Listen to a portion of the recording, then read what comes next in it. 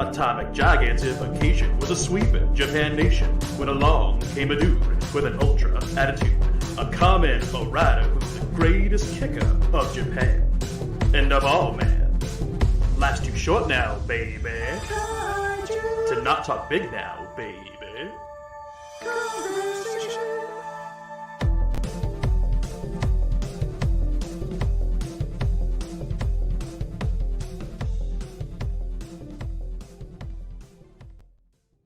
Hello, everybody, and welcome back to Kaiju Conversation Live. And unlike last time, where everything broke horrendously, I think I troubleshooted it. So hopefully this time we don't have that same problem. But hello, I am Elijah, your host, and we are back at it again for the December entry in the Kaiju Conversation Live series, if I can speak proper. Last month we didn't have one simply because, you know, it was a big month. We had episodes for the podcast every week. We had 2 episodes, I want to say 1 week. Godzilla Day -1. I'm holding the record for most attendance and viewings of Godzilla -1 showings, but we'll talk about that. But before I keep rambling on, without further ado, I must introduce the man who gave us the beautiful lyrics to that song you just heard. He is mean. He is Danny. He is a destructive machine. He'll write all those Godzilla movies. Without further ado, Danny DiManna. What an intro. What an intro, my friend. I can't move unless I want this to fall. So I'm just going to, there we go. Okay, now I can move. Hi. How's it going? How's it going? I'm lean and I'm Danny. What is up? I'm mean, green, and Danny. Mean, green, metal. We have Robert Montserrat in the chat. Hello, Robert. Mr. Montserrat, how are you tonight, my friends? How are you? So we are back at it again. Apologies for the 5-minute hold. Like I said, I was we were about to start, and then StreamYard started StreamYarding, and I was like, you know, maybe it would be best if I just shut off my laptop and turn it back on, make that work real quick. It always, well, not always, but usually, you know, turn it off, turn it back on, usually kicks the bugs. You'd think StreamYard would have fixed that problem by now with the amount of people that use it.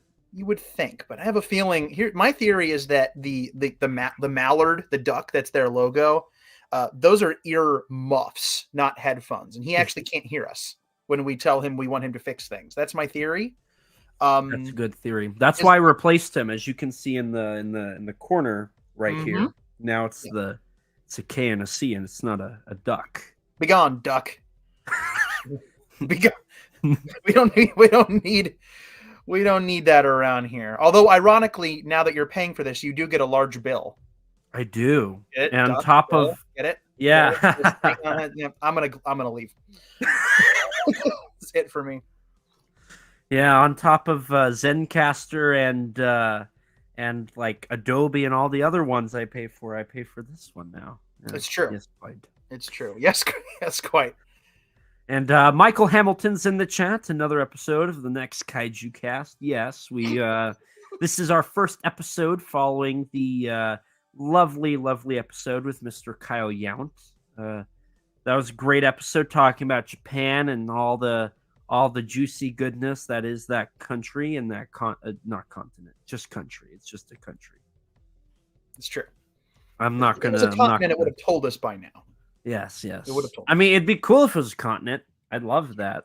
That would be amazing. Just think of the bragging rights. Like, you're a country. Well, I'm a continent. Only like what Australia is that? Like with Australia. Well, I can confirm because half of the podcast is Australian, technically. It's true. 50%. There's not a lot going on there. There's not a lot. No. Huge dig on Australia out of nowhere. Goodness. Wow. I mean, I hear a lot of complaints. I hear a lot of complaints. Wow. Okay. See, I have always had Australia on my bucket list of places I'd love to go and visit one day. But I don't know. Should I save my money? What do you guys up to? I mean, I would I plan on going eventually because when I do, Rex is he's obligated to help me in a place to stay. It's true. And so it'll be a little cheaper, but no, the plan is for him to come to America and then I go to Australia. So cool. You should tell him to save his money, frankly, because no. It's everybody who's not here should visit here at least once, and everybody who is here should visit somewhere that's not here at least once, or many places. Like, I mean, the farthest I've been is Japan, and I want to go back, and I've got a lot of other places I'd love to go one day, just to see them in person. One of these days when I've got the moolah to spend on an airplane ticket. Because right now, not so much. It's been a year. If you like having money for things, it's not been a great year for that. I've noticed for a lot of people. I know at least on my end, it's been like I'll buy like a few things and then I will not buy anything, and then it'll be it for like 2 months because then I got like car repairs and like bills, and you and I both know the joys of car repairs. Yep. Car repairs completely, and I guess this is as good a partial segue into the topic of our video as ever. I was originally going to see -1 with you and a whole crew of like-minded nerds, and 2 weeks before I was supposed to jump in the car and drive down or try to find some other way to get down there. I was just going to make it a road trip. I got a flat tire. In my car. And when I say my tire was like, I got out of my car, I could put my hand into the tire. Like, I put my hand inside. It was gone. It was shredded. It was barely a tire. Took it to the shop. $1,400 later, 3 new tires. My control arm wasn't cracked by the end of it, though. And my alignment, you should see my alignment. It is so aligned. Okay. Oh, like is that sarcasm or is that true? That is completely true. They looked over the car and my alignment was screwy, and I had a cracked control arm on my rear axle. Now let me preface this by saying that the most I know about cars is that I get up and drive one to work every day. Like, I am not a car person. So this had to be explained to me. I'm like, cool, control arm, it's cracked. That sounds bad. Is that bad? Oh, it's very bad. It's the thing that keeps your rear axle attached to your car. Oh, so I should get that fixed. Yeah, you probably should get that fixed. Again, $1,400 later, my car is definitely safer than it was, but no road trip to Tennessee for Godzilla. I've done a lot of crazy stuff for Godzilla in my life, but that was not going to be one of them, unfortunately. Michael said, Nash Vegas. Yeah. Viva Nash Vegas. Yeah, I've never been. I've been to Tennessee many times. Not recently, but I've never been to Nashville, Memphis, the bigger cities like that. I think the last time I was down there, I was in the Gatlinburg area, the tourist trap of Tennessee. Good stuff. I do need to go back down there and see it for myself, but unfortunately this was not the time. See, I would never drive my car outside of I'll go to one state because I'm like 30 minutes away from the state line. I will never drive this car that I have. My alignments. Oh, you should see my alignment. So if this stapler was like, you have your on the 1 o'clock and the 10 o'clock or 1 o'clock and 11, like this is straight. Like this is how a steering wheel should be. Yes. This is mine. Ooh. That's a big and this is with the fixed alignment. Wow. This is the fixed alignment. My steering wheel is almost 180 degrees flipped. I'm gonna venture a guess and say that that's not how it's supposed to be. Like, I have a feeling in my gut that that's not it. It should really be this way. Not this. It really way. should, yeah. This way. Yes. So this okay. Do I have a staple? I don't have a stapler. You know what? Hang on. So it should be like this, and not like not like that. Yeah. You know what? I have my apartment set up so that I am always within arm's reach of a Mechagodzilla slipper. Okay, like that's how I live my I life. thought you only had one though. I do. But it just follows you.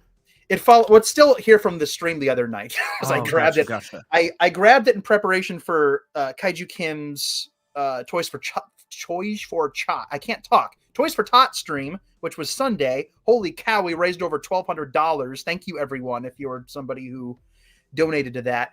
And I knew that Jay Key of Toku Toy Town was going to be involved in some way. I figured he'd be watching. He supplied some amazing prizes.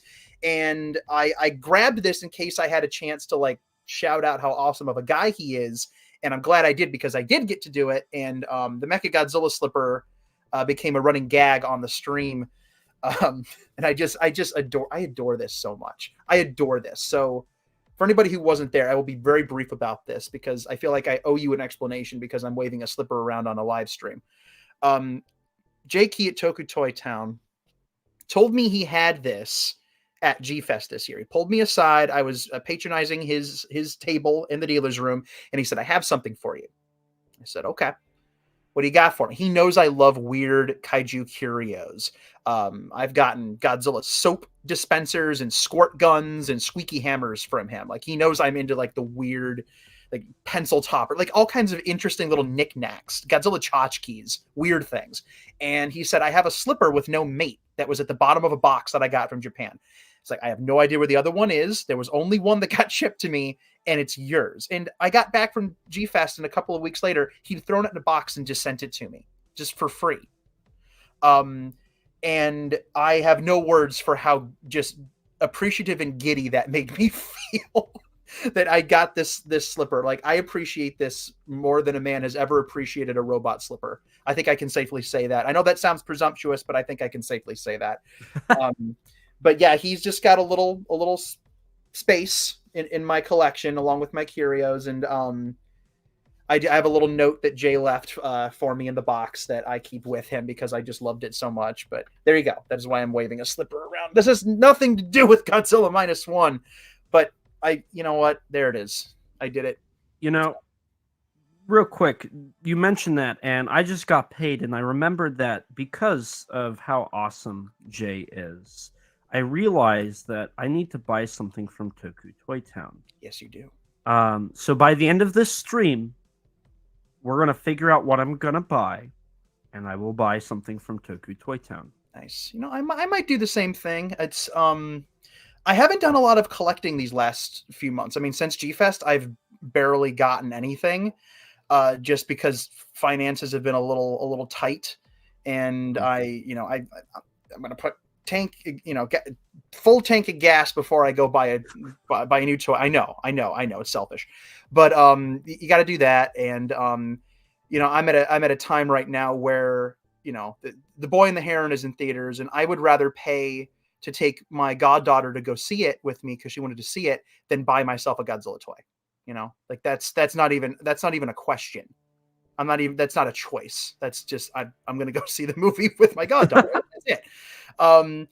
But I did, and I'm bringing this up because it is topical for the worst possible reasons. About a month or two ago, Mondo mysteriously got some extra Pulgasari figures in stock from the ones that had sold out, because those went fast. Most of them. You can still get the big one, but they did 4 different color versions. They did kind of a gold and blue metallic one, a red and orange one, a green and gold one, and then a purple and green one. And I missed the first one, which was the blue one, the metallic blue. And I was like, "It's back in stock. Are you kidding me? It's sold out almost immediately." And I found it and it was up there, and I looked at it for months, and I'm like, I can't afford to drop the like $80 on this thing right now. And I got paid, and I said, "You know what the heck? It's going to go away and I'll never get it again." And I grabbed it. I got it. I just got it. And now Kenpachiro Satsuma has passed away. So it's like very bittersweet to look at that figure now. You know, I'm very, very glad I have it. I'm seeing it as like a nice tribute, you know, like I can look at him and be reminded, but it is a little sad to look at him now. It's like I finally have all the Mondo Pulgasaris on my shelf, and it's like every time I look at it, I just see Satsuma-san now, and I'm like, no. Yeah. Darn it. Yeah. And I was so looking forward to seeing him again. Because you met him in 2018, yes? I briefly met him. I didn't get his signature, which I now will forever, you know, loathe that I was a younger idiot. Oh, stop. I'll not hear it. It's hard to get, like, it's hard to get some years to get all the signatures. I missed a few people at this last G-Fest. Your hero, TJ Storm. I missed getting sorry, triggered. I missed Blink Elijah. Okay, there he goes. I missed him the year that Masaki Tezuka was there. I missed him. I missed getting his signature. I'd love to get was I there that year? I think it was 2019. Oh no. No. 17, 18. Oh no, I'm thinking of was he there in 2015 as well? No, he's only been once. Who was it? There was one of them from the Millennium era. Was it Tezuka? Director? Yeah. Director? Kaneko has been. It wasn't him, right? It wasn't Akawara or could you imagine if Ryuhei Kitamura rolled in? Oh my gosh. Oh my god, I would lose my mind. I would both lose our minds. I hope to God Kitamura-san comes to G-Fest next year. I know Don Fry said he wants to come for a Final Wars 20th anniversary. I'd love if we could get Kazuki Kitamura. Kazuki Kitamura would be a huge hit. Everybody would love him. Oh my gosh. Could you dude? Yeah, he would own the place. I would love to see. And then Kitamura-san. I don't know if I would get Kitamura to sign a Versus something or a Final Wars something. You would pay the extra money for 2 signatures in I might. I very well might. Like, you know you would. You know you would. I would, for crying out loud. I mean, you got to do it, because now I'd be stumped because you know what? No, I wouldn't. That's a lie. I have the really nice foldy outy boxed DVD of the film, but my copy of my Sony DVD is just like, it's just all signatures, like across the board. It is all signatures, mostly suit actors. Most of the suit actors that I've met that were in the film have signed that disc. Don Fry signed it, of course, because you can't stop the guy from signing things. So, can I have some liquor with that? Like he's into it. Like he'll just do it. I don't know who else has signed it, but that entire DVD is just a mess of signatures. And clearly I would have to get Kitamura-san to cram his signature somewhere in there. A couple of my DVDs are almost like just Sharpie at this point. Isn't your Tokyo SOS one is? Tokyo SOS is no longer signable. Like I don't think it is. Like I don't think it's signable anymore. I've gotten, for crying out loud, a couple of Shinichi Wakasa has signed that. Who else? His name is escaping me, but the gentleman who was the lead in that film, who played the younger Chujo, has signed it, and I can't remember his name. Shaku, did you say Shaku? Yumiko Shaku did not sign Tokyo. You didn't. No, her 2-minute cameo. No. If I was going to pick one of the two, it wouldn't have been that one for her to sign. But I got a theatrical poster of Ex Mecha Godzilla for her to sign, and I think that's the best option. I brought the DVD just in case, because I got the poster there. I got the poster at G-Fest, and then I left and walked into the other room and had her sign it. And then I left like, oh my gosh, here it is. It's pretty amazing. And it is in a frame right now that absolutely does not fit it. But I was nervous having it just rolled in a corner somewhere. So I put it in this giant frame.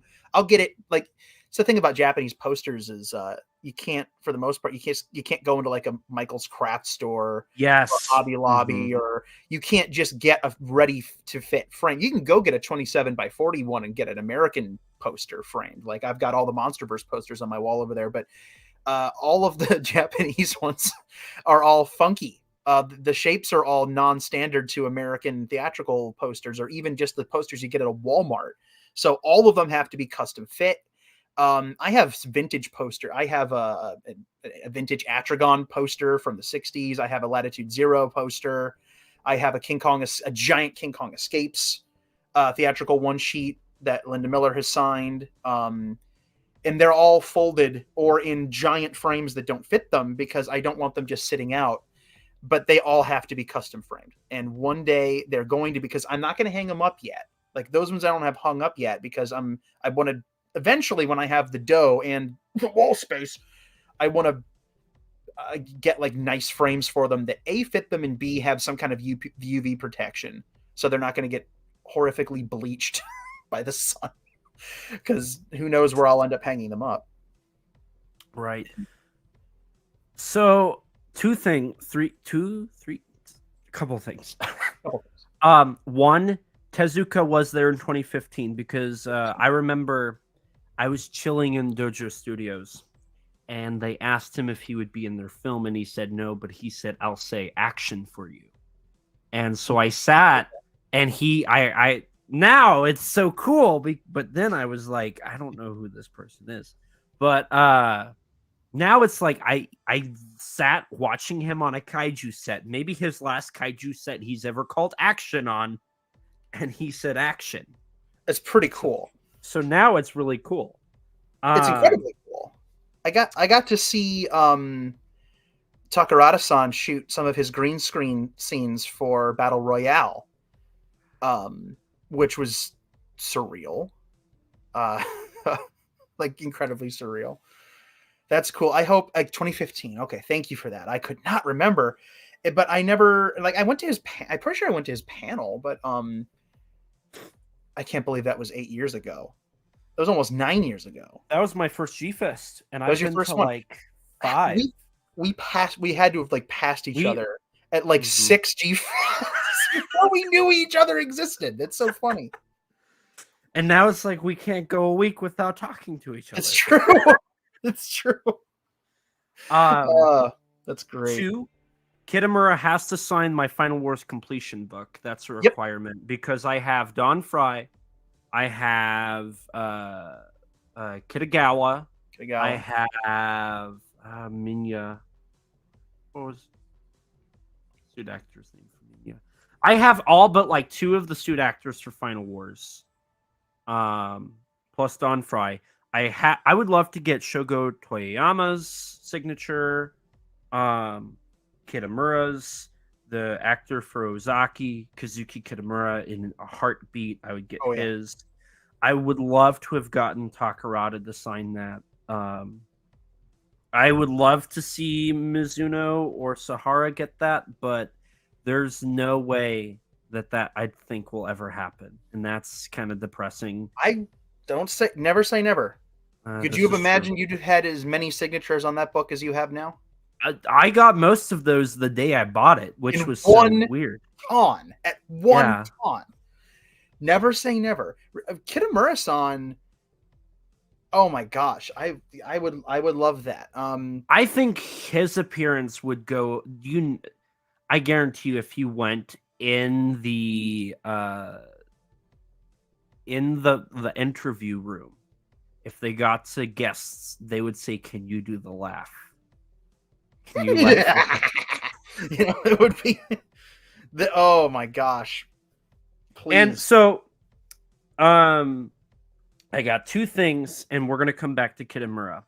The first one, if I can get this to work, there's something I would like to show off since we're talking about things that we've purchased, and Godzilla and Kaiju.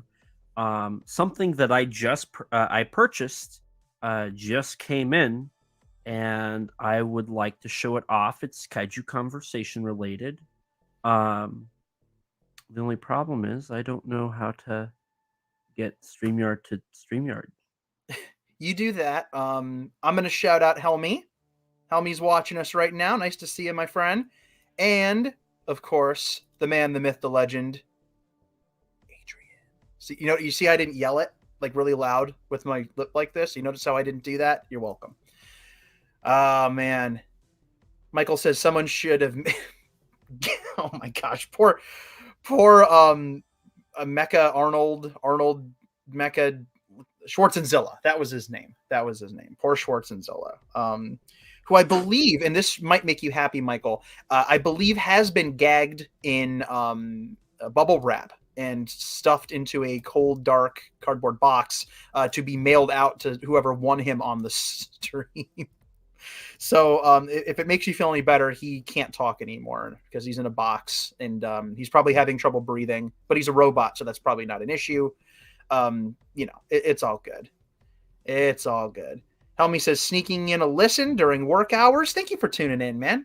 Thank you so much for tuning in. And that yes, the background. Thank you. Oh my God, I've been doing like just streams for a handful of years now, and I've struggled with my trying to get like a background that works. I've done streams on my couch with my couch in the background. I used to do it in my collection room, which is down the hall in my apartment, but my reception was starting to get kind of wonky in there, and I was starting to cut out. And I had all my Bandai toys behind me. That was a pretty cool background. But like when I put this together, like you can't beat the tapes. Like you can't beat the tapes. A big VHS collector. This is, oh gosh, maybe a quarter or so of what I have. Like this is just the Universal Monster stuff. And then some of the Godzilla stuff up here. The opposite side of this wall in the other half of my kitchen is all Godzilla, 50, 60 plus Godzilla tapes.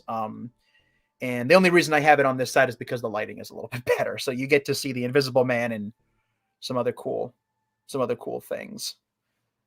I knew what it looked like. Yep, a lot of VHS tapes. These are all VHS tapes. Some of them are from childhood, and a lot of them are eBay or thrift store finds. They're cool. They're really, really cool. They're worth having. They're absolutely worth having. Not just because I choose to have them displayed like this because they're kind of like a record collection where I see the covers as art. They're just beautiful art to me. But especially in the case of the Japanese stuff, a lot of times you're going to find cuts of the films that you can't get, that were never released on disc. You can't stream them anywhere. And more of those versions go, missing as time goes on. Like I have the copy of, I have the AIP cut of Godzilla versus the Smog Monster on tape. I have a couple of those, and that's never been given a disc. So it's art that I display. They're pieces of history, and it's also preserving the films. I try to take good care of these tapes, but I also like to look at them because they're pretty. There you go. Elijah, did you find your thing? Speaking of pretty, there it is. So, for some context, this is a little bit of Kaiju Conversation self-promo, so my apologies. But coming probably this Friday is the special event of the year for Kaiju Conversation known as the Convies. The Convies is our award show that people voted on, and we are going to record tonight our award ceremony. Now, for this event, Rex and I agreed that we needed to get some art. Instead of doing a Photoshop or a graphic design edit, we needed to commission somebody to create something for this event. And on our Discord server, somebody who is very active in our server, who has been very, I've talked to him, I've met him in person. Danny, you've seen some of his art. He did the Godzilla -1 ink for me as a gift at G-Fest. Oh, okay. So when Rex and I started this conversation, we were like, we need to commission somebody. And he's also done work for the fan magazine Gamera the Great, I want to say was what that magazine was called. Mm-hmm. That fanzine. So I realized that there's only one person that can do this. And so I reached out and I said, hey, can we get you to do some art for us? and we talked it out. We agreed on a price, commissioned him. He goes on Instagram. He's at Kaiju Artist. So if you haven't, go give him a follow. He's really, really, really, really talented. And he got to do the first official public image of the Kaiju Conversation mascot, known as Frank. So, without further ado, I would like to show off the podcast square art for the Convies 2023 with the Convy Award and Frank on it. I love it. You've really captured the Lovecraftian horror of Frank and his the eldritch nature of his existence. Wow, that's beautiful. I love it. We had to do it, and it's here, it's ready, and it's beautiful. And so stay tuned for Friday when that goes live and hear what films could win some Convies. Kazuki Kitamura is not in the awards, but he would definitely win for Best Actor. He was actually in a Takashi Yamazaki film, Parasite Part 1 and Parasite Part 2. That's right.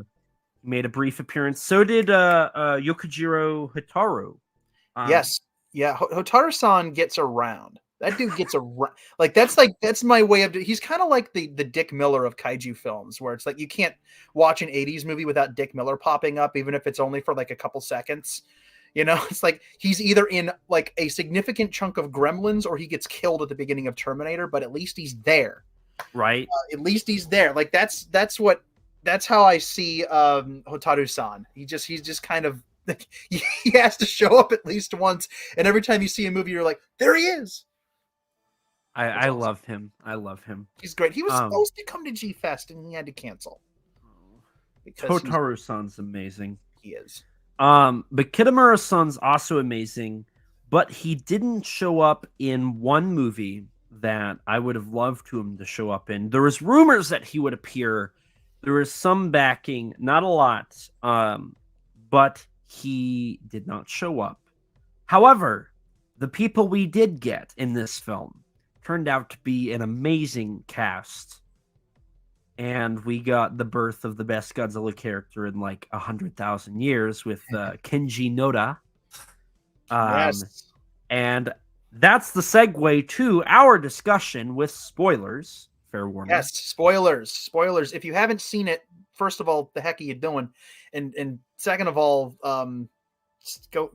turn this stream off and go watch it. Go see it. Go see it 20 times. 21. 22, so that you can 22. you can make Elijah upset. We, of course, are talking about the surprise blockbuster of 2023, Gojira -1. -1. And now it's Gojira -1 -Kara. -Sukara. Yes. That was a great trailer when they did that. It's like, oh, I wonder how long ago she recorded that. Like, how long have they been planning this? Yeah. So, where do we even start? So you and I have briefly talked about the film. Briefly. Mm-hmm. But you and I were like, I said we need to have a full-blown conversation like on this movie. And you said, well, why don't we do it as a live stream? And I said, Danny, you're a genius. Why didn't I think of that? And so we're here now. And we got to figure out, where do we start? Do we start with like the background, like before the film? I honestly, I think this is such a monumental thing. It would be a disservice to not go as far back as we can and lay some groundwork. I think that's how we got to do it. Okay. Because like it is weird. Like, where the heck do you start with this? There are so many different things that can be said and very likely will be before both of us pass out on our keyboards. But let's go back. Let's do it. Well, The earliest I know, I mean, you could technically say 2016.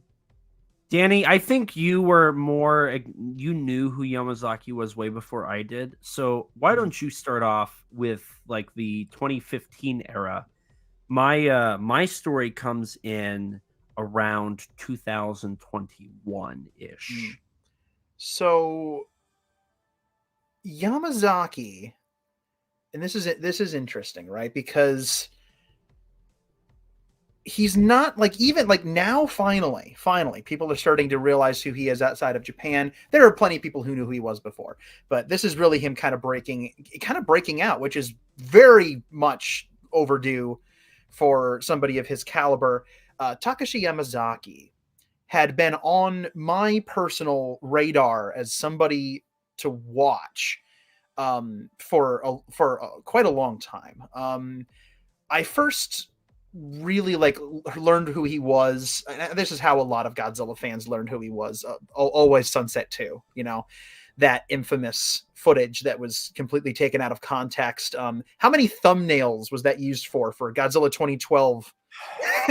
I remember. I actually can contribute to this conversation.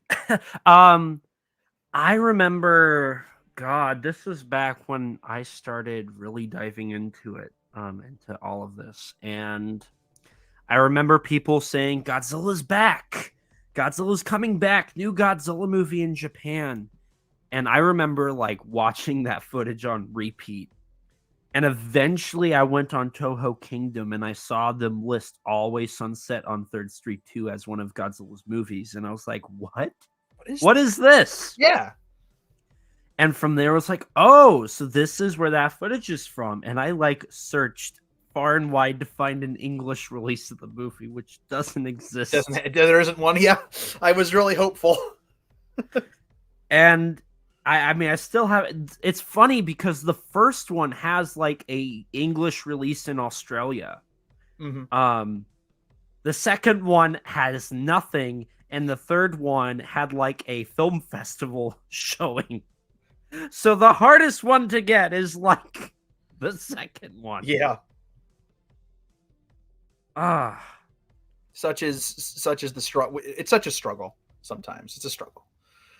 So it was I was not cognizant really of Always 2 while it was happening, but when okay, so my history with Godzilla goes back to when I was 6 years old, and I watched as many films as I could get my hands on at my local library video store and my local media play before it closed. So for most of my childhood, and I'm talking between the ages of 6 and I don't know, 13, I had 8 or 9 that I cycled through on repeat. And those were I didn't know how many Godzilla films there were. And in high school, that's when I really decided to buckle down and just, how many of these things are there and where the ding dong hecky heck can I find them all? Because I want to see them all. I didn't know how many there were. So by the end of my freshman year of high school, not only had I learned how many Godzilla films there were, but I had all of them. I had tracked all of them down. And at the time there were 29, including the 98 film, which I already had. And I think I had 8 or 9, and I got the other 20 of them lickety split. And part of my delving into this is around the time when I first learned, who Ishiro Honda was, and Eiji Tsuburaya, and Ifukube, and Tanaka, and all those, and Nakajima, all those guys. And I fell in love with Toho Kingdom. In circa 2007, 8, 9, Toho Kingdom, man, that was it. They're still, they'll never not be amazing. Toho Kingdom is amazing. That was my resource. And then I got Dave Callett's book, which is still my Godzilla Bible to this day. As inaccurate as some parts of it are, and even the second edition is now more than a decade outdated. I love the way he writes and talks about these films. So I fell in love with it during that period of time. And of course, when I'm on Toho Kingdom, I see this post for Always 2, and I think, what the heck is this? And for the life of me, again, same, couldn't find a copy of the darn thing to save my life. And so the little checklist in my head that I kept of Godzilla appearances I hadn't seen yet and I'm assuming you had one of these too. Mhm. Gotta list out all, like, and Toho Kingdom was because we're the same person, I think. And like all the here's my school notebook paper list of all the Dark Horse comics with a space next to it where you can put a check mark, and all the Marvel books and the Surasini books and the like everything. And I just started going ham and I started getting all this stuff. And like the fact that I was able to track down a copy of the Japanese version of Half Human before I got Always 2 is incredible to me. Like, how does that happen? That shouldn't be. That should not be how it is. Is crazy. So clearly I was able to see the clip. Like, it was uploaded on YouTube. You could watch the clip. Finally sat and watched that. Got context for this weird CGI Godzilla cameo that everyone was talking about, but I still had no idea who the heck Takashi Yamazaki was. And then as you know, the time progressed on, you know, he started putting out other films that got some more exposure, like Space Battleship Yamato, the Parasite films, things like that. And I started thinking, okay, this guy's no joke, right? Like, and he did the Always film with the Godzilla kit. What? Like, that's interesting. And then in 2015, or was it late 2014? It's either late 2014 or early 2015, news comes out that a new Toho Godzilla film is cooking. And I think to myself, well, clearly this is huge news. It's weird to look back now because we're almost 10 years removed from that. Godzilla had only just come back in America, but the Japanese films had been on ice since 2004. So in a lot of ways, the hiatus, the dearth of Godzilla material was still kind of going on definitely going on in its own country. So now they're going to do a new movie. So that's a big deal on its own. Okay. That's neat. Sweet. Cool. New movie. Who the heck's going to do it? Who's going to do this movie? And in the back of my head, I'm thinking, it really should be Takashi Yamazaki, right? Like, he knows Godzilla. He's a fan. He has a pile of awards taller than a house. Like, he should do this. And I always thought, like, why hasn't he, like, he did a scene with Godzilla, but he should do a whole movie. And then when this opportunity came up for what would eventually be Shin Godzilla, nobody knew that's what it was at the time.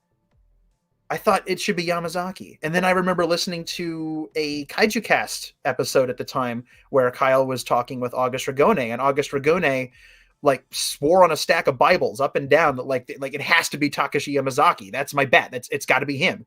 And I thought, well, like I'm being hyperbolic here. Like, he didn't say that's definitely who it was going to be. He said if he had to place a bet, that's who he would want to see and who was a good bet because his schedule was open at the time too. Like, he could have done it. He could have done it.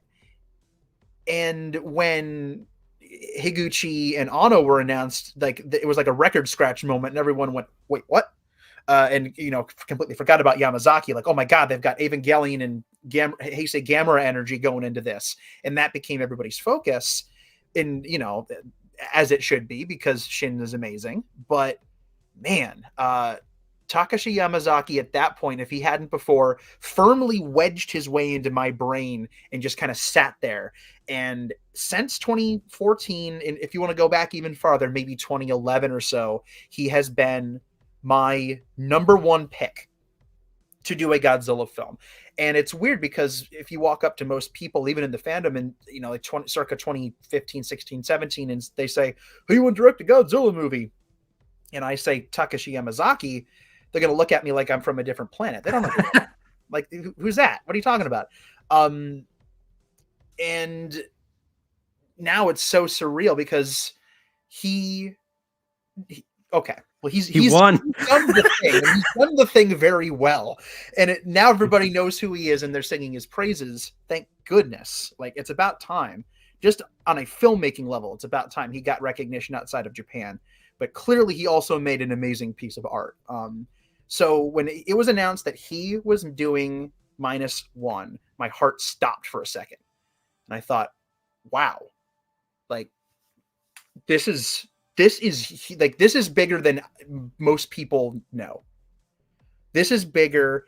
Like I've talked to a handful of people out there, a handful of fans who kind of understood a little bit, but I think you and I, like the conversations we've had about this, like you and I both understood at the time and now, like just how significant and mic droppy it was to announce that he was the guy. I'd been waiting for it for over a decade, and he had certainly, I think, been waiting for it for yeah. That's my tale. That's my tale of woe. So mine's a lot less long. Mine's a little shorter. Nice. So like, okay.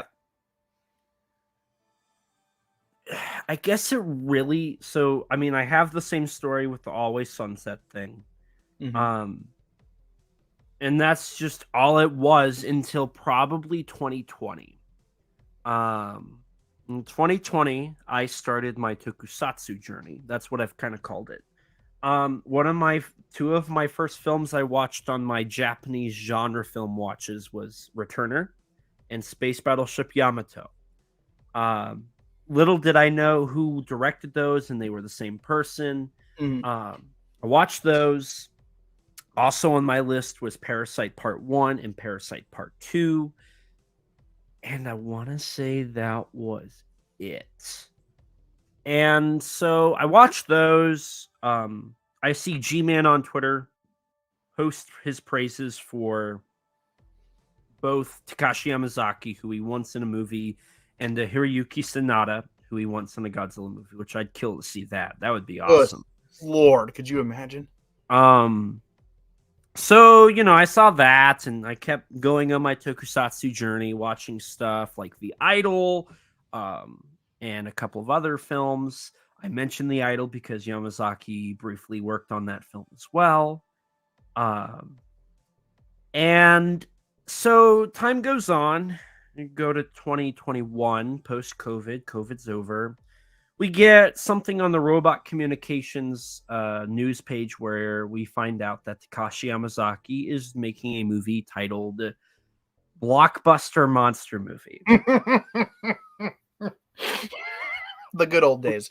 We hear that like it takes place in the 40s, like they want a post-World War Japan look. They need people running. It's on a pier. And that's about it. Like, that's all we really know. Fast forward a couple months for me, G-Fest. And in a little meeting of very amazing individuals, I find out -1's coming. I find out the title is Godzilla 0. At the time, that was the rumor was for being an extra on the film, you got a little like lantern and a little like bandana or something, and it had Godzilla 0 on it. That was the rumor, and that was the title, and that was the murmuring going on. And I was told at G-Fest on November 3rd, 2022, we're going to get the announcement for the next Godzilla movie directed by Takashi Yamazaki. And that was it. Which was really, I couldn't say anything. So it was kind of like, okay. So for the next few months, nobody knew. Well, a couple people. I couldn't keep it entirely quiet. So no, you kept saying you knew something and then laughed and walked away. So when you say you couldn't say anything, I'm sorry. That is a lie, sir. You just didn't get into specifics. You let us know that you knew something was happening. Well, if you go and look at my Twitter feed, within a month of that, I started posting quotes from Takashi Yamazaki, started posting images of the Always Godzilla and him. And I was just talking about Takashi Yamazaki. Subtle. And like G-Man messaged me and said, "What is going on? What are you doing? What is this?" So I had to tell him. So he knew. And that started our plans for seeing a movie in theaters together whenever it came out. So that was the beginning of it, and then on Godzilla Day we got the announcement. We got it was really funny because it was at the beginning of the stream, and the host just simply said, "Hey, a new Godzilla movie is coming out next year. It's written and directed by Takashi Yamazaki. So anyway, let's talk about Godziban." And that was it. We got the teaser image with the G, and that was it. We were told it comes out November 3rd, 2023. It's the 70th anniversary film. Have fun. Hope you like patience, kids. Today's lesson is patience. You have a year. A year. Torture. So real quick, Helmy says he loved both Returner and Battleship Yamato and the Doraemon movies. Doraemon, yes. The Idol was great. The Idol is great. So, after that, I'm like, well, I need to start brushing up on my Yamazaki movies. So, I find out that I've seen Returner and Battleship Yamato, so I already have like a little bit of his filmography in place. And then I watch Parasite Part 1 and Part 2, and then I watch The Great War of Archimedes as time goes on. Rex and I both knew, Rex knew as well, because I was like, Rex, we have to do Takashi Yamazaki month. He was like, why? And I said, -1. Trust Godzilla 0. Godzilla 0. And I was like, and we gotta plan stuff.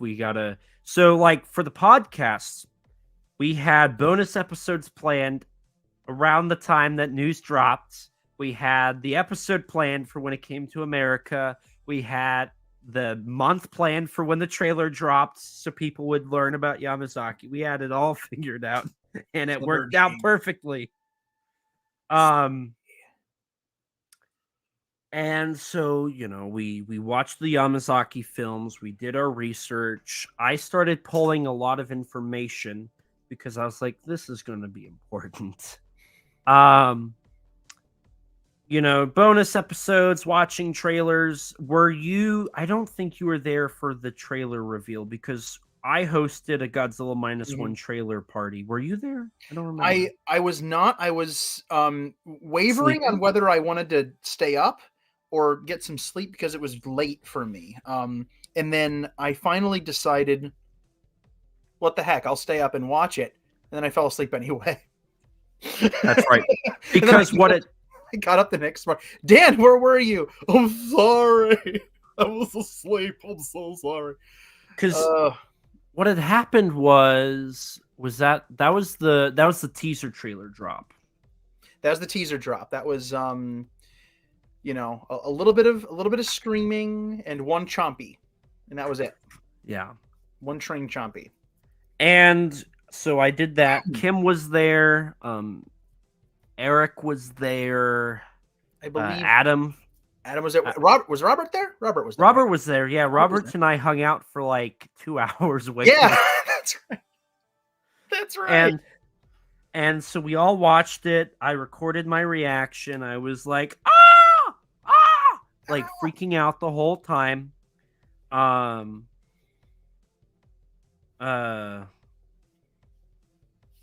And then from there, I'm trying to remember.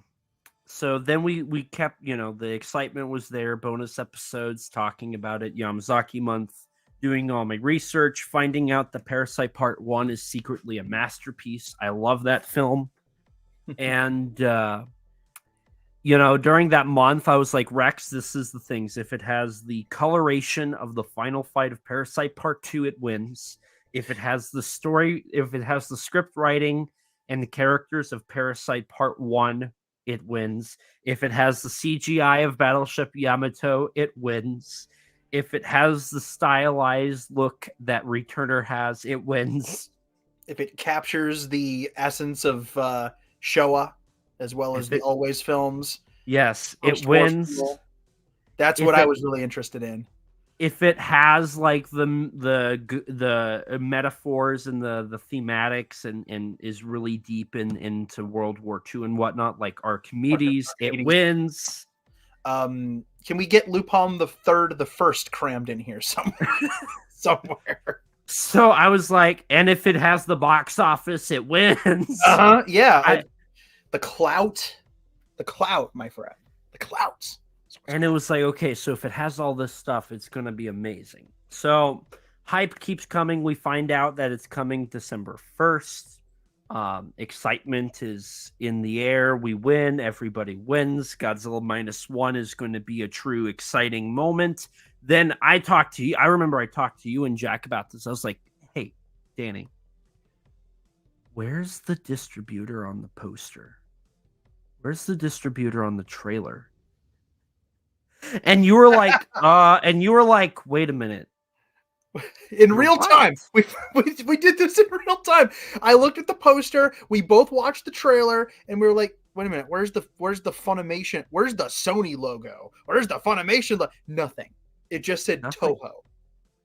Where's the Fathom events? Like, where's that? It's not there. Oh. Whoa. And then we had panic attacks and heart attacks, and it was great. And then by the time you'd regained consciousness, I'd regained consciousness, and then we digested what that meant. That was a whole other okay. Yamazaki directing it is its own subgenre of awesome. And then you have how the film was being distributed, right? And that is the thing, like, the fact that Yamazaki was doing it, again, that's its own jam, but more people were talking about that than we're talking about the distribution. And you and I were going on and on and on about like, no. This is the thing. This is the thing. This is unprecedented. This has never happened before. This is crazy. And I almost didn't believe it. You know, I'm like, wait a minute, there's got to be, maybe they just haven't announced it yet. No middleman for the first time in 70 years.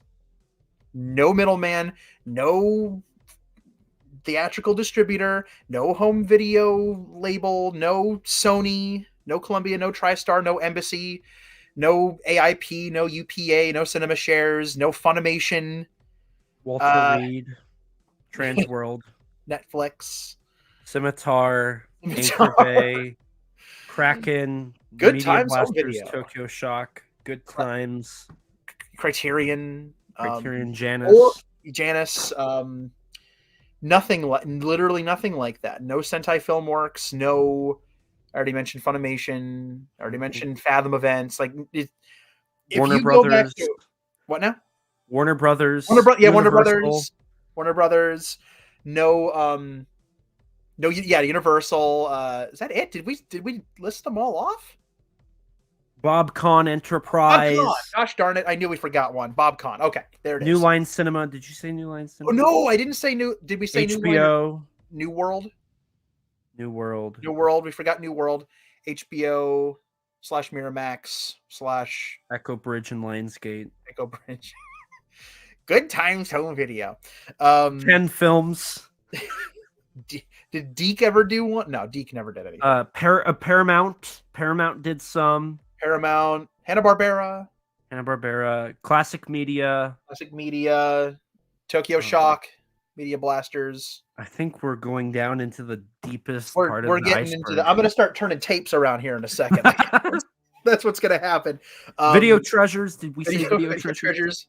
Video Treasures. Oh gosh, hang on.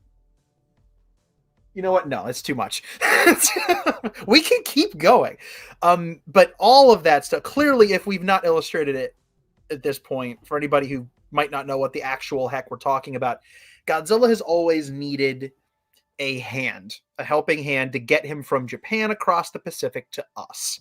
Every one of the Japanese films has had a U.S. theatrical and or home video distributor. Now, we're not talking home video yet because that remains to be seen. That's a whole can of worms to open. But just in terms of theatrical releases or getting them onto TV, somebody has always stepped in on our side of the world to get the films. The original film was brought over and dubbed and all that good stuff by a completely different company. Gigantus was Warner Brothers. You know, AIP and UPA did a bunch of them in the 60s. Universal did blah, blah, blah, blah, blah, ad infinitum. It's always been a thing, even as recently as Shin. That was Funimation put it out, and Fathom Events got it into theaters.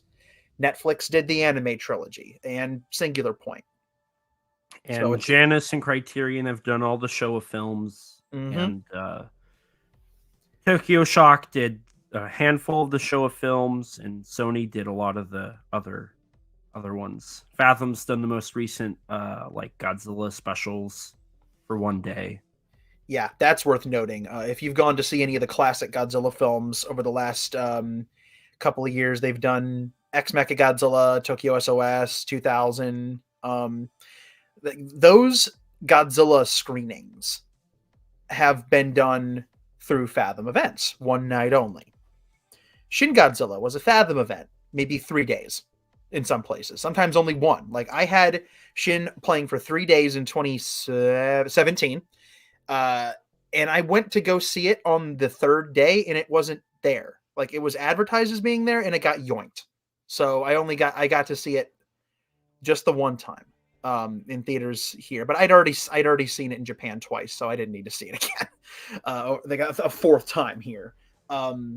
But the subs were very helpful because when I saw it in Japan, it did not have subs. So I went and got it, saw it with the subs, got my context, and then I saw it again at G Fest shortly after that. So it was fun. I got to see it again. But all that to say, somebody has always released the films here for Toho. That is not the case for Godzilla -1. This is not a limited edition Fathom release that you can only see 1 or 2 nights. This is not something where they had to knock on a Universal or a Warner Brothers or like a Disney and say, hey, get this movie into theaters for us, or hey, put it out on disc or just something, stream it for us. Toho did all of this themselves with no middleman, and that is a bigger deal than I think a lot of people have context for, because it is a very complex historical thing, and not every fan should be expected to sit here and rattle off all the names of companies like you and I just did. We're weirdos, so we know this stuff, but like, it's, make no mistake, that is unprecedented. After 70 years, Toho has gotten to a point where they can just walk into an American theater on their own, and for a week, haha, just kidding, over a month now, they can put this movie in theaters, multiple showtimes every day, and premium formats. Premium for IMAX. I saw it on the IMAX is the definitive way to see it. IMAX, Dolby. I prefer Dolby myself. Okay. D-Box, 4DX, ScreenX, standard. Mm-hmm. Is that it? There's one more. Is there one more? There is one more. Gosh darn it. Hang on. Oh, well, there's Prime, like AMC Prime. AMC Prime. The what's the one with like it's got like 9 screens and it eats That's you. ScreenX. That's ScreenX. Thank you. I couldn't remember which one that one was. My XD Extreme Cinema Theater, which is basically like a couple of inches off from IMAX, got it as well. That was where they did the fan event, the Wednesday early screening fan event, which is so funny. I got pictures of this because it cracked me up so much. The theater had, because I don't know if it works the same way, but my local theater is now a Cinemark theater. And when you go in, the XD screen or the DX screen or the XYZ screen or the X formerly known as Twitter screen, I don't know what it's called, but whatever it is, it's got the big marquee, its own little marquee, and a giant poster behind glass right in front of the door. And then after that are all the other theater doors down the hall. But it has its own little display area. It's really cool. And I went in to see Godzilla, and they had a freaking poster for Wish in there. And I was like, you guys couldn't have taken, like, I get it. This is a one night thing. And so it would have been stupid to like get upset over a freaking movie poster, but I thought it was funny. I just thought it was genuinely funny that this was it's only one night in the DX. and it's the early screening, so clearly Wish would have been playing there otherwise, and so they didn't take the poster out. Like I teased, but there was no like that would have been an extra step to go in there and pull that poster out and then put the new one in. So of course they didn't. And then I came back a few days later, and the Beyonce movie poster was in there, even though it was also still showing -1. And then -1 left the XD theater permanently at that point and was playing normal screenings and the rest of the normal screens, and the Beyonce movie took over. Last week, obviously after that the movie got extended and has been continued as we're recording this. It is still being extended. Most US theaters are now playing it into the beginning of January, which is crazy. But I went into the theater again because I saw -1 4 times. I'm not up to your standards, Elijah. I have not seen it double digits times yet, but I went back to the theater last Tuesday. That's right. To see The Boy and the Heron with my goddaughter. And we were walking down the hallway. It was just showing in a normal theater. We walked past the XD screen. There's the -1 poster at long last enshrined in the XD, DX, whatever box. And I could hear the beginning of the movie playing. And it was the Odo Godzilla letting out his first big roar. And the door to the theater was open. And I'm walking with my goddaughter down this hall. And I hear somebody yelling in Japanese coming out of this theater. And then the roar rockets out of the hall, and the entire hallway, like the hallway with all the theater doors right next to the concession stand, all the way down to the end, the entire hallway in the building shook. I was just in the middle of this building in a mall, and the entire building shook, and all I heard was Godzilla's roar. Like, it's, what do you even say? You can't ask for anything else more than that. Like, no, it was magical, man. it was beautiful. It was a beautiful moment. And I had like a jump, I jumped, and I looked down at my goddaughter and I said, he's in there. He's in there, man. And she jumped too. And it was so cool. It was like the whole building was roaring. It was so cool. And I don't think it's in there anymore. So I think I missed a chance to go back and see it in the XDDX, yada, yada, XYZ, blah, blah, blah screen again. I think it's gone now, now that the extensions are back, maybe it's back in there, but I don't even know if they're showing the Beyonce movie anymore, because the Beyonce movie got its butt kicked. Like embarrassingly, like Godzilla versus Beyonce happened this year, I guess. Who could have seen that happen? But we all knew how that was going to turn out. So I guess we should talk a little bit about our experiences. Do you have any other experiences going to the theater and seeing it? I mean, yeah, I have a handful of stories. So, and I'll be brief about it. Nothing too earth shattering.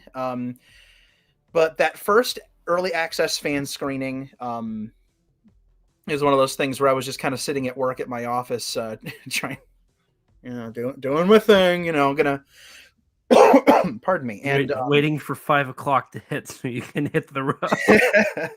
And I'm, pardon me, jeepers. I really love my job.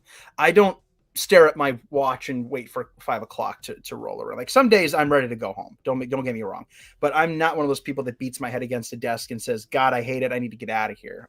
I get too much fulfillment out of my, my job. I'm a professional writer, and everybody doesn't know that. Like, I clearly, like, my jam in the Godzilla fan community is that I write my novel at the Godzilla Novelization Project. But when I first started, I was whatever the heck I needed to do to get money that day by day, and then a Godzilla writer by night, or a writer by night. But now I write both night and day, which is really, really cool. And so I love my job, and I don't stare at my watch that much. But that day I was staring at my watch because Godzilla's waiting. Godzilla's waiting, and that never happens. Like, that's an amazing thing.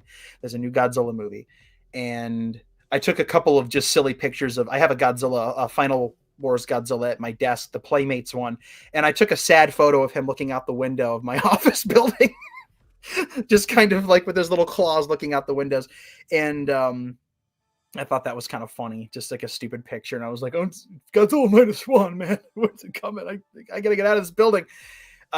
Day ends. I drive down there. And that's the first time I have pre-purchased a ticket in a very long time. You and I have talked about this, Elijah. I don't pre-order my tickets that often. For one, I don't like paying a convenience fee to the website. And two, my area, there's just like most movies I go to don't fill up. I'm not somebody who typically goes to like the new big movie, whatever the new big movie is, on day one to see it. So I don't typically get my ticket. Like usually I'll go in sometimes on opening day for a movie. I'll just buy my ticket at the kiosk and then I'll just walk right in and get a good seat. I caved this time and I got a seat, a really good one. And I got there like embarrassingly early. I didn't know if my theater was going to have the posters because they're IMAX posters, and I didn't go to the IMAX for the first time. I went to the XDDX yada yada name I can't remember theater and watched it there. No posters, no anything else that they were handing out, but I got there early just in case, and I actually took a video of it. I walked into the theater, the actual room, a little bit early, again, like maybe 45 minutes before the screening started. The lights were on. There was nothing playing on the screen.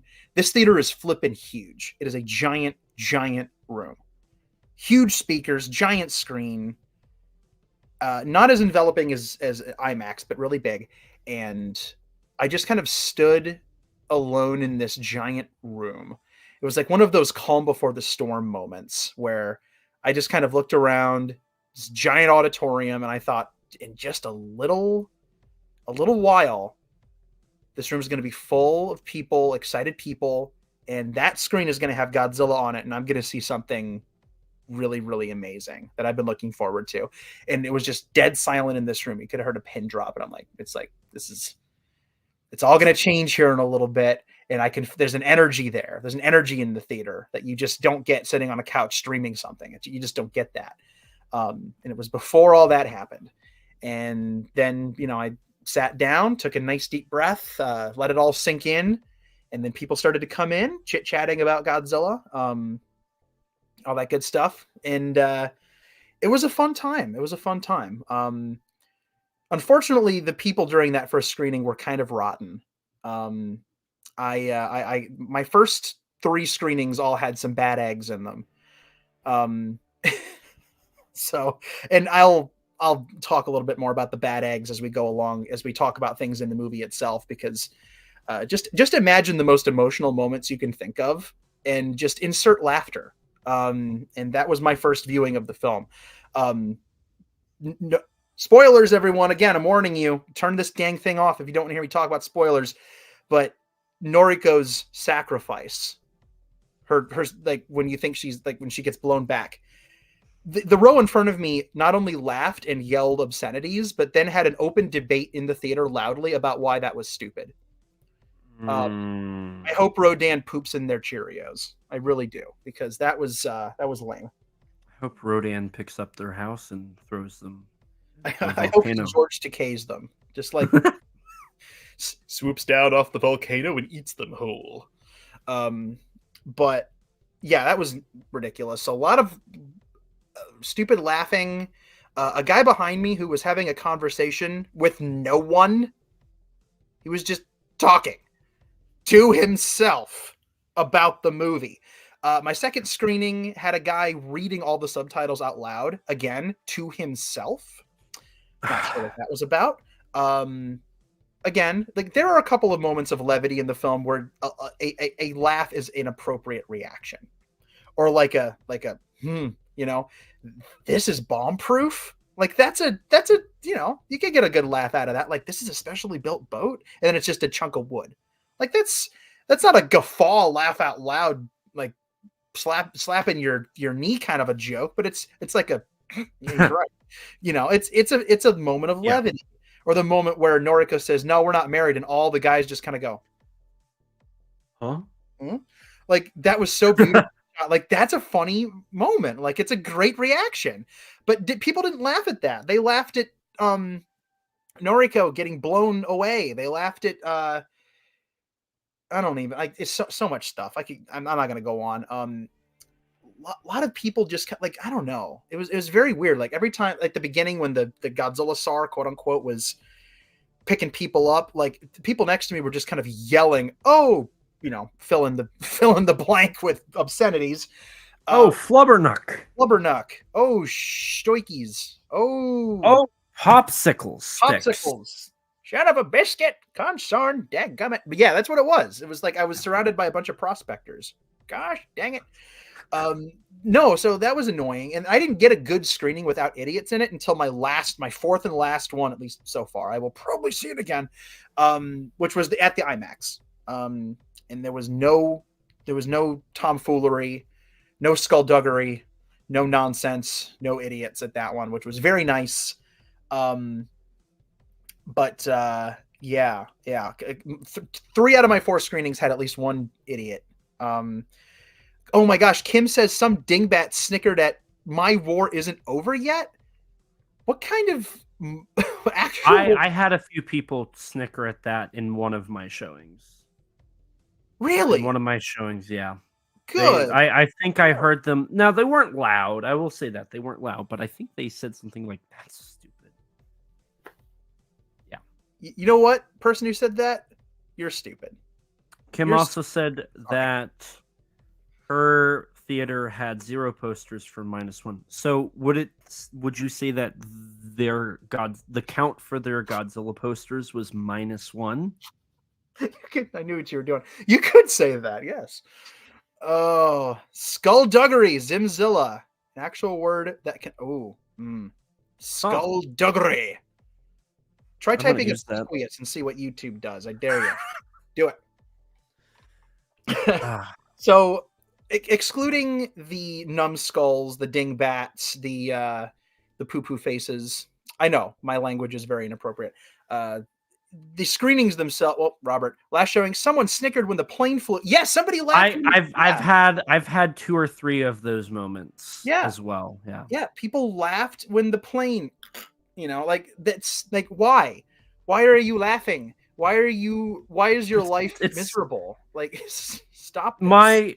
The way how I've chopped up all of the snickers and the chuckles and the mentions and I'm going to be curious to see if your perspective on this is the same as mine, because I've been thinking about it too. I genuinely believe the reason people do that is they are not involved as much as they should be in the story. Because if you sit down, you look at the silver screen, and you let everything else disappear, and the only thing is the sound and what that projector is showing on the screen, it takes you into another world. And you are able to sit, and everything, the funny moments are funny, the serious moments are serious, the sad moments are sad. Everything works. Everything makes sense. It is beautiful, and it follows through. But the people who are sitting, back, and they're like on their Instagram DMs for some unknown reason, they aren't involved enough to be able to see and gasp, "Did Koichi survive? My war isn't over." That means a lot. Might be the best line of the movie. It's top 5 for me. And I'll say what my top 1 is when we get there. But, I just don't think people... I think a lot of it has to do with the fact that people aren't used to subtitled movies, so they're not engaged nearly as much as they should be. Zim says, having been to the film 6 times, I'll say this: everyone laughed when it was appropriate, and then and gasped when it was appropriate, which makes me happy. That's great. Acno says, only seen it once, and the showing was pretty good. And Helmy brings up an interesting point that I do want to talk about once we get to the end of the film discussion and talking about, following that is how much Hate -1 will get in 6 months post-release. And And then Kim brings up the most logical point that people clearly don't understand. Why would you pay to sit in a dark room and use your phone when you can do that anywhere else for free? Kim, So true. bless you. So you'd think that is so obvious that it doesn't need to be said or typed out or read ever. But clearly, we're not living in we're living in Bizarro world, right? So there's a guy in front of me who just had his phone out the entire movie and was just on it doing something. I didn't look. I was watching the movie, but he had his phone out. And it was consistently. I'm like, bro, what are you like? This movie ticket was $12. What are you doing? $12. It's so and in some parts of the country, around the world, it's more than that. 20? Yes, some people got to pay 20 smackers to go see a movie, and you're just gonna sit. You're gonna sit there. Come on. There is no. Are there? Okay, like I was about to say, there's if you're paying that much money, then there's nothing that's so important that it couldn't wait 2 hours. That is not true. Like if you get a buzz and somebody's got hit by a car or something, and you got to leave the movie, clearly that's more important. So that's not what I mean. I'm saying if you're playing around on Instagram or you're TikToking or whatever the chillings you're doing these days, I don't know, whatever, you're texting, I'm in a movie right now. And you're doing something that could very easily be done without having paid $12 to $20. And it's not distracting people in a dark theater because you're doing it at home like a smart person. Like, what are you doing with your life? People are addicted to these things, man. Like, that's the thing. And my takeaway on the whole, I guess before we move on, the whole interrupting in the theater and the whole, it's clearly the fact that it's subtitled and is very dissimilar from American blockbuster films in some ways, in a lot of ways, is going to be, and I don't mean this in a negative way, but off-putting isn't the way to put it, but it's something's not clicking with a lot of people who are only watching American blockbusters. You go to an American blockbuster and there are places built in to laugh, and they're big and bombastic and dumb in a fun. Some of them are dumb, in a fun way. And so when you put people into a situation where the film is not giving you the opportunity to have your dumb talk back to the movie moment or your laugh out loud moment, people's brains are so hardwired to enjoy American blockbusters now that they don't know what to do. And so they laugh at weird moments because they're like, well, the movie's not giving me the same thing that Avengers 19 gave me. And I laugh every 3 seconds at Avengers 19. So it's just not something people are used to. And so they don't know when to laugh and when not to laugh. And, somebody getting blown backwards in an action movie might be funny, but when you're watching a serious drama set in post-war Japan, and this woman is everything to this guy, but he's not ready to acknowledge it to himself, and he's just on the cusp of admitting it and maybe moving on, and then she does something, she believes in him and wants him to live so much, even when he's not sure if he wants to live yet, that she gives up her own life so that he can continue to live. And yet again, somebody has died so that he can, instead of him, that stuff's not occurring to these brains. It's not occurring to any of these people. And my only solace is that Toho got their money. I'm sorry.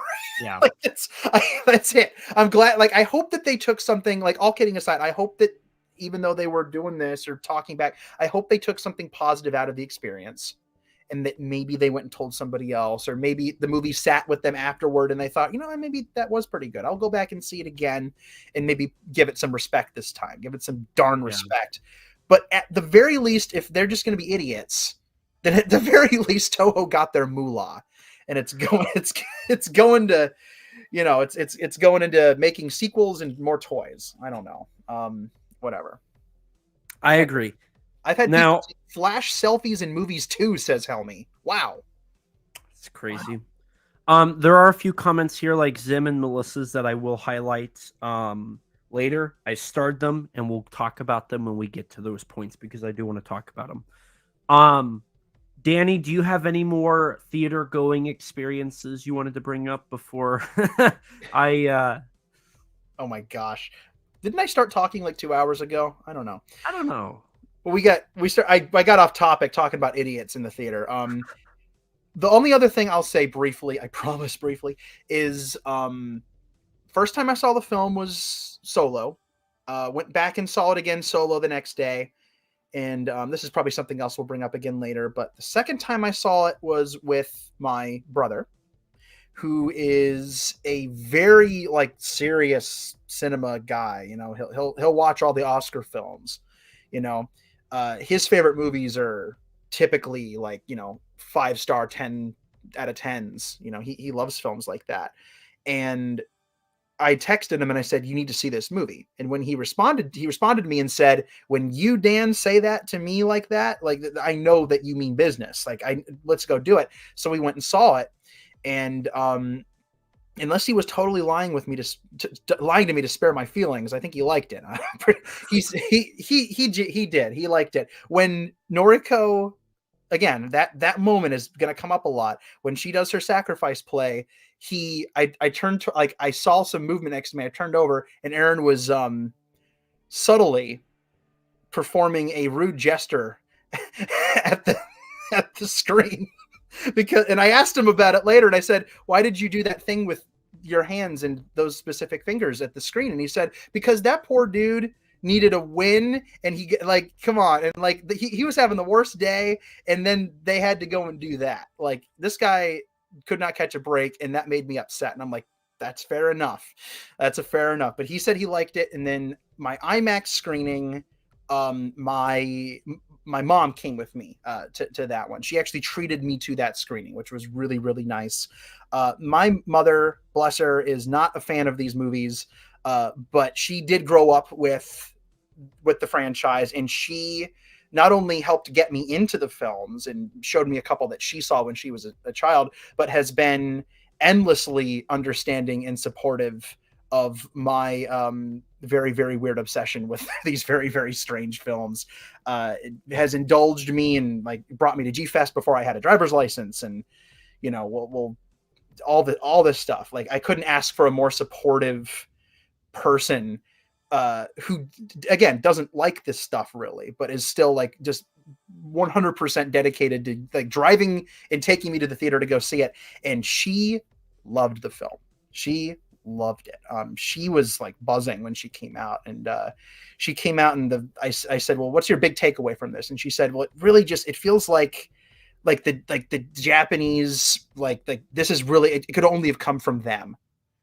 And I was like, that's a really interesting way to say it. And she goes, it feels like Godzilla's home in a way. And I said, you know what? It's an interesting way of saying that. And we had a nice chat about it, but that's all I'll say on that front. So I got to see, it is, and you can insert the sad violin music in here. It is almost unheard of that I watch these films with anyone ever. Only at G-Fest. That's it. Mm-hmm. That's the only time I ever watch Godzilla films with another soul. That's all. And I'm not including going to the theater, like to see Godzilla 2000 or the Fathom screenings, because I don't like, I'll go in there and watch it, but I'm still watching it by myself, you know? So Godzilla for most of my life has been a completely solo activity. And the fact that 2 family members wanted to go and see this with me really meant a lot. So there you go. I'm done.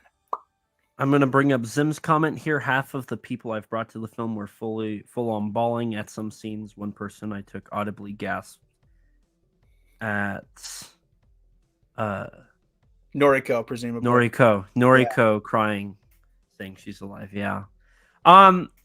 Okay. So my theater experience is okay. So I guess this is time to just break the ice. I've seen the film 21 times. That's never gonna be weird. Not weird to say. So you have the script memorized. I understand the Japanese. I hear it. I don't need the subtitles anymore. That's great.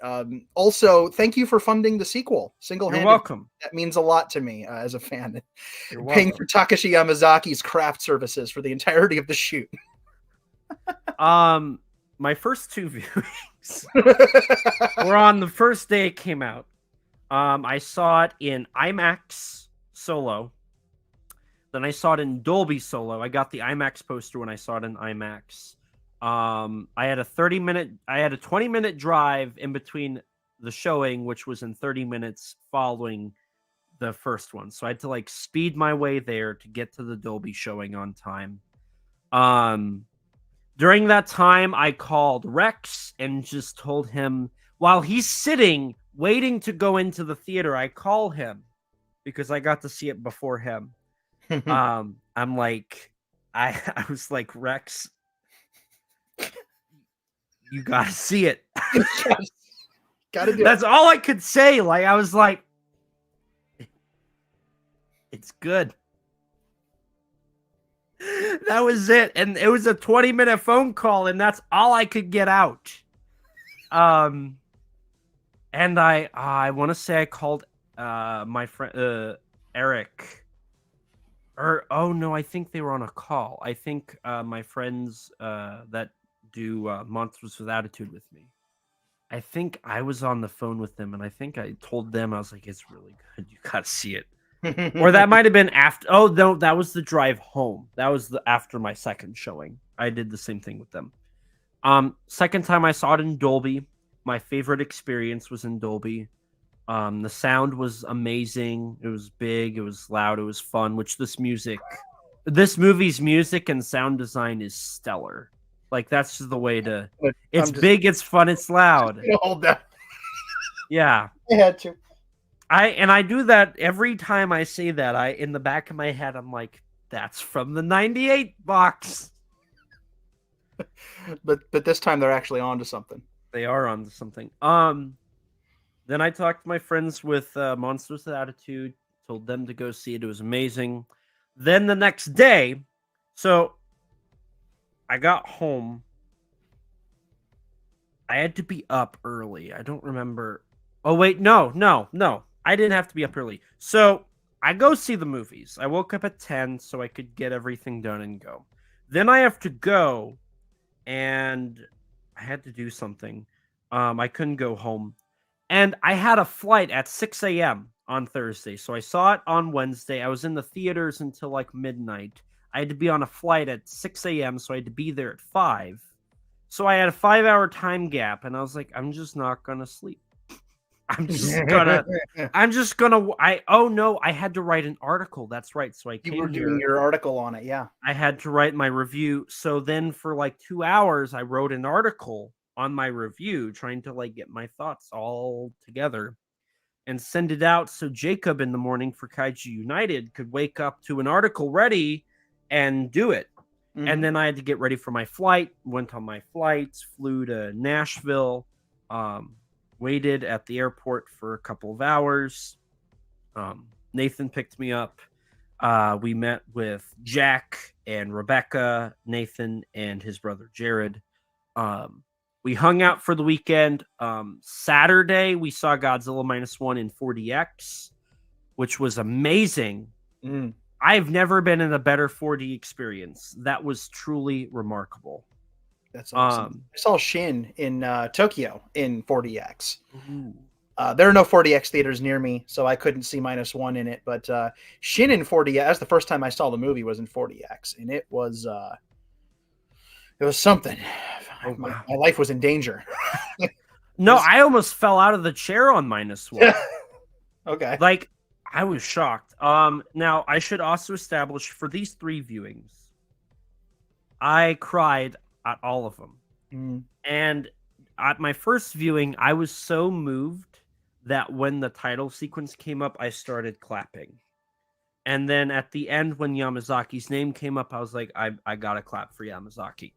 So and I've called you. I was the only one in this showing. I called you at the end of one of them, and you're like, you're getting out of -1, aren't you? And I said, yep, I'm sitting here. And I said, Danny, you're gonna have to give me about 30 seconds because I had to clap For all 21 viewings, I've clapped at the title sequence at the end, and I've clapped for Yamazaki's credit at the very end. I have always made it a point to clap, and I've gotten a few of my showings to break out in clapping, which has been amazing. Beautiful. I'm sure by now it's like, why is this dude on a Monday afternoon at 2 p.m. clapping for a Godzilla movie? But I don't care. Who cares? So we saw it in 40X. I was crying again. They laughed at me because it was my third time and I was still clapping or laughing or crying. I did all those in the movie at one point. I laughed, I cried, I clapped, I wet my pants. So many things happened. You probably didn't. After my Nashville trip, I flew back. When I touched down, I basically went straight to the theater to see it in a standard showing with my mother. She liked it. She's not a movie person, so she just said, I liked it. I thought it was a good movie. Then on Monday, I took a whole week off, by the way, so I didn't work for a whole week. On Monday, I woke up early. I went to the theater, and I just watched it all day. I saw it, I want to say Monday I saw it in Screen X. And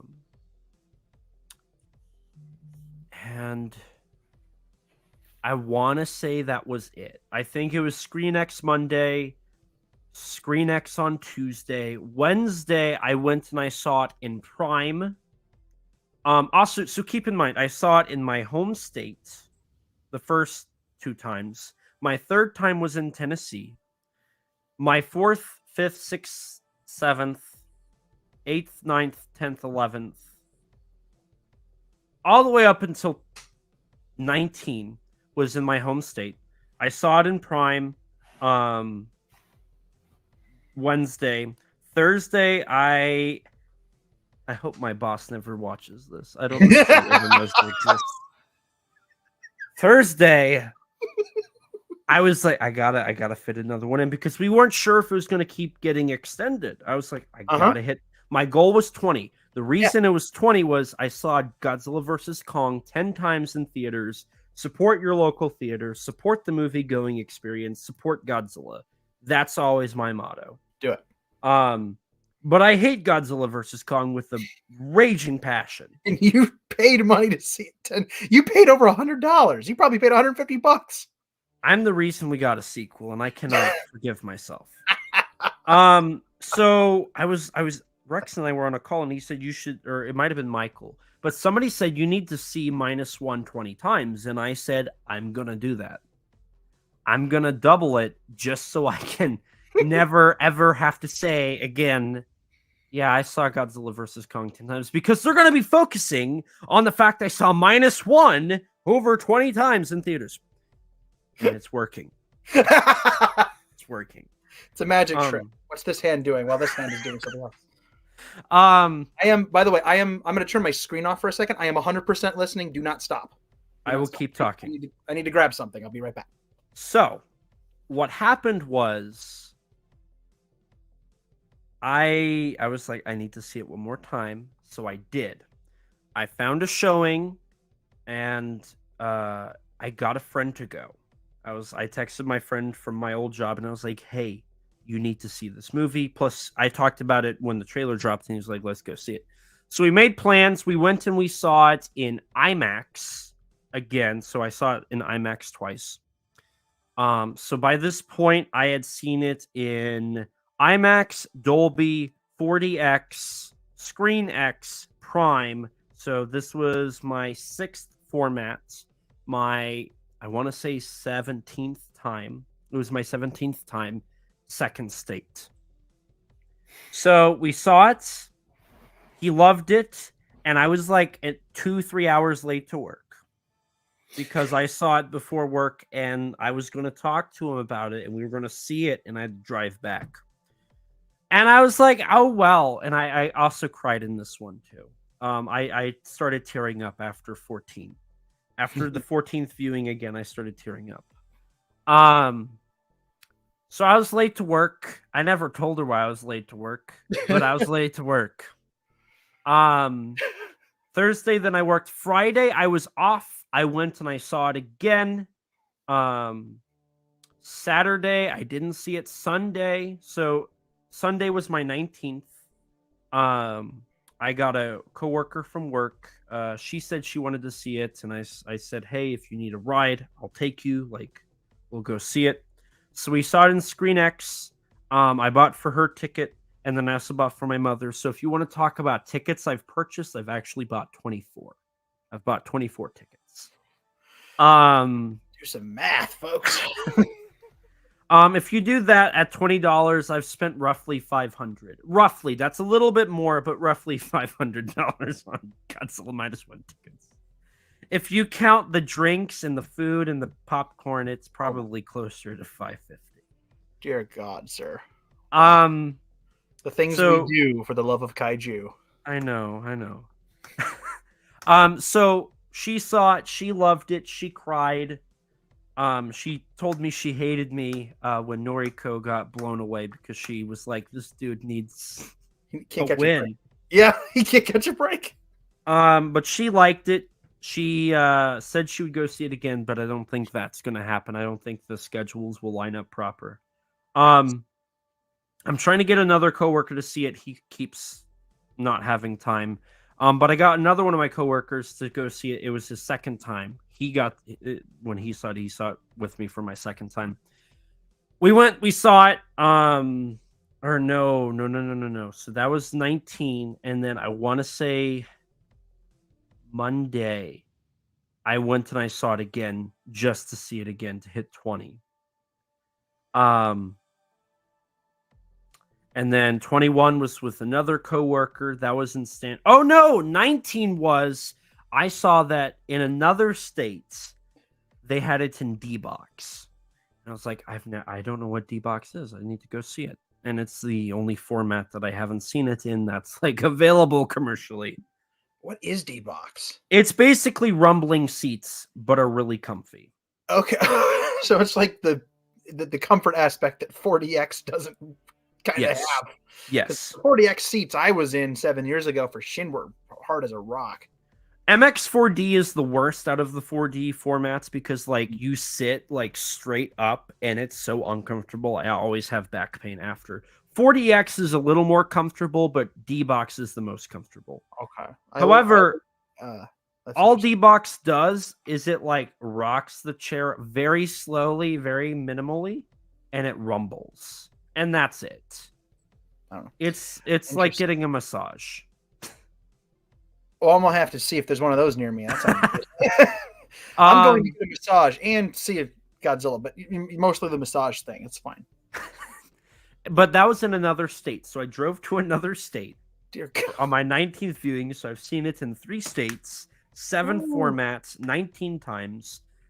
Or no, that was 20. That was 20. And then on my 21st, it was for just to see it with a coworker. I'm trying to get one of my other friends to go see it, so I might see it 22 times. The most I've had problem-wise is I had a dude in one of the early morning screenings like snoring like crazy. And then I had some people in front of me on one of my Screen X showings. Like they were the people, and this is all I'm going to say. They were the people that when the movie started and subtitles came on, they said, "Oh crap." That's all you need to know. You can fill in the blanks from there. Yep. I know their entire life story now.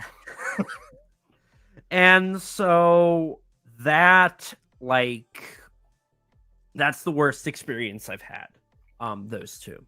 So I've seen it 21 times, clapped at all of them, cried at about a quarter of them. I've cried about 6 or 7 times. I've chuckled in all of them. I've clapped at all of them. I've spent a lot of money. And I just got paid again. So maybe it's time to spend a little more money. This is the longest I've went for like a month without seeing it. I saw it on Sunday. It's Wednesday. This is the longest gap. Withdrawals setting in. Need a little -1, man. Driving here tonight, I was like, I kind of want kind of want to go see -1 tomorrow or something. Are the theaters open on Christmas? I don't know. I've never Probably not. I would hope not. I don't think so. I don't know. But don't think so. and when you brought up that they got extended again, I was like, I need to go check and see what theaters 30. Triple digits, 100 shows. So well, man, I'm kind of hoping that I win the record for most viewings. I did see somebody said 17 on a Facebook message somewhere. We got to be able to prove it. That's the thing. True. I have screenshots and I have ticket stubs and I have selfies. We have we've chatted about this before. You've been taking selfies with posters and pardon me, and you have the stuff like the ticket stubs. I always think of, and again I mentioned this to you, Alex Rushdie taking a photo with all 50 plus Godzilla 98 tapes because everywhere he goes he'll buy and now that meme is everywhere. Like he's a meme now because he has a picture of him standing with 51 orange eyeballs staring at him from a green VHS cover, and he's way blown past 50. However, now he's got a lot more now. If he updated that, it would be like astronomical. But what I'm going to do is, because I have physical ticket stubs for all 4 screenings, so however many I end up going to, it's going to depend on budget and timing. I'm going to take a nice picture and maybe put them in a scrapbook or something. You need to be able to physically, like, beyond a shadow of a doubt, document this, and then internet like fame will be yours for claiming. What I'm thinking about doing is getting a huge frame where my 11:18 IMAX poster can go in. Mm-hmm. And then around that have the selfies and the photos with little labels saying like this theater, like which theater was, what town and what state, and the dates. Record all of that now, because the more screenings you go to, the more likely you are going to forget that stuff as time goes on. So write it all down. Write it all down. And then, like, at the bottom, I'm going to have all of my ticket stubs that I have there. I'm missing... I don't have ticket stubs for my first 2 showings because I bought them online. So I could either print off the email and cut it out, or just... I have the selfies. Yeah. Why not both? And then I don't have the ticket for the D box. Somehow that ticket got lost between the theater... back to the Airbnb to my bag, from my bag to Atlanta, and then back here, and then from here to the car to the theater to my house. Well, I'm not surprised now hearing that. Like, how does anything survive that?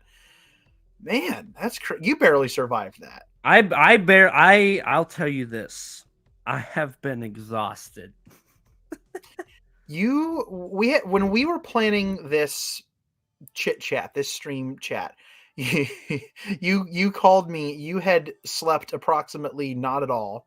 It had nothing to do with -1, but on top of all this -1 stuff that was going on and all the traveling that you'd done, you also had some projects you were working on, and you called me and you were like, Danny, I'm tired drunk right now.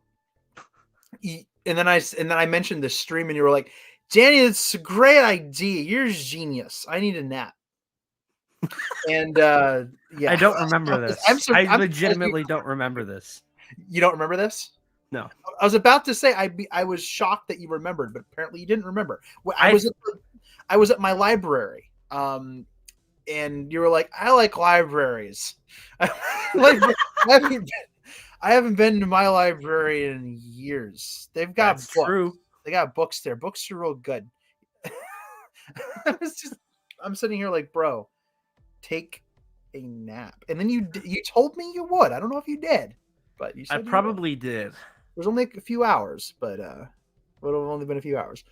But yeah, you've been pooped. You've been exhausted, but you're gonna be able to look back on this very magical time and say, man, 20, maybe closer to 30 by the time you're done, and when Takashi Yamazaki gives you a cameo in the sequel to thank you for funding the entire film, I'm like, listen, 500. I mean, minus whatever chunks the theater keeps. That like, there's no, and that's the other cool thing about this. I'm going to cycle back to the whole middleman thing for a second. There is no other entity like a Funimation or a Fathom that's taking a chunk of the box office out of what minus one is earning. It's going to the theaters, and the rest of it is all going to Toho. They're not paying Fathom. They're not paying Warner Brothers. They're not paying, Roger Corman. Like, they're not paying him. They're not paying anyone. They're keeping all of the money that is not going right to the theaters. So they're making bank on this. And again, that's never happened outside of Japan. Clearly in Japan, like, it works completely differently in Japan because the studios own the theaters, right? They own the land that the theaters are built on. So they're just raking in money. And they can afford to not spend $8 bajillion on these movies because they have real estate. Toho, you go see a Toho movie in a Toho theater in a Toho building on Toho owned land. That is how it works.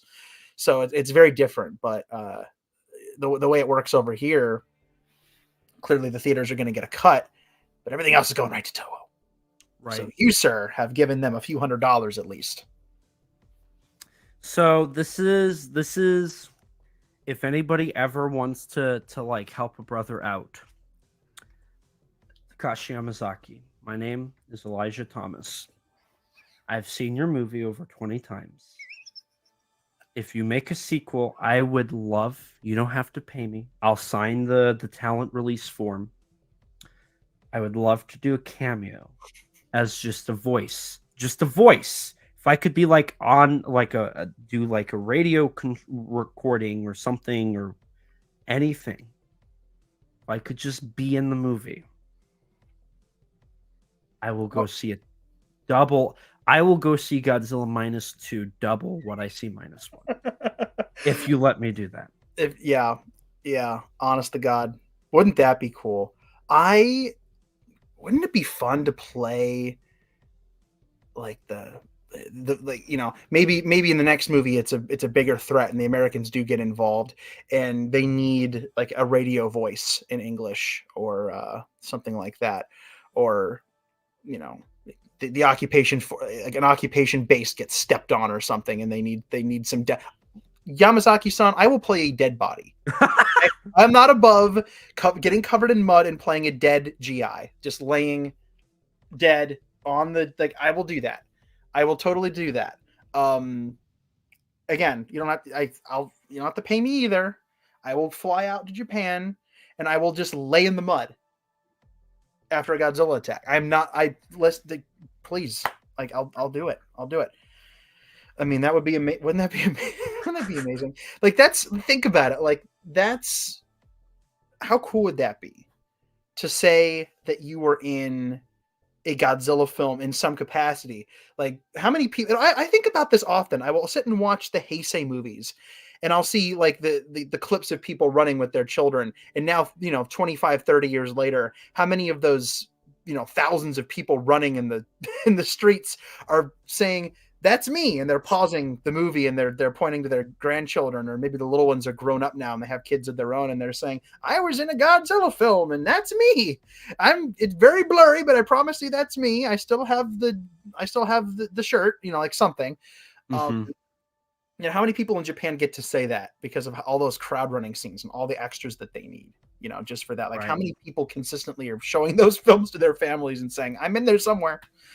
How cool it would. I would love that. Nathan Marchand, hello Nathan, says Elijah needs to podcast about this film as many times as he's seen it. Well, very repetitive.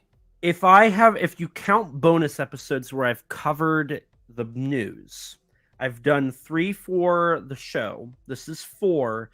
I was on the Monsters with Attitude one, so there's 5. Is that it? That might be it.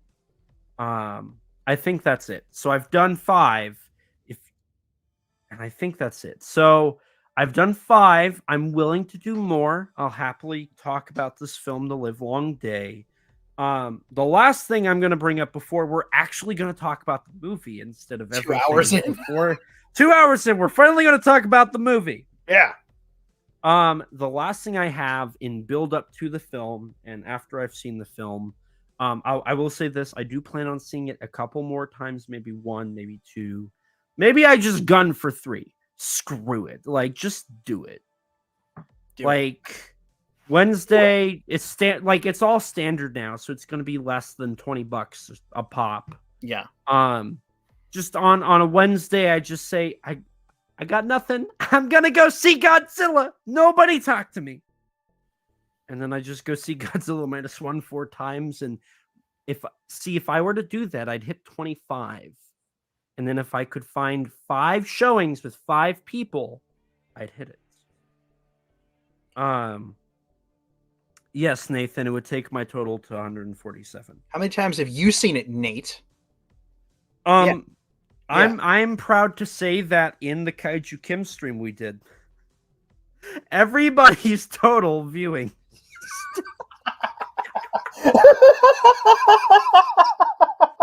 All we need to find out how many. Hang on. On air, I'm gonna text Jay because Jay did appear momentarily in the stream, and the total was up to 17. We had 17. Hang on. Where's Jay? Me. It was between Kim, Nate, Michael, Donnie, and myself. We hit 17 cumulative screenings up against your 21. So I just messaged Jay. I asked him, how many times did you see -1? So when we find out, we're going to see how many people would that be? 5, 6? The 6 people is Kim, He's Donnie. seen it 3, 20. I've seen it more than everybody that was in that stream. Oh my gosh. I don't know why I said that like that's an achievement. Probably because you're excited, sir. Yeah. Oh. Also, I'm wearing the shirt. I'm wearing the -1 shirt. Anega Gojira. I don't have any -1 apparel. Of course, Elijah wouldn't invite me, his podcast frenemy, to his. Nathan, nothing's about you, Nate. Apparently, I made this plan when I was like 90% asleep. I don't remember that. I just remembered we agreed to do it and then we set a time. That's all I remember. Elijah was not himself. Elijah was unwell.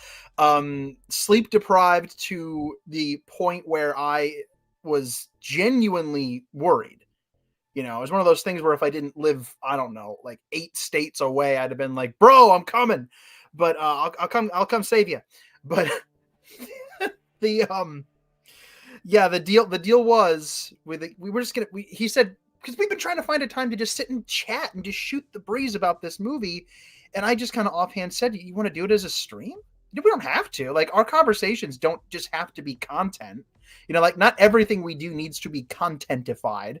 But it might be fun and some other people might get a kick out of it. And your reaction was a bleary but definitive yes. It's great. It's a good idea. How many fingers are you holding up? Like, it was, we got there. We got there eventually. But yes, so this all happened while he was mentally compromised. Good for you, littlest gatekeeper. Wow. You got a new nickname. Nice. Yeah. 3 pages. Wow. You want to finish this one? You've spent 3 paychecks on this movie. I'll just say this. And I'm not going to elaborate because this is going to come across as maybe a little pretentious of me. I know, shocking. I don't think you understand how much I make, Nathan. I'm not a substitute teacher. Wow.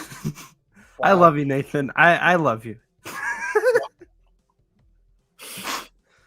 This just in, Elijah has been removed from every group chat that Nate operates. I love you, Nathan. I love you. You know that's a joke. I don't mean that. keeping him on. It did cost a lot of money. It did. I will concede. We did the math on stream. We did. It cost a lot of money. Watch it back earlier, Nate, and you will get your number. But I'm not going to say it because it's good for the analytics. Yeah, I will say that I did end up. I did end up having to go without food a couple days. Oh dear. Hey, I was fine. I was at work. It's not like it did anything. You were shoplifting from your own Walmart, weren't you? No. I'm kidding. But I did find a birthday gift card to Walmart, and I was like, I'm gonna use that. That's how I ate one of those 2 days. Was that Walmart birthday gift card? That's awesome. That is awesome. So the last thing I'm gonna say, and then we're gonna talk about the movie. We're gonna talk about not the movie for 2 hours and 5 minutes, and then from there we're gonna talk about the movie. So you can watch the whole film and not hear anything about it, just listening to us talk, and then you can actually hear about the film. Yeah. I have one thing that I'm very proud about that I will continue to share and spread the knowledge. And that is a little thing here. So one of the things I did do prior to the film was I covered the film. I covered all of the Yamazaki titles I could on my podcast, Kaiju Conversation. Funny, right? That's what we're doing right now. It's true. And so I, with all of my research and my obsession, decided to do a article for Kaiju United on the film. Prior to it, this was like my assumptions and what I thought the film would be and whatnot. And so this was my article I wrote for the film, talking about what to expect, what you could see, and whatnot. And without sounding too egotistical, this aged beautifully.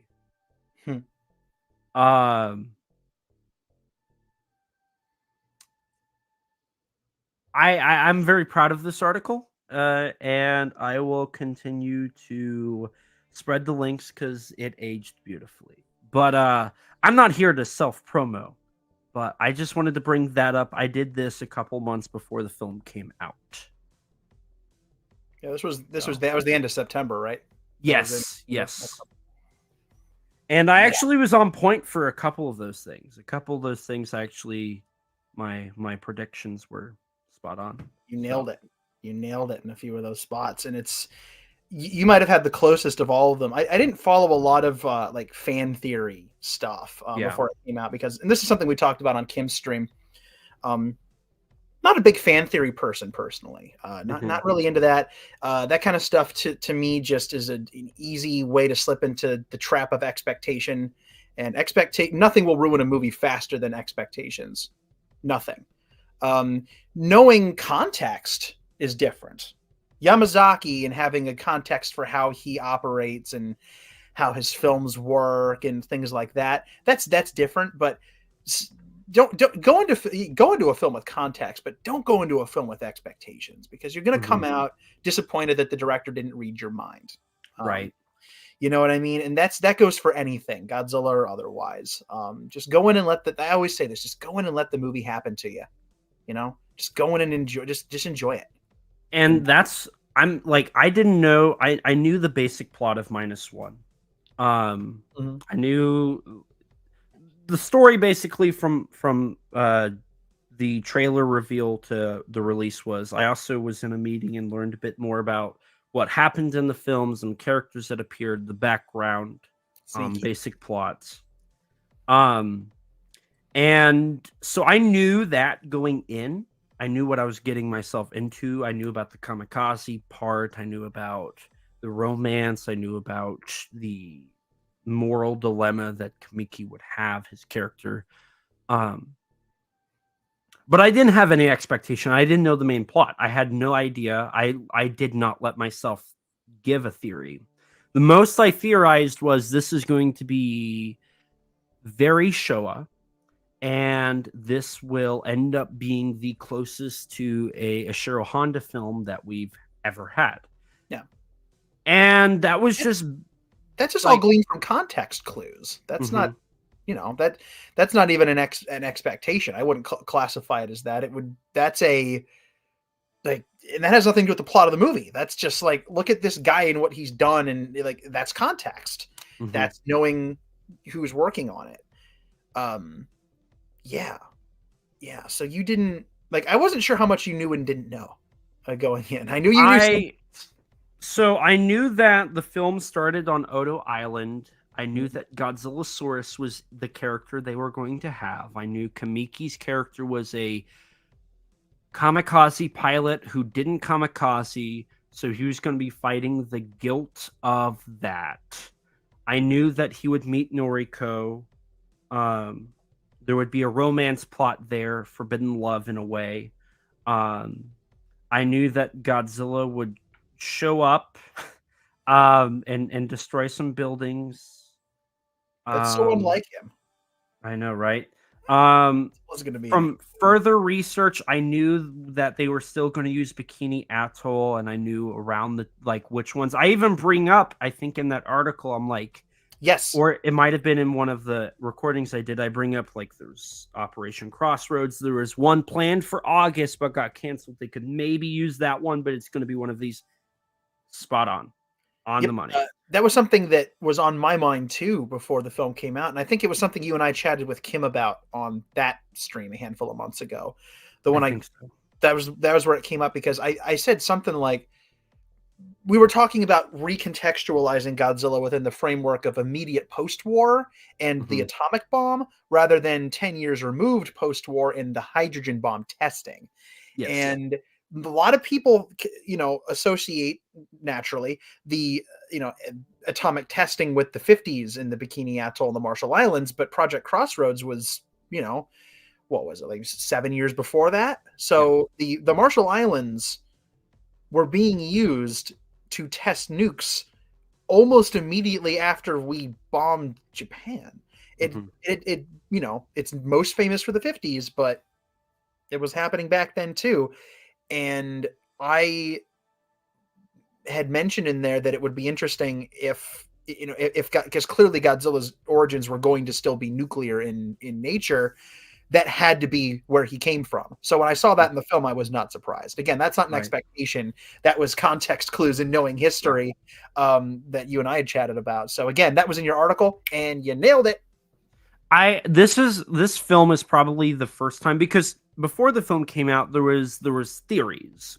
One of them that everybody was saying was they were going to nuke Godzilla in the film, which I never believed. I was like, well, I mean, I guess they do, but I did in a defensive, they were going to try. They were going to attack him with a nuke. He wasn't going to get hit by a test. Yeah, and I was like, I don't think that.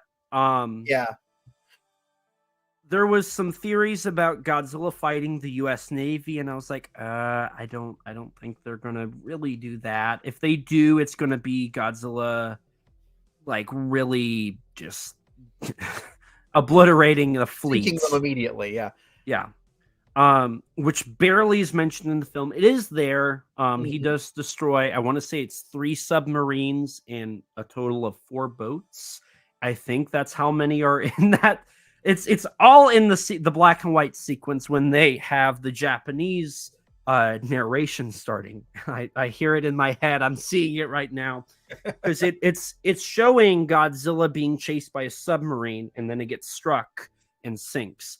Then it follows Godzilla that's going up to Japan, and it stops every boat. I think there's 3 that are sunk at a certain.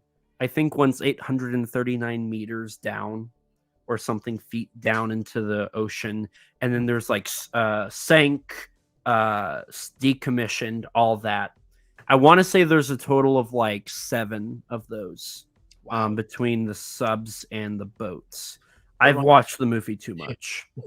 Reminds me, interesting, because if that total number was 3, that's how many Japanese boats got sunk in the first film before crazy things happened. Eikomaru, Bingomaru, and the rescue boat. 3 boats.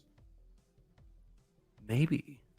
That's probably a coincidence, but I'm thinking about patterns right now, because Godzilla makes his presence known by sinking 2 ships and then a rescue ship, so 3 ships, and then ultimately starts attacking other things that we don't see on screen. Interesting. I don't know. I'm just thinking out loud. So I'm trying to remember. Oh, and then there was. Did you ever see or hear the plot leak? No, I didn't look at any of that. Okay, it was on 4chan. First red flag. That bastion of reliability, 4chan. But everybody believed it. Like, it was legitimately, like, people were like claiming this was legitimate. So the story was, the film takes place in like 1945. Japan just got bombed due to the Hiroshima or Nagasaki bombings. They literally said that it was due to those. A whale monster got irradiated that was in the bay and turned into Godzilla.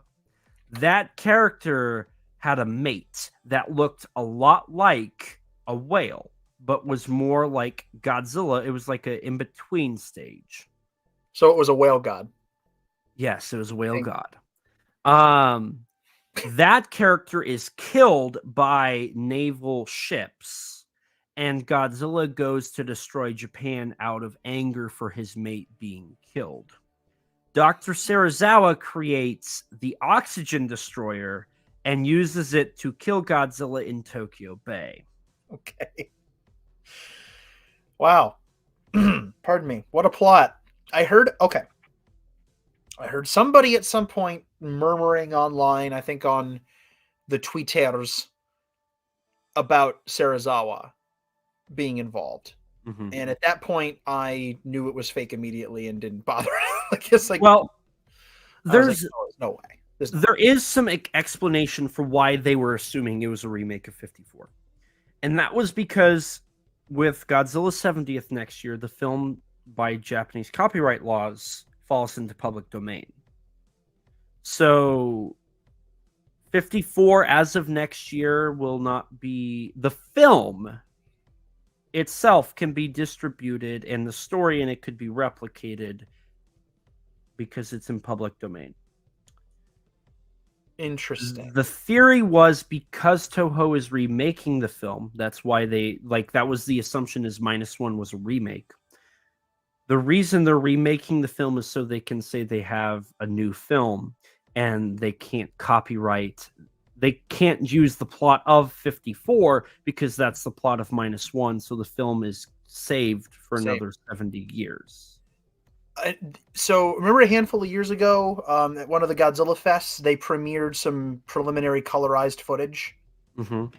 That's interesting because that's a derivative work, and that they can copyright. That's separate.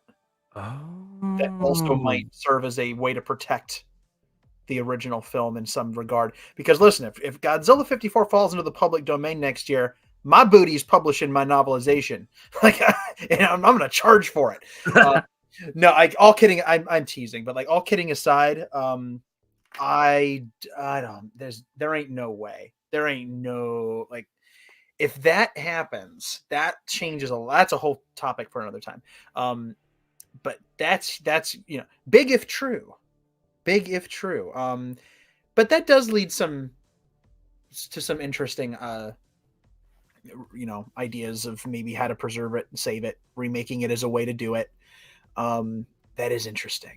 They tried to do that in the 90s with a couple of different versions of Night of the Living Dead when they remade it, when Tom Savini remade it. What they were attempting to do was recoup the cost from the fact that the movie was put into the public domain immediately because of the issue on the title card. And the film didn't do well enough. The remake didn't do well enough for them to recoup those costs, almost 30 years later. And then there was a weird special edition version that they shot, which is just like pretty bad, where they shot new footage with some of the older actors and inserted it. And they tried to recoup costs on that because they were making a derivative work on a public domain film, and the public domain is weird. Godzilla in the public domain, that's a weird thing to think about, but it will happen in our lifetime. Like, that's the thing, is Right. that first film, eventually there's not going to be much you can do. I mean, Steamboat Willie enters the public domain in a couple of weeks. Mm-hmm. And Disney has literally pulled the strings as much as possible, manipulated like copyright law for years to make sure that doesn't happen. And even then, Mickey Mouse, the character, is not going into the public domain because they keep fudging the numbers, kind of. But they can't stop that short. The short's going into the public domain. By this time next year, there will be 7 or 8 horrifically awful horror movies about a killer Mickey Mouse. And it'll just be the dregs. Like, it'll just like, kill me now. But that could have explained remaking. I mean, it's not the first time that they would have even tried that, because they've considered remaking 54 verbatim a few times. Mm-hmm. It's never happened. I don't think they ever will do that. I don't think I think because, and maybe this is where we actually start talking about the film. This is it. We got to do it. I'm going to touch on Zim's comments and then talk about this that will segue into the film. Yeah. Zim also says, I remember when there was going to be a supposed crab monster that was going to be in the film. That was also from 4chan, like a ton of the leaks. See, I don't remember though. I didn't see the crab monster one. I just know about the weird. They said it was 54 mixed with War of the Gargantuas. That was the selling point that they. I would watch that movie. That sounds cool. Yeah, I'm not a leak person, so I didn't see any of this. I avoided it. So I don't think that Toho will ever remake 54 at this point, and this is why. Godzilla as a character has had more artistically inclined films in the last 20 years than he has had, or in the last 25 years than he has had in the first 40 years. So if we're talking about artistically inclined, like, all the films, of course, have their very obvious, like, Honda and Fukuda-isms and whatnot.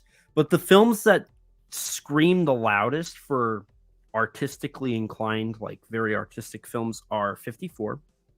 Hedera. And then I'd say GMK. And Final Wars. Shin Godzilla, and then -1. Yeah. Hedera is very much Bono, and that's the reason why he got the can. Biollante, because that one just came up. Yeah. Biollante does have a little bit of Amoriisms, but all things considered, the film is still very tame when it comes to its artistic vision. It still falls into the same issues that all the Heisei films have. It still has the Kawakita-isms. And from an interview, I want to say it was with Kaneko, it was Toyama, Shugo Toyama. He was in an interview, and he brought up, and thanks to Jack for helping me on this information. Before Kaneko, the last person that had the grip that they had on the franchise was Honda. All of the films in the Heisei era had 2 teams working with the same creative power. That was the live action Omori, or Okewara, happy birthday, FYI, or Yamashita. And then you had the effects department, the Kawakita side, that had the same power that those directors had. And it was that way up until Shutsuke Kaneko came in and did 54.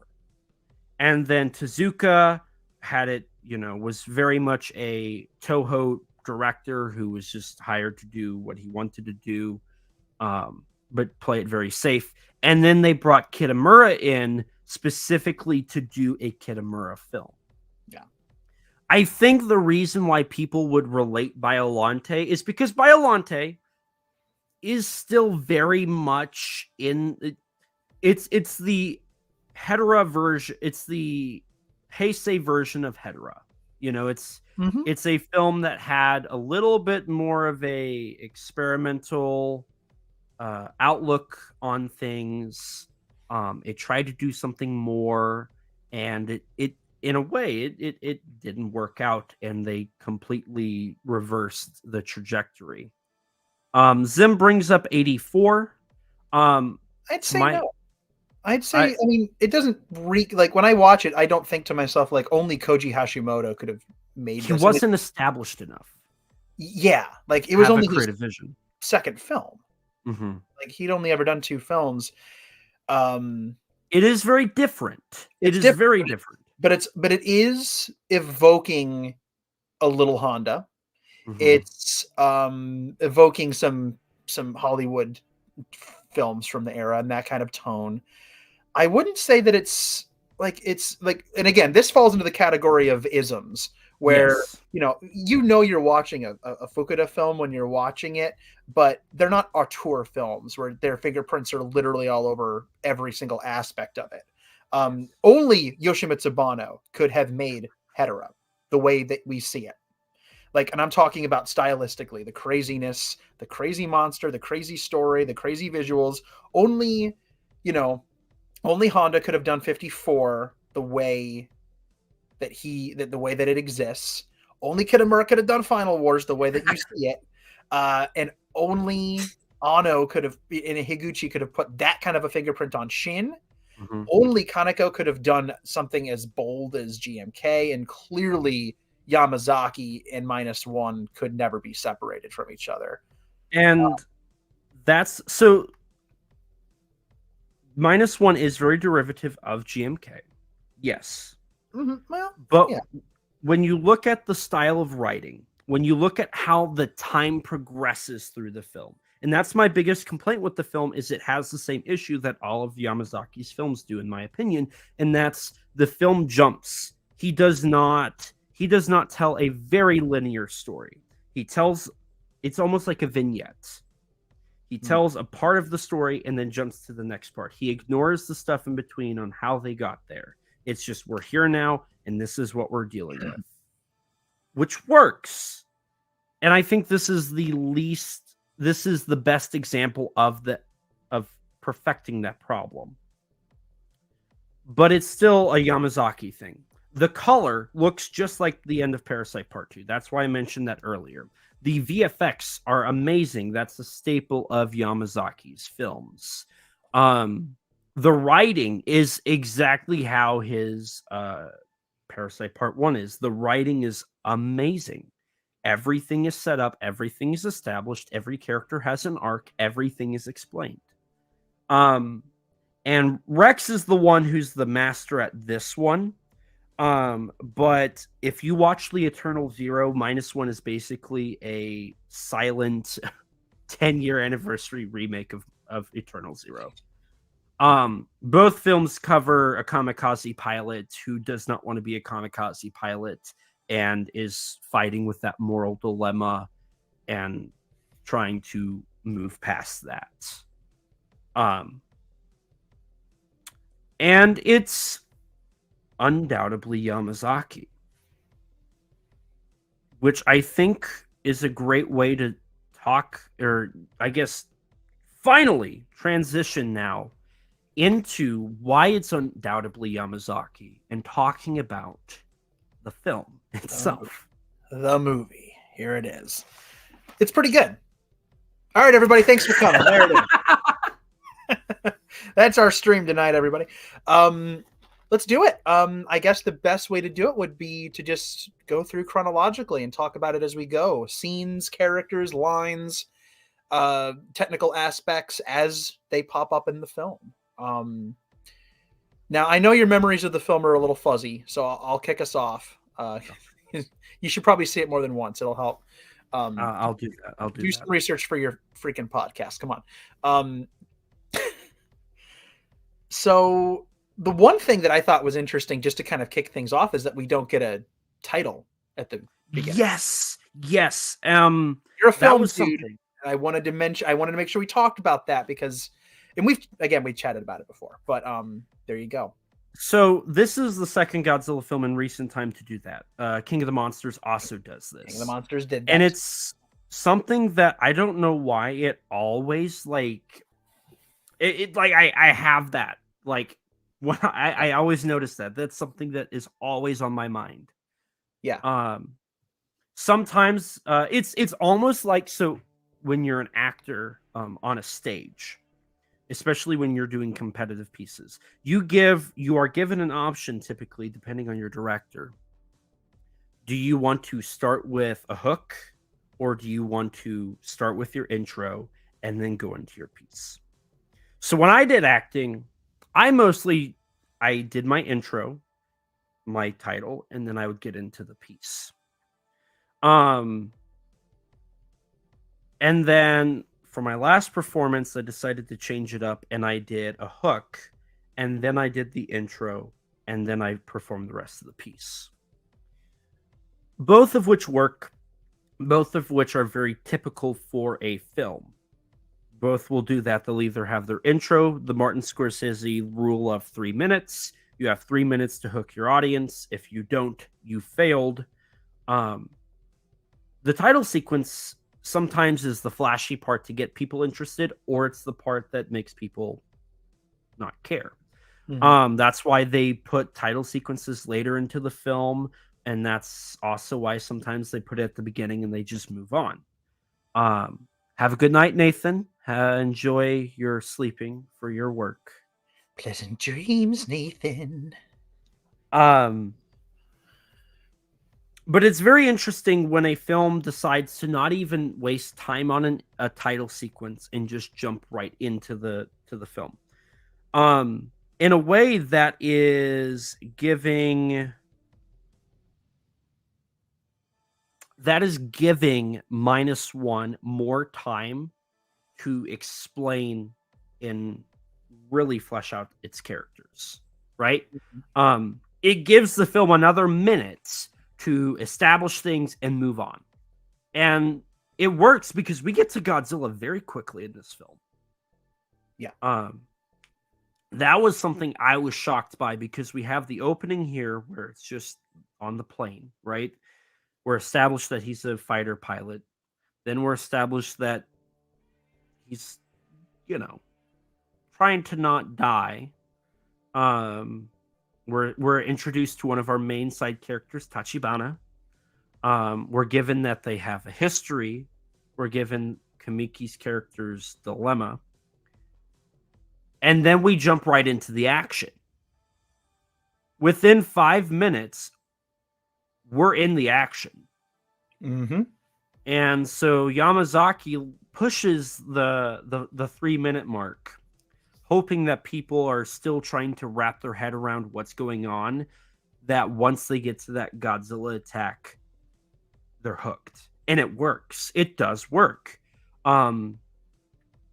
They start with the sirens, and then we get the lines, what's going on, something big.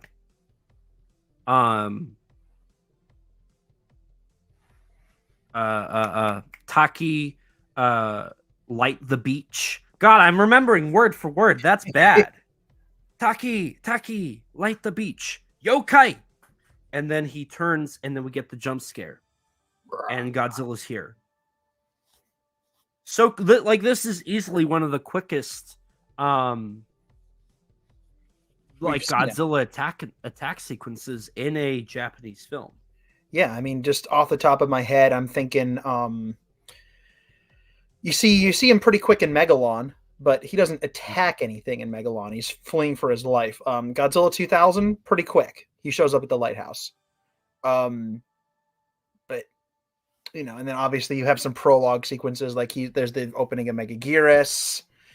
But for the rest of the beginning of, actually, the Millennium films have quite a lot of that. Final Wars, you see him right at the beginning, but he doesn't attack. He gets sealed away. He does attack at the beginning of X Mechagodzilla, pretty quick. Yeah. So it has happened. There are other examples. We don't need to go through all of them, but this one is one of those Godzilla films that wastes approximately zero time, and it balances a fascination that it's trying to build in the audience for the characters. You're trying to figure out what the heck's up with this guy. Why is he landing? Is he doing what I think he's? Oh, he is. Whoa. Okay. What's going to happen?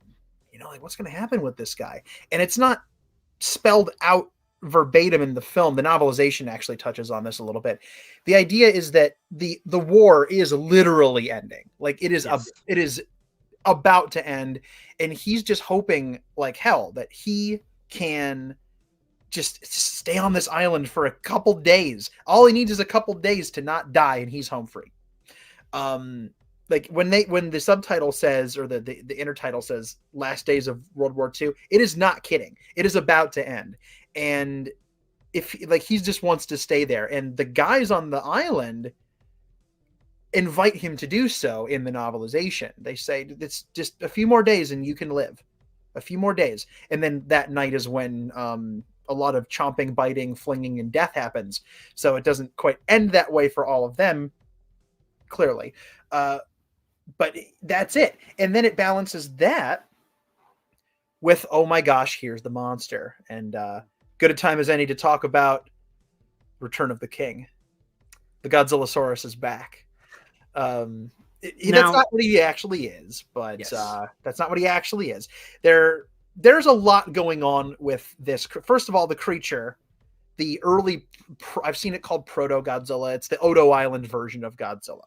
Mm-hmm. He's bigger than your average dinosaur, but it's very clearly got some Godzillasaurus reference to it. So it's got that vibe to it, except this time he's slaughtering Japanese instead of the Americans, which is an interesting switch. He ain't protecting nothing. He's not protecting his own territory. He's just a very angry dinosaur. So that's interesting. The design of it is really quite excellent. Very, very honest to God. Like, this is something that kind of blew my mind. I was looking at it, trying to think of what it reminded me of. And then it occurred to me, oh my gosh, this is the William Stout Godzilla from the 80s that was almost in the Fred Decker 3D film. Look up the maquette. Horizontal back, big kind of boxy jaw, spines, very thick dinosaurian like legs and long tail. It looks suspiciously like that. He also looks a little like Godzilla 98. Mm-hmm. I've seen that one.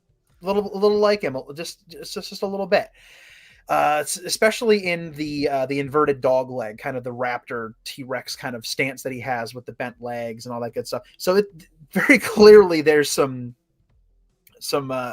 going on there, but he's gnarly and craggy and rocky, and he just looks like he's going to bite your face off. And then he does. It's terrifying. Mm-hmm. The jump scare is really effective.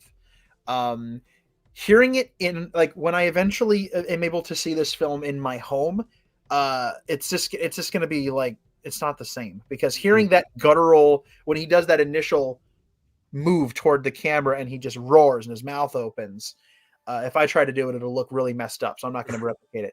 I don't want to scare any children, but it's terrifying. And the sound, this guttural remixing of the original roar, by the way, it is incredible how a 70-year-old piece of sound, a recording of this roar that we've all heard 1,000 times, translates so beautifully well into modern sound, That was something. So for Shin Godzilla, they did that as well, right? Yes, they brought back Ifukube tracks, they brought back Ifukube sound bites. But personally, it never worked. The mono with the stereo just doesn't it doesn't sound right. So when I found out they were just reusing the 54 roar, I was like, oh no, this is going to be one of those, like, it feels like they just did a fan film thing and just took the roar and pre-existing put it sound. And I was like, oh no. I said this on the podcast. I was like, I'm not looking forward to it. Like, I want original roars. like we went like 50 years with new roars. Why are we suddenly just backtracking on all of that and just using stock roars? And then the movie came out. And it works. Like they add some. So what they did is they took it and they played it on a very loud speaker, recorded it in stereo and not mono, with a lot of bass. Then they did some more audio alterations, added some sound effects, took a few stock sounds as well, put those in, and it sounds good. It sounds legitimately good. It sounds like it always has, but it sounds like you've never heard it before. Yes. And that's the hallmark of a really innovative, interesting Godzilla film in general, in that it feels like Godzilla, but you've never quite seen him like this before. But it also feels like it's just so naturally part of it. It's so interesting. Zimzilla says here, not sure if you guys noticed it, but he's covered in open wounds, which are also present on the Bandai. Feels like a mix of 54 and Jurassic Park Spinosaurus. I think I've seen those, the wounds that you're talking about. I think I've noticed those in the film. I don't know if I've like linked it like to being that, but I do think I have noticed that. I know for like I've tried to look for any visual errors in the Odo Island sequence, like with the VFX and whatnot, which I think are a little more present on the black and white version. If you ask me, I think the composition and compositing of the CGI render isn't that good. But in the color film, in the version that we're talking about, it looks great. I'm trying to remember I don't remember who said it, but somebody brought up that it's very Spielbergian in how it's shot. There's a few shots that remind me a bit of like a Jurassic Park film, but again, this film feels very original. Like you can get like the vibe that they liked that, but you can also like it's not like, oh, this is obviously Jurassic Park. He's gonna grab some. Yeah. Just saying. Godzilla 98 was very overtly trying to mimic Jurassic Park. It wasn't going for a similar vibe. It was going for the vibe of the thing. It was trying to do the thing again, you know. I don't hate 98 like a lot of people do, but you can't look at that film and not think that Emmerich was... I mean, Emmerich notoriously worships the ground that Steven Spielberg walks on. Watch some of his earlier films, like Making Contact, and you'll know. You'll know. That's exactly what they were like. Very much into Spielberg. In this film, and we'll touch on the Spielbergianism fullnesses as we go through this. That's a good word. Well done, me. But yeah, it's different. It's definitely different. It's definitely different in how they do it. It's brutal. Godzilla's not allowed to eat people, so saith Toho, but he doesn't need to when he can just fling them. And so when I saw that for the first time, I was like, wait a minute, he can't eat people. Like my brain immediately went to, wait a minute, licensing says he can't eat people. What are they doing? Like I was already like, wait a minute, how many rules are we breaking here? And I know. And what's interesting is like for Singular Point, one of the rules they had for Singular Point was the time period. They toyed with the idea of changing time periods, but Toho told them you cannot go past 1954 backwards. You would have to stay. Yes, I remember that because they were originally going to set it way back. Yeah. But they ended up not doing that because Toho said no. Ho. Toho said no ho. But for Yamazaki, they say yes. Yes. Because when Yamazaki-san, Academy Award-winning director Yamazaki-san, comes to you and says, I got this idea for a Godzilla film. This is what Yamazaki actually sounds like, by the way. And I want to set it in 1947. You don't tell Takashi Yamazaki, more Jurassic Park jokes. Like, you can't do that. You can't do that. That's another thing that's never been done.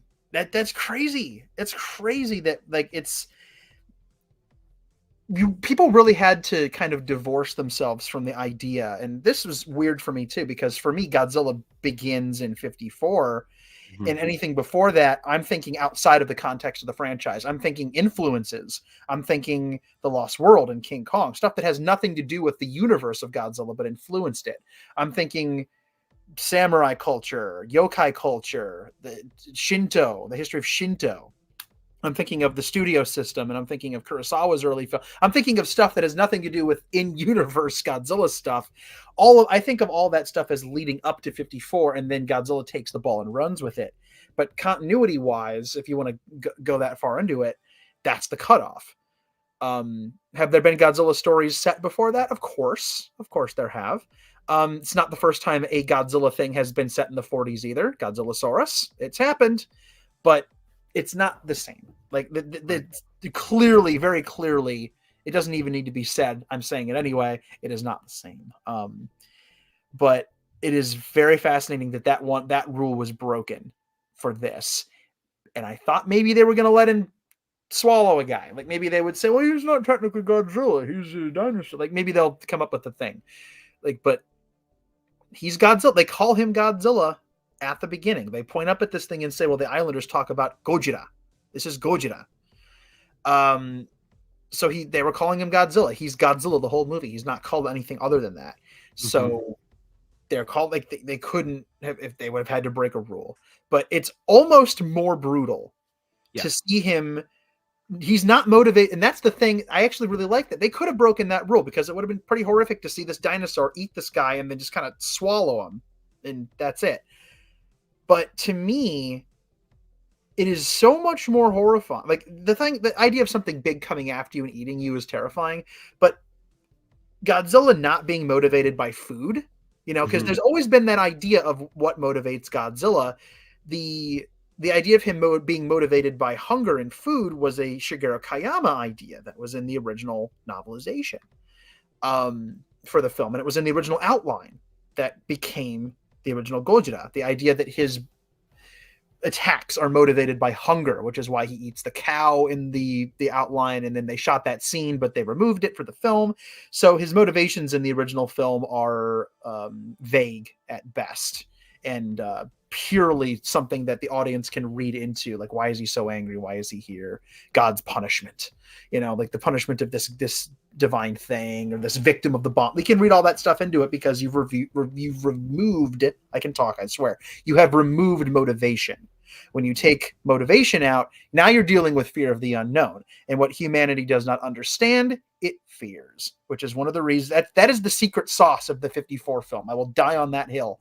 That one of the things that makes that film work so much is that Godzilla's attacks are not overtly spelled out. You can read things into it. And, when you have Godzilla coming into New York to eat fish in 1998, now you understand him a little bit more, right? It allows empathy to kind of set in. You understand him. He becomes less deified and more of an animal. And the idea that this giant predatory thing would come out of the water off of Odo Island and just bend over and chomp on these guys. And he's not doing it to eat. He ain't hungry. He's ticked. And he just flings them off into the distance. He has no interest in eating them. He's not there to feed. He's just very mad. And that is scary, because the thought of something that mad, being so mad that he kills you without eating you, is like, that messes with you. That's scary. This is one of the scariest moments in a Godzilla film. And I know there are a lot of people that talk about, Godzilla and how adjacent it is to the horror genre, and like, what are some scary Godzilla movies, scary Godzilla moments. That comes up a lot. There are a lot of spooky moments in the franchise. But it's like, being scared of Godzilla himself doesn't happen that much in the franchise. GMK is pretty spooky. 54 is pretty spooky. But man, this one's pretty scary. Like, he's got some spooky moments, and it doesn't mess around. Like, that's the beginning of the movie. This is the beginning of the movie. And the first thing you see is this thing just chomping these dudes. And it's just brutal and great. There's something that I want to bring up. I got to find the quote. I want to quote this exactly because of what it means. Real quick, Neil says, first, hi, Neil. Second, I figured Godzilla wanders into Tokyo and elsewhere because, like all animals, they roam around. Tokyo just got unlucky in being caught in his path, which very well could be it. That's an interpretation. Yeah. But there was something that Yamazaki said that I thought was very good when you put into consideration who Godzilla is. And I'm looking for it, and I have to translate. It's tough. Yeah. While you look for that, I'll I guess we can kind of move through the Odo section. It was really cool that Odo was referenced because this is not the only other time that an Odo Island or a version of it has been referenced, but it's definitely the most interesting take, I think, on it in a long time, because again, we don't see the Islanders, we don't see them doing their dance, and we don't see any of that stuff because we don't need to. That's not the perspective that we're looking at in the story. We could get away with that in 54 because 54 was so documentary-esque. But this is the story of a guy, right? Moving through these horrifying events that are shaping and reshaping and tearing down and rebuilding and then tearing down again his country, his sense of worth, his, place in the cosmos, like all of this stuff. And all that extra stuff just wasn't necessary, really an interesting choice to do that. Really tells you how focused Yamazaki was on the characters that he was establishing. And, that very beginning also really does a great job of establishing, because the two characters that obviously come out of that are our lead. And then you have Tachibana, who comes back much later. But you really get a good sense for the powerhouse performance that Ryunosuke Kamiki is going to deliver in this film. Wow. That dude. That dude. I hope he takes home just a pile of awards. I really do. Yeah, I really, he's amazing. And he just gets more and more amazing as time goes on. Like in the film, and you just get to know him more and more. The whole cast. We have so many cool things to talk about. This whole movie is just very, very good. How you doing over there? Looking for that quote? Have you found it? I am trying so hard to find this quote, but I'm finding a lot of interviews that I want to read now. No, you probably found a lot of other stuff. I can see part of the quote in my head, and I might just have to. That's fine. That's fine. Summarize it. You could throw an asterisk on it and be like, well, this is from my brain, so I make no promises. So I know in an interview when they were asking Yamazaki about Godzilla and making Godzilla, he brought up how, in America, they like to do the whole, he's a force of nature and whatnot. He's this power of Earth. But in Japan, and they also do a little bit of the godlike thing. Yep. I know exactly. In Japan, do you know where it is? I can't remember where it is. I think I saw somebody throw it in a tweet somewhere, and then they didn't link the article. But and then I found the article, and then I forgot where the article was. So it's out there somewhere. But the basic idea is that in America, Godzilla is kind of an ancient guardian, and he's not. There's more science. He's more sciencey than mystical. But in Japan, Godzilla is deified. He's a god. He's akin to a kami. There is something mystical or magical that you can infer about his existence. He's on a higher plane. There's something more spiritual going on, something more supernatural, maybe is a better word, going on. And he put it very succinctly in like 8 words, which I'm incapable of doing on a genetic level, clearly.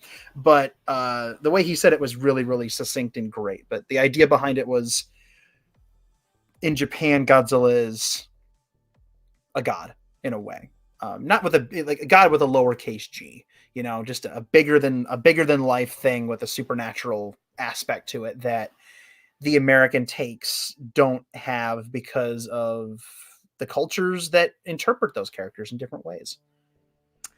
A lot of it comes from I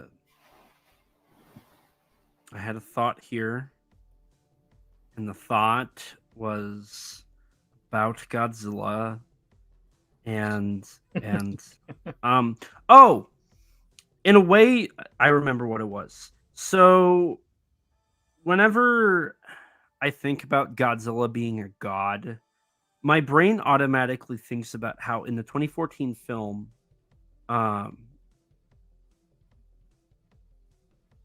Sally Hawkins' character, Sally Hawkins says a god for all intents and purposes. A god for all intents and purposes. And then Aaron Tyler Johnson's character says a monster. But in the Asian trailer, it's edited to say for Aaron Tyler Johnson to say a monster. Then Sally Hawkins' character says, no, a god. I like that order a lot. Like that's I like that sends shivers down my spine because it's like, whoa. Yeah. Like that's horrifying. Zimzilla here says, real quick, interesting thing I found about Godzilla's Odo Island character. It doesn't use the katakana, it uses the kanji, which would reference the relationship with Godzilla. Interesting. I knew about the fact it wasn't katakana, it was kanji. Because, you know, I look at those things for some ungodly reason. Could it be because you're a nerd? Perhaps it could be because I'm a nerd. It's possible. It is possible. I remember because one thing that got screwed up for me was the toy leak for the dinosaur version of Godzilla, which I saw briefly. I knew it was out there, so I was being careful, but I saw it out of the corner of my eye for about a fraction of a second, and this is how ill I am. Is I didn't recognize the silhouette. I knew like the silhouette enough that it was Godzilla, but I'm so broken that I can figure out Godzilla's silhouettes at a glance, and I didn't recognize it enough, so I scrolled past it, and I didn't get a good look at it. I was like, just enough that I wasn't familiar with the silhouette of the design, and so I said, nope, screw this, and I scrolled past it, and then saw later that the translation pardon me, for the name was off on some websites, some toy websites. I was wondering what's up with that. It was because it was katakana versus kanji, and the name was getting translated inaccurately by a bunch of people who were trying to sell the toy. People were like, what does this mean? Does it have lore implications? No, it's just that they didn't translate right. It's fine. It's fine. Story of most information in the Godzilla franchise. It's not meaningful, it's just wrong. What does it mean? Nothing, as it turns out. Literally nothing. It's just it's not everything is, I don't know, like people are, and again, it's one of those things, one of those like American Hollywoodisms, those blockbusterisms where every line of dialogue, every thing, every background chalkboard has to have, and don't get me wrong, that stuff's fun, I'm not putting that stuff down, but not literally every square inch of your film or your story has to be lore central, you know. Mm-hmm. If they translated it right, the toy is literally called Godzilla Odo Island version. If they'd have just translated it accurately, then they would have had some lore to chew on, but like whatever they pumped out was just nonsense. Like it didn't translate accurate. Yeah. But I mean, is there anything else we can cover in the opening sequence? Do you got anything else? I think we've exhausted it. I think we have. Yeah. I do. Yep. What's up? I do want to bring up, and this is kind of the transition shot and the shots from the beginning of the film. Yamazaki really knows how to stage boats and airplanes. Dude, yes. Like so in this film, there's 2 shots of boats that I love. One of them's the shot of the boat with all of the Japanese military men on it. It comes in from the middle of the screen. So let me see if I can like remotely. So it comes in. Hang on. Oh no, Yeah. I can't do this with the mirror. Yeah, I'm trying to do it. It's it's like, a perfectly symmetrical, beautiful shot where it yes. travels essentially diagonally down toward us, toward the foreground. Like, hang on, I'll just use this conveniently located Blu-ray of Oppenheimer. There we go. It does one of these. Yeah. It does one of these. There we go. And then the other shot is during the final fight. When the plane goes between the 2 boats. Oh, That's one of my top favorite shots in oh, the film. I got goosebumps looking at that. How beautiful. The symmetry. I love that. Somewhere Wes Anderson is smiling, but gotta love that symmetry. But oh, it's so dramatic and beautiful. So Ooh. we have Zim here. The kanji on their own can mean to give or go, you or through. G, lightweight fabric. Ra, which gives Odo Islands, Odo Islands known for fishing, and Godzilla brings up fish fits the kami role. Yeah, in a way, Godzilla gives the islanders the means to trade for goods. Right, because of the deep sea fish. That's what they established in the film, is Godzilla brought up the deep sea fish, and that's how they would eat them and, use them for trades and services. That was an outstandingly creepy aspect of Godzilla that hasn't been done that often. The idea of there being kind of a harbinger, or a sign, a deathly sign that he's coming. They've only ever done that a couple of times off the top of my head. You could argue the Shakiras from Return could be like that, but not really. They're more just like a byproduct. Mm-hmm. But the only other time I can think of them really doing this was in the first IDW book, Kingdom of Monsters, where certain animals would turn up dead when the kaiju would show up. I think birds fell out of the sky when Rodan appeared. I think it was fish for Godzilla. I don't remember. It's been a handful of years since I've read Kingdom of Monsters, but dead animals would show up before the kaiju appeared. The only one that I can think of in film, and they only did it once, which sucks, but that's the tsunami from 2014. Okay, like natural disasters, like the heart, like that counts too. Like I was thinking of things that were alive. Yeah, but, yeah. The like Godzilla has come out of storms before, but a lot of that's more dramatic effect. The only time that it really does feel like the tsunami was caused by Godzilla showing up. Yes. But if there's an earthquake or something, half the time the monster didn't do it. It's, it has nothing to do with the actual creature causing this thing.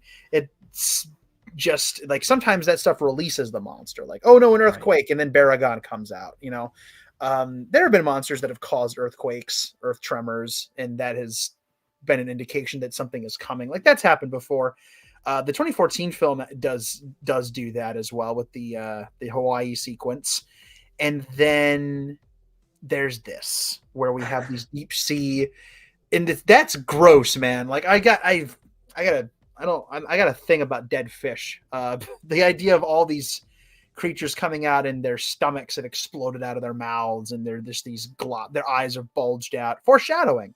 And man, like it was really effective, but again, like talk about a movie that does all of these things with Godzilla that had never been done before, but all of them feel so completely natural to the character, where you think, how have we not done this? How have we not had a boat chase like this? How have we not had the fish? How has this not happened? But yeah, definitely worth mentioning the fish. And so jumping back here, we get I like that you brought up the fish and the eyes and whatnot, because we get another bit of foreshadowing with Tachibana giving Kamiki's character something that horrifies him just based off of the look he has. It's something that like is haunting him. And this film does that a lot. And that's something Parasite Part 1 does that I loved about Yamazaki was the setup and the payoff. Everything that is set up is paid off. And it's beautiful. There's no wasted anything in this film. There's no way, like every piece of dialogue, every pardon me, every meaningful moment, every little what if or what was that about that you get during this film is answered, except for that one thing at the end. Yeah. But that's never mind.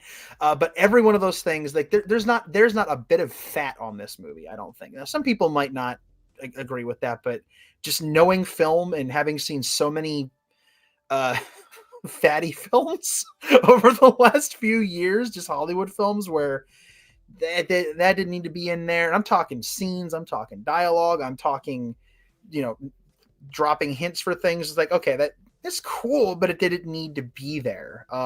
There's no fat to trim on Godzilla -1. It's not there.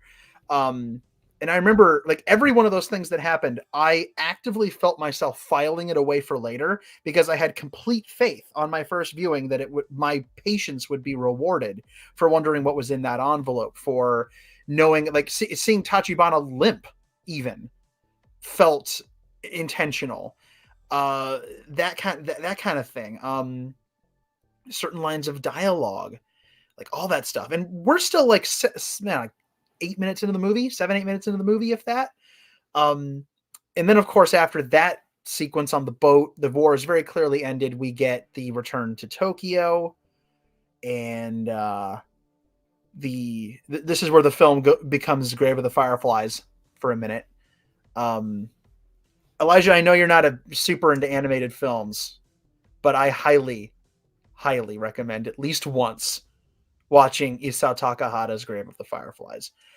If you liked this film, and I feel like you might have, you will find plenty to enjoy. It's a film I struggle to recommend because it's one of the best films I've ever seen, but it's also the film that may have hurt me the most out of any film I've ever seen.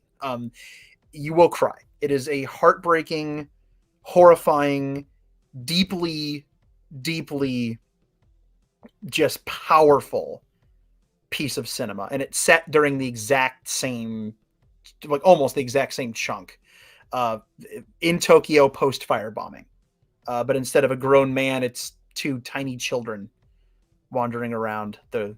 Oh, that sounds even more depressing. Oh, no, this movie will hurt you on a cellular spiritual level. It is haunting.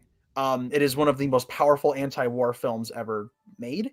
It is one of the most emotional films. Like, it's one of those films where, because I'm Guillermo del Toro spent the last couple of years going around saying animation is cinema, and for someone like me, it's like, yeah, no, duh. Like, what else is new?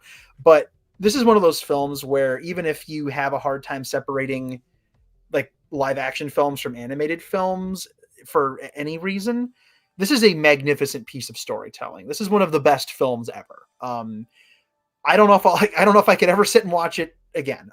It hurt me, especially just because like babies getting hurt in movies just hurts me. But it's their mom. I won't say too much, but their mom passes in the fire bombings, and these two children, a little girl and her older brother, are just left to try to survive in the rubble, in the burnt out rubble, and in a scorched Tokyo in the final days of the war. And nothing I can say can prepare you. Like, it is revered for a reason. Grave of the Fireflies, from Studio Ghibli and director Isao Takahata. Watch it. I think that it fits in. Honestly, there are a handful of Ghibli films that really, I think, fit nicely into this. There are definitely some Wind Rises vibes in this film, which is about the inventor of the Zero fighter. Like, that movie is about the guy who dreams of making airplanes as a child, grows up to make beautiful things that fly, and then the government corrupts it and turns it into kamikaze. So it's almost like a prequel. and it's so beautifully artistic. I highly like seriously, very, very similar. I think you'd love both of those films, Wind Rises and Grave of the Fireflies. But seeing, because okay, I'm going to back up so I don't get off track. This film not only recontextualizes Godzilla from the H-bomb of the 50s to the A-bomb of the 40s, but it also recontextualizes the trauma from, you know, the atomic bombings of Hiroshima and Nagasaki to the fire bombings of Tokyo. Right. Hiroshima and Nagasaki, rather famously now, you know, like people know this, they're not mentioned in the film at all. They're not brought up. But a lot of people forget that the fire bombings were just as bad. Like they were terrible. You know, I feel like when you put it in the context, Hiroshima and Nagasaki have had a lasting impact because it was unprecedented. It's unprecedented. It's never happened ever since then. And I'm sure at that time that was a very, very, very we don't want to We could only imagine from our perspective, separated by time, distance, culture, sides of the conflict. We can empathize, but we can only imagine. You know, it's one of the things Godzilla helps Westerners do is gives us a peek into the trauma that we can empathize with it, but we will never truly get it. Mm-hmm. You know? But I feel like the air raids, they like you said, they caused more damage. They killed more people. They're only mentioned once, technically, in the film, as far as I'm aware. Sumiko makes a reference to like fire engulfing everything. Yes. And the only time it's mentioned by name, air raids, is whenever Kamiki's character is talking to Hamabe's character. He mentions that his parents were killed, and it's the only time you hear the word Eroreido. Eroreido. Yeah. Air raid. That's the only time they ever say the words air raids. And it's to say that that's when his parents died. And that is the only time Yamazaki puts it in his film, the exact mention of the air raids. Yeah. Everything else is just stupid translating and putting into context what they're mentioning. Yeah, that is worth bringing up, that the subtitles take some liberties. They get the point across, but a couple of Eroreido is mentioned only that one time. The word kamikaze is not heard in the film, and I've listened. Every time the subtitle mentioned kamikaze, I was like, I ain't hearing them say kamikaze. They're saying hang on. Shoot. I'm not going to be able to remember. It's not going to happen. It starts with T-O, doesn't it? Yes, I think so. I can't remember what the word is, but they never once say kamikaze. Doesn't happen. Kamikaze. Yeah. Don't say. Which is interesting. I'm not entirely sure what the story behind the word choice is. Yeah. And I'd love to know.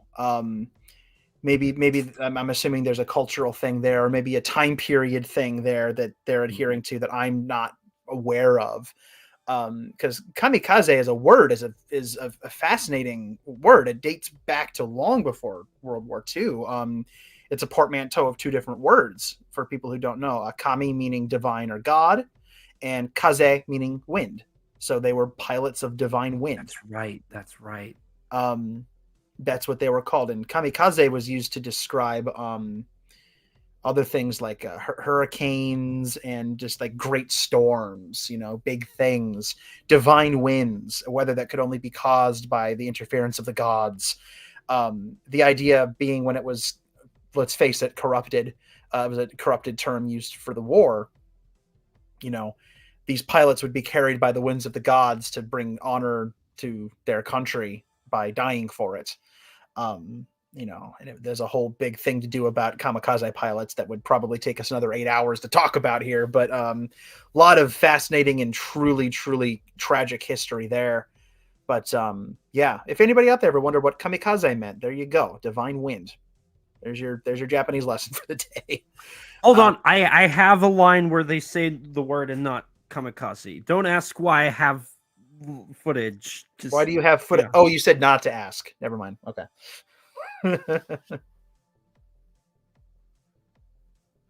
Okay, here it comes.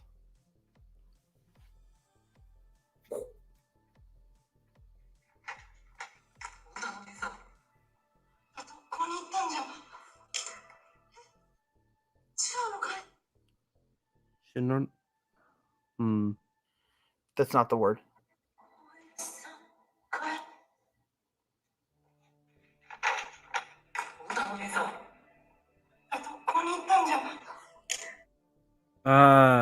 So that's the line where they have kamikaze in the subtitles. Trying to hear what Sakura Ando's character is saying. It is not kamikaze. No, that word. I listened to the whole movie for that dang word. It is one of the most significant aspects of the film, and the word is not mentioned. And I know that there's a reason, and I just don't know what it is. And I really want to learn what that reason is. It might be a couple of Google searches away. I don't know. Maybe there's a cultural thing going on there where it's not a kosher word in Japan. I don't know. I actually don't know. I would love to know. One day I will know. But there you go. So we'll figure that out another time. That's a research rabbit hole that I would love to go down and will go down. But back to the fire bombings, I guess. They don't hold back. They show it. They show it's horrible. It's horrible. Like Sumiko's talking about her children dying, which is reminiscent to 54 again. All I can think of is that woman holding her children as the city burns. Mm-hmm. Now, there is an interesting parallel here. We have a shot where Tachibana says, I don't know exactly. Some Shindezo.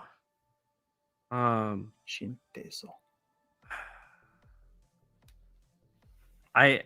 Let me see if it's the exact translation here.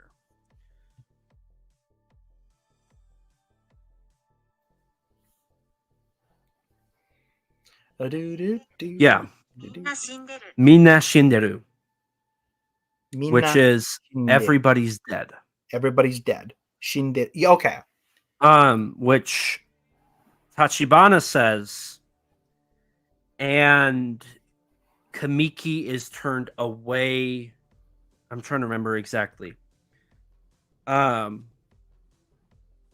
what's interesting is Tachibana says that to Kamiki's character, and then the exact same line is what Sakura Ando's character says to him. They both say the exact same line. They both say everybody's dead. And they both blame him. Minna shinderu. Okay, there you go. And it's so interesting, just on a parallel, because let me see here. I'm looking at the footage because I want to say there was an interesting framing point. Anybody else hearing some sick beats in the background? So what it is the first frame, the first time with Tachibana. Tachibana is facing towards the camera, and Kamiki, my can is Kamiki, is facing away, and Tachibana is approaching, telling him, "Everybody's dead. This is your fault." Yes. So he's approaching, confronting, but then when Sakura Ando comes in, she's walking. Sakura is walking away, facing away from Kamiki, who is in this. So in a way, she can't even fathom approaching or confronting him because of how much it hurt her that her kids died, and she blames him. He blamed him and confronted him. She blamed him and couldn't confront him. These are very subtle, beautiful filmmaking It's things great. that the audience isn't even supposed to like pick up on outside of it just being subliminal. But it like when you think about how you feel when you see her walk away and say, Minna shinderu, everyone's dead. It hits you. You don't have enough time in the theater to stop and think, why did that suck so much? Like, why did that hurt my heart so much? But then we do what you just did, and it's like, okay. It's the same line, two different characters addressing same person, but because of the visual difference, it has a different meaning. One is more angry, one is more sad. It's the beauty of cinematography. It's beautiful. This is how you shoot a flip-flapping movie. And then that's not even the only time they do that with Sumiko. Because what do you see in that moment where she says, weren't you a kamikaze pilot? And then she shoves him and she pushes him. And she's mad and she wishes he died because she blames him. And then at the end of the movie, she hits him and shoves him again. Why? Because he almost died. And if he died, he wouldn't have been able to see Noriko again. And his determination to die, almost like that, the movie almost could have ended like Romeo and Juliet, where he's off to die and then he dies. And then she's still alive and finds out he's dead. They could have he was this close to doing it. He was one ejector seat away, or lack of ejector seat away from being from the movie ending with him dead and her still alive. And then oh my God, he missed his chance. And when Sumiko does the same thing, it's not the exact same because that would have been a little on the nose, but she just kind of punches him in the shoulder. And that's a lot of things. One, you idiot. We're going to leave your daughter behind. Two, if you gone through with this stupid plan, then she's alive, you dope. Why would you do this? Live. She's telling him live. Everyone in this movie, eventually, at a certain point, is telling him live. He has to get there first, but it happens. So again, intentional. She's also looking him right in the eye when she does it. Completely dissimilar from when she shoves him, yells at him, and then can't even look at him again. She barely looks at him at all for their early scenes in the film. A lot of the time she's looking down, or she's kind of stumbling and looking anywhere but him, like looking down at the ground or looking over him. And then when she realizes she can help the baby, that's when they make eye contact again. These are very subtle, intentional choices that I love. And oh my gosh, it's so good. It's so good. I guess we can get to Noriko now. Because she's cool. Well, I'm happy we've been able to sit here and visually dissect the film because that's cool. Yamazaki is somebody who visually is stunning. His work is always beautiful. Yeah, he's a beautiful man. He's got great hair. Oh, you were talking about the movie. Never mind. Okay. No, he is so incredibly capable of it's a bad joke of crafting just stunning films that are just infused with intentionality. And you got to have a vision for it, and you got to have people on set who know what they're doing. You got to have good actors. Every aspect of filmmaking is on display here, and it's cranked up to 11. And it's so surreal and wonderful to see that with a Godzilla film. And that is absolutely not to put down the other film, because one thing that I'm absolutely despising right now is people using this film to put down other Godzilla films. It's driving me crazy. And no Godzilla film is safe. Even 54. 54. Some people are using it to put down 54. I've seen it. Shin is the main target of that right now. Which I'm not feeling. It's we can't have, this is why we can't have nice things as a fandom, right? It's we can't celebrate this one thing without using it as an excuse to turn this other very good thing that you shouldn't even be comparing to it into a whipping boy. Stop that. Why can't we have two very good Godzilla movies that we can like? You don't have to like it, but like, stop. That's something I do want to touch on, but I when I do that, I'm going to go into a rabbit hole. So I'm going to put a pin on that. I'm going to write it real quick, and we're going to address that.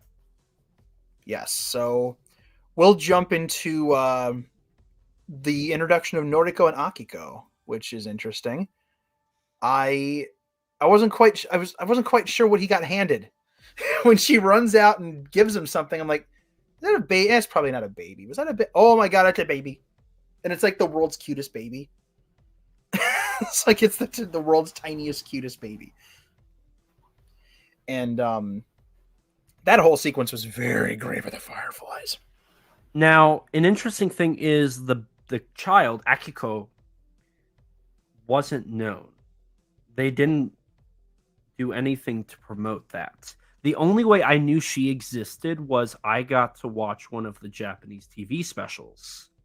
And in it, there's some behind the scenes footage of Sakura Ando's character with the actress for Akiko.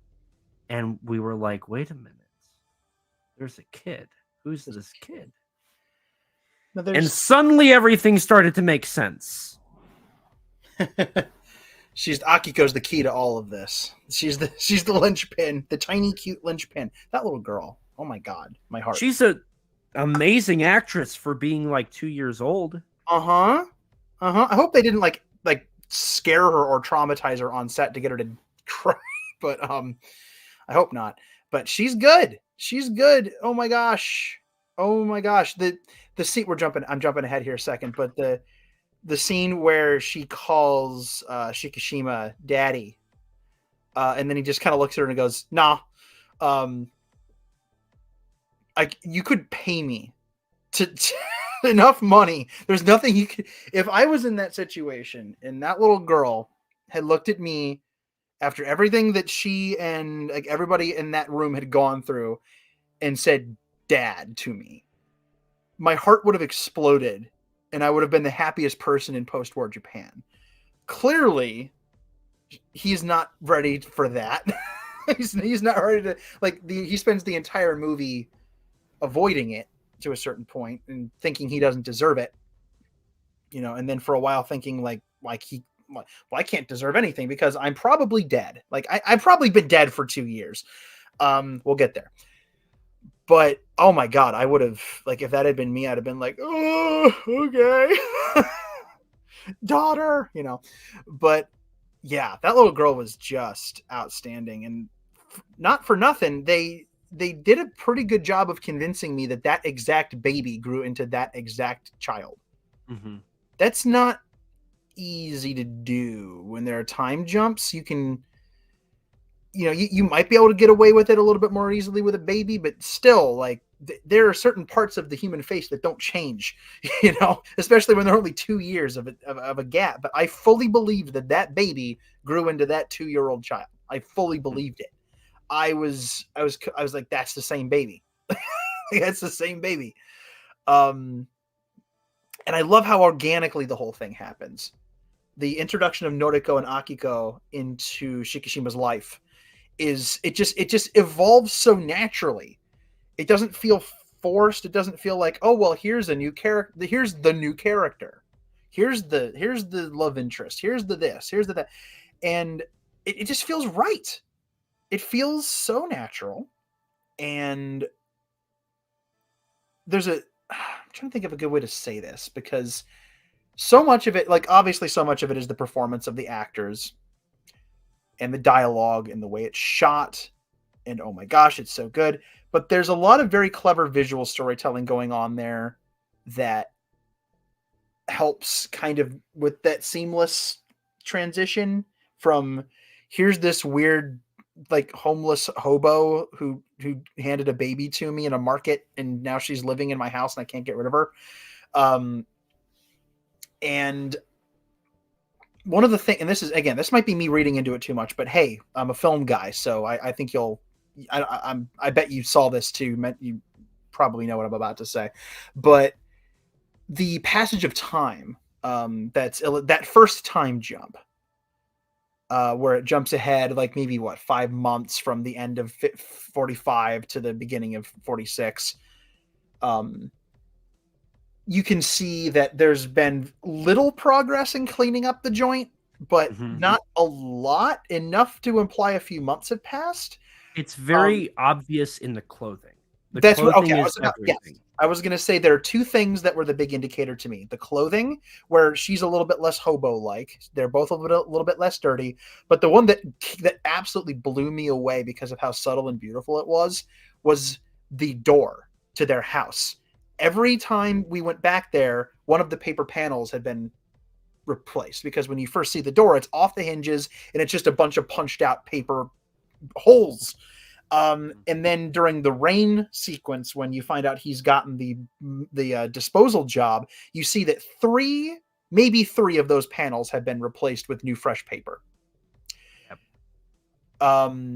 And then with each progressive scene, you see a little bit more of the door replaced. And then, of course, when he builds his new house, it's a whole new thing.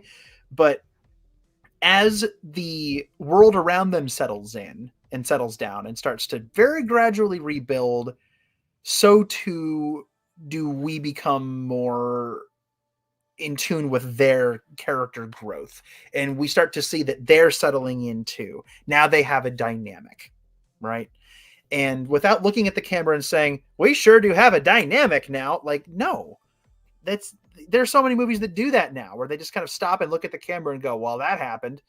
And there's a place for that, but it's not subtle and it's not memorable to me. It doesn't click right. The fact that you can get a good sense, like I could have told you that time passed just by looking at a door. Like, that's amazing. It's amazing. And like whenever he first gets the gig, you can see that they have bowls for like water leaking in and whatnots. And I love the progression that it's almost like the house they live in grows sturdier and more established as the relationship continues to grow. Yeah, it's a metaphor. Like, it is. It's like as they're settling in and growing closer and more sturdy and more structurally sound, so too is the building, and so too is is Tokyo around them. Tokyo's rebuilding. Everything, like those first few minutes of the film where you're in Tokyo and it jumps ahead a few years, you're seeing, without it being spelled out for you, the rebuilding of the country and of the people. And each one informs the other, right? You can infer that Tokyo is rebuilding just by seeing the way that these two characters are dressing a little bit better. Yeah, it's still a few leaks in the ceiling, but it's better than it was, where there probably was no freaking roof. Its door is still mostly holes, but there are a few extra panels of paper there now. And you don't have to see that Tokyo has been rebuilt to know that what you're seeing in this little house, this one house, two people in one house out of a sea of people, in a sea of houses, in a city, you can infer that outside of that house, the same thing is happening.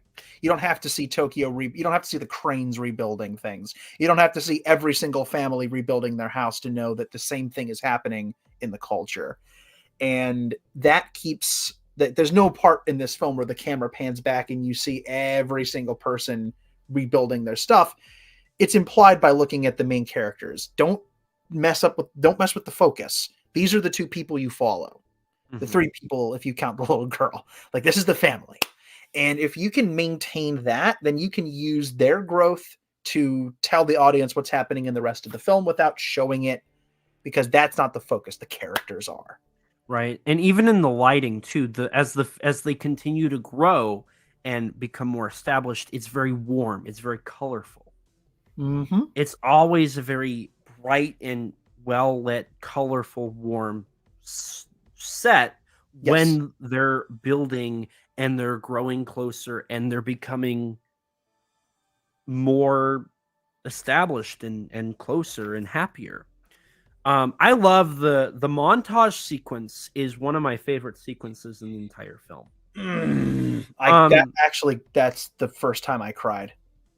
It's so heartwarming, and the music choice and everything. It's like, this is beautiful. It was the scene, and again, I'm a sucker for stuff like this, but just the music choice was so beautiful. The fact that it's starting to get brighter, the colors, you mentioned the colors, that it's starting to get more bright. But it's the scene when he's on the boat and he unfolds the paper with the drawing on it, and the way that it's timed with the music so beautifully. I'm sitting in the theater and I'm like, this is it. This is what's going to get me to start crying in the theater. This little girl drew her daddy a picture, and that's it. That I'm a sucker. I'm a sucker for that. I'm toast at that point. And it's so beautiful. The montage is amazing. One of the better montages I've seen in a film recently, just in general. Montages are hard to do without them feeling cheesy or unnecessary, or like they're rushing too quickly. You have to pace your montage right. It has to fit at the right spot in the film so it doesn't feel like you're missing anything. Montages are not easy to do. Like, a lot of people think of them as shortcuts, but you've got to play your card right with a montage, or it's gonna feel out of place. So well done. And for this film, the way they use the montage is they use it to explain the progression of time. Every shot is a little bit further in the future. You know, he buys a bike, he's working. Did we glossed over something? We glossed over him getting the introduction. Yeah. The introduction of the boat. So okay, I am not going to deal with that because Kenji Noda is one of the best people in the history of the world, and I'm not going to not stop. My thought ended. It ended. It's over. He got a job. So he is working as somebody who is helping decommission the mines, or are they mines? Yeah, they're mines. Yeah, the underwater mines. And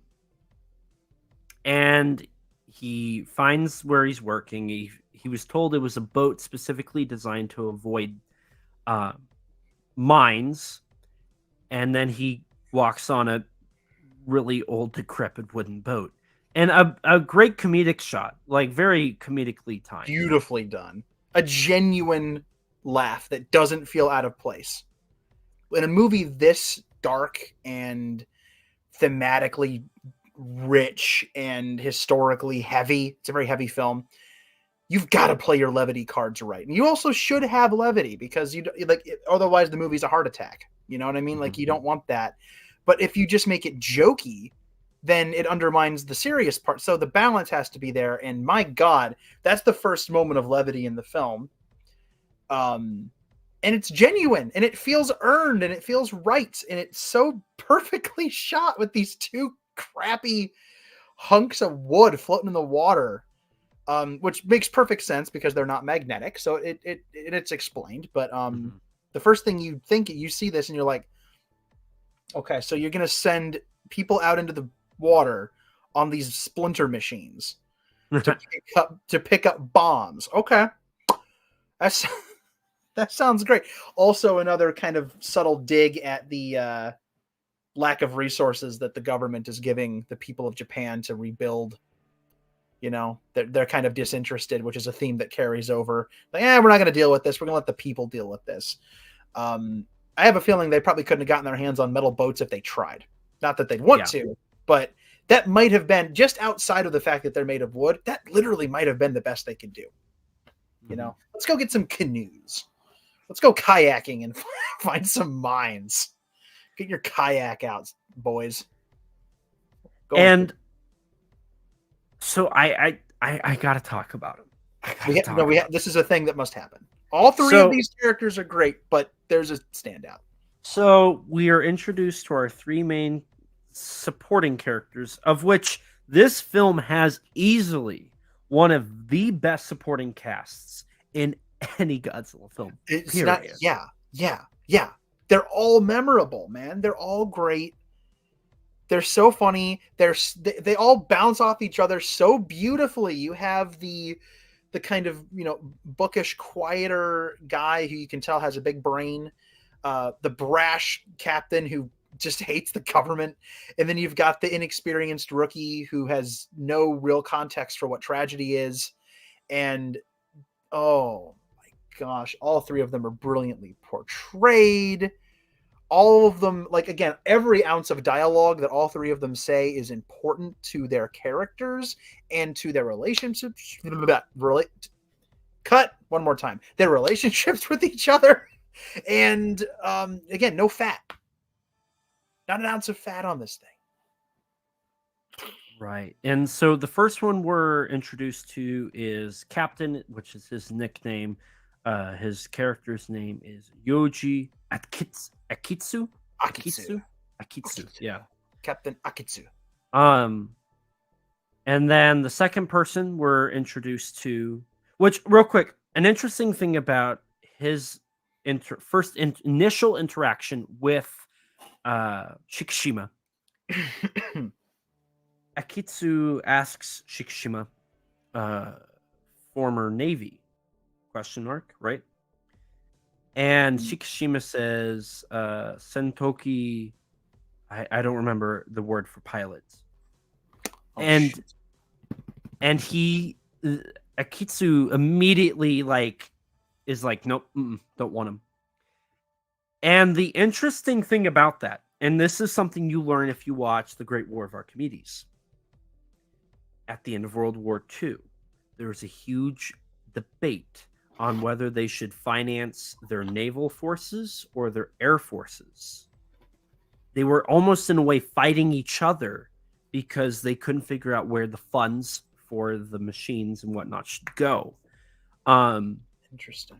And a lot of naval officers did not like the idea of getting battleships with actual fighter planes on them. They wanted the glory of the Imperial Navy. That was what they wanted, was that glory of the Imperial Navy. But their ignorance to the importance of an air force led to the sinking of the battleship Yamato. So there was a bit of a back and forth between the Air Force and the Navy.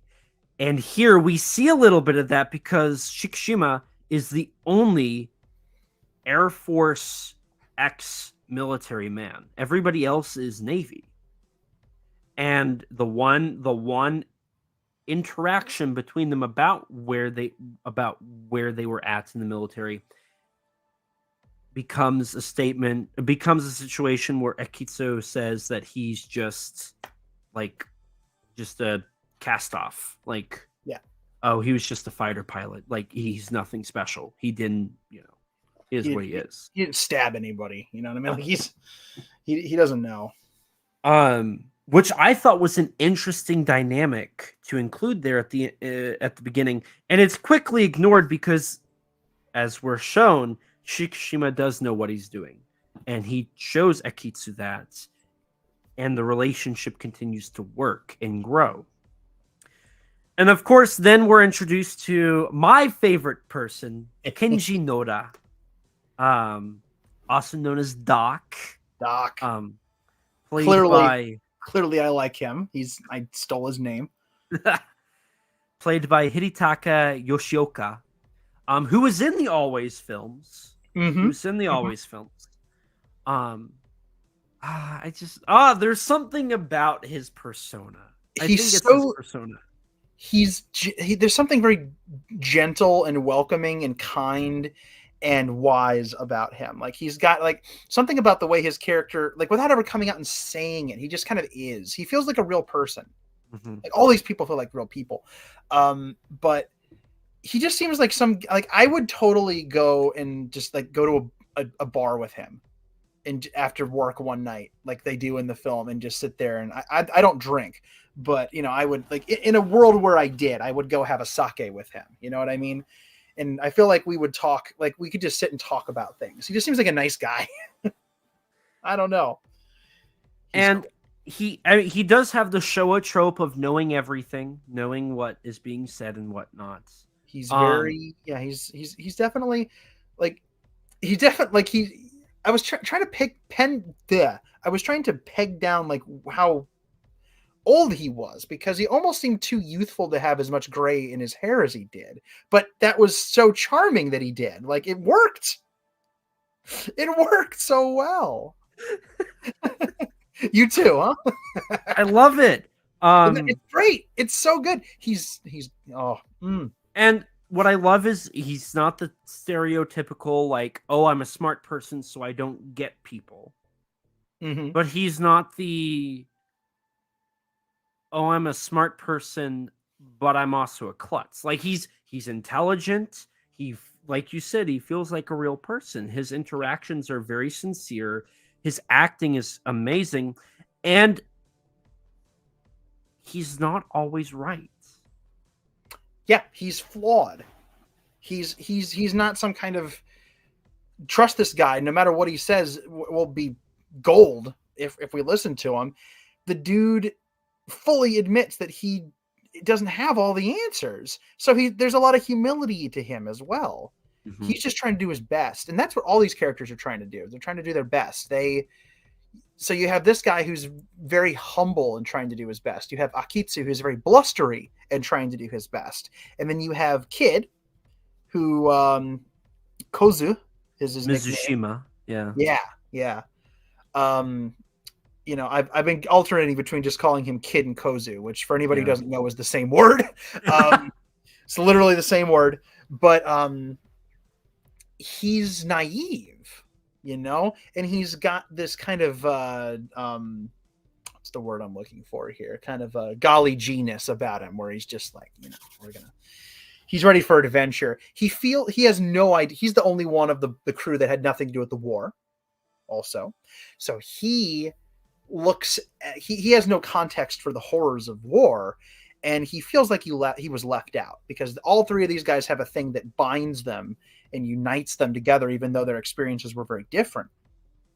He doesn't have that, and he kind of feels like I think he kind of feels like he let his country down a little bit, because he didn't get a chance to go fight it.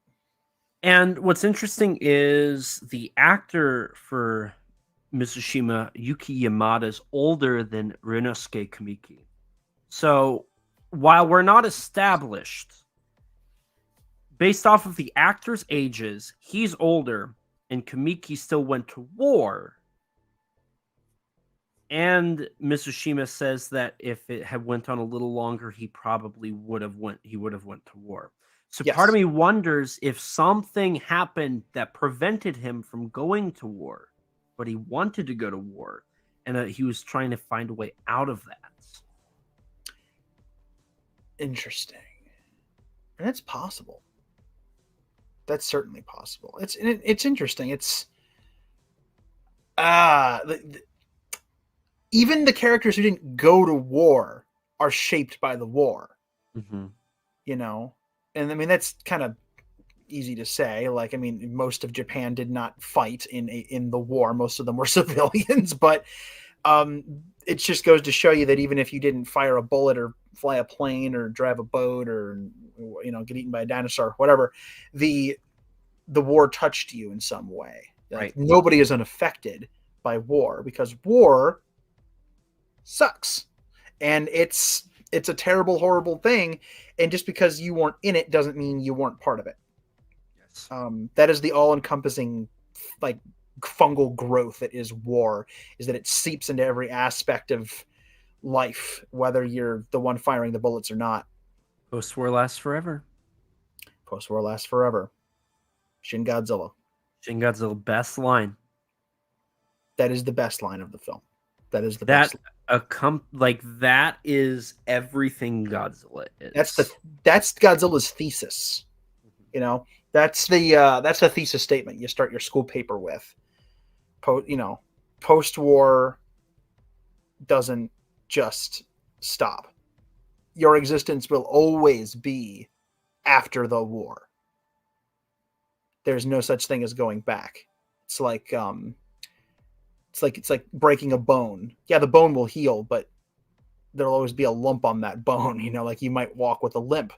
I blew my knee out 9 years ago, and I'm fine. Like it didn't cause any huge major damage, but on some days when I walk around on that leg, sometimes I feel it. There will never be a time in my life that is not after that injury. I'll always have that injury. I have like I have some acne scarring on my shoulder from when I was in high school because I had bad acne. I will always have that. I care all these years later? Does it stop me from doing anything? No. It's fine. But there will never be a part of my life that does not involve having a scar on my shoulder or a leg that's a little funky because I did something stupid. I was playing basketball at a preschool, okay, and I tripped and fell. It's not an epic story at all. I didn't fight in war either, kid. But yeah, there you go. Those things don't stop. They don't go away. And man, it really goes to show, because Kid is kind of the opposite end of the spectrum on that front. He didn't fight. And it's just, I find that having that perspective in the film is really interesting because pretty much everybody else was more affected than he was. Noriko didn't fight in the war, but she lost her family and now she's raising somebody else's child, right? Almost everybody else was, as a character in the film, was in the war in some way. Like Sumiko wasn't in the war, but clearly the baby wasn't in the war. But all of them were touched in horrible, horrible ways. Kid seems to have gotten through it relatively unscathed and still has a kind of chipperness and an energy to him that the other characters don't have. Mm-hmm. Youth and naivete will do that. And so he's an interesting part of the foil that without him, those three characters don't work in quite the same way. Those three characters are so good. They are, and their interactions for the rest of the film. And as you watch it, like following Noriko's death, Akitsu is, and even in the dinner sequence at the end of the montage, mm-hmm. that we're going to get back to, and I guess maybe this would be a good way to transition to that. We'll go back to that. Akitsu's he has Akiko in his lap, like he's the one feeding her, like almost like an uncle or a family member, right? Yeah. And to me, the way that they set it up, it was like they were an adopted family, right? Obviously Noriko adopted Akiko, and mm-hmm. then Shikishima let Akiko and Noriko live with him. And then you have Mitsushima and Noda and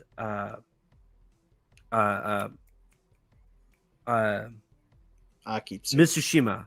Oh, okay, yeah, that's right.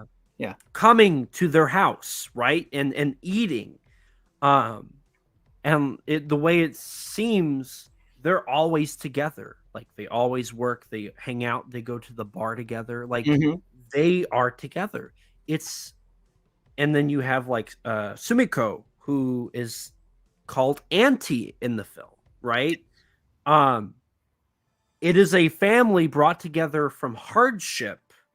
And it proves that family isn't just blood. You can find family outside of blood with the people that care and will help you. What a beautiful theme. It is beautiful, and that helps add to it in a way. And I know, again, I'm gonna throw a little bit of disliking towards Shin Godzilla, because I'm not a huge fan of it. In a way, it does feel like -1 does portray the people of Japan as a unified, as a collective group of people that have an issue and they're growing a little bit better than Shin in that regards, because maybe it's a little more personable. It's something that you can relate to a little bit better, right? Because everybody's going through this hardship, and as we see in like the black market at the beginning of the film, everybody's just trying to get by. They're trying to build back their life that they once had. And I think -1 does a great job at that and shows us a great small group of people that have that issue. And it's genuinely nice to see. It's genuinely nice to see. It's incredibly I love the kind of found family trope in stories. I really God, something about that just hits me in the heart. It connects with me. I think, and this isn't getting too personal. I think this is something that a lot of people who are, online watching this might be able to understand. We all have a similar story because we all grew up in a time where Godzilla wasn't cool. It wasn't the pop culture phenomenon it was, right? So for us, Godzilla was something we grew up with. We liked it. And then eventually the internet came. And then we found people. And now we have their phone numbers saved. We video chat or call them or live stream with them or text them every day. They know about our lives. They know what's going on in our situations. They help when they, if you need a shoulder to cry on, if you need a person to vent to. There's been circumstances where if people need money, like they've helped financially, like get people money so they can enjoy stuff or do something or pay for food or whatever it is. And in a way, there is like the kaiju family. I know Brendan likes to use that term a lot, my kaiju family, right? So in a way, I think we can relate to that simply because in a way we have that, I mean, we have our family, right? We have our friends in real life and whatnot, but we also have our collective group, right? Yes. You, me, Nathan, Michael, there's a Kim, Brent, like the list. Yeah, it's a big group of people. It's a big group of people. It's a big group of people, and the more people you name, the more threads you can draw to another person, and it's just this big, lovely group of human beings that we wouldn't have found if not for this common thing uniting us. Thank goodness it wasn't a war uniting us or post-war, but it was just a metaphor for it that united us. Cool. But we have all kind of found each other, and we all have that in our lives to some degree.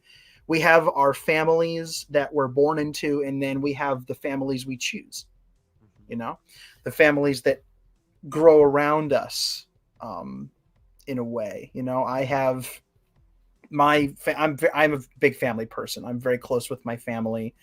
And I have my mother, my stepfather, my younger brother. He's fine.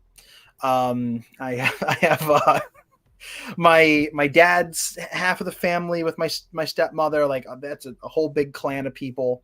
And then, pardon me. And then I have my friend and her godchildren I'm always going on about. That's kind of my other found family. I'm there so much. I mean, I crash on their couch all the time. I'm there a lot, and they've made it completely obvious that they're happy to have me there, and I'm happy to be there. Everything from I am family movie night. Like if I'm not there, sometimes family movie night doesn't happen. You know what I mean? It's like, we're doing movie night Friday.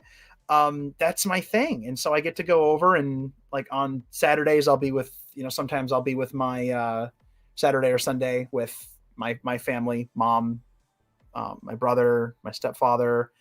And then on Fridays I've got two kiddos under my arms, and we're snuggled up on the couch watching a Disney movie. And so that's like my found family, right? Like I treasure that. I treasure that just as much, but for completely different, wonderful reasons. So that aspect of just kind of gathering people around you, gathering your friends, because in addition to that, I also have my monster loving family of people, which is something that you touched on it. I never thought I'd have that in my life. Like I said, like even to this day, most of my Godzilla consumption is done with me, myself, and I, but growing up, it was completely isolating. I didn't talk to the first time I ever talked to a Godzilla fan face to face was when I was 18.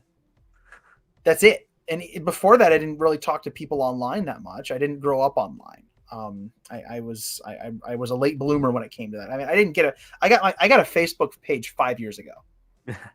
Like I didn't have it growing up. I didn't need it. I only got it to promote my writing. That's the only reason. I'm glad I have it now because it's I bit the bullet and it's allowed me to make new friends and keep in contact with some truly precious people in my life. I have a couple of very important people to me who my only method of communication with them is Facebook. That's it.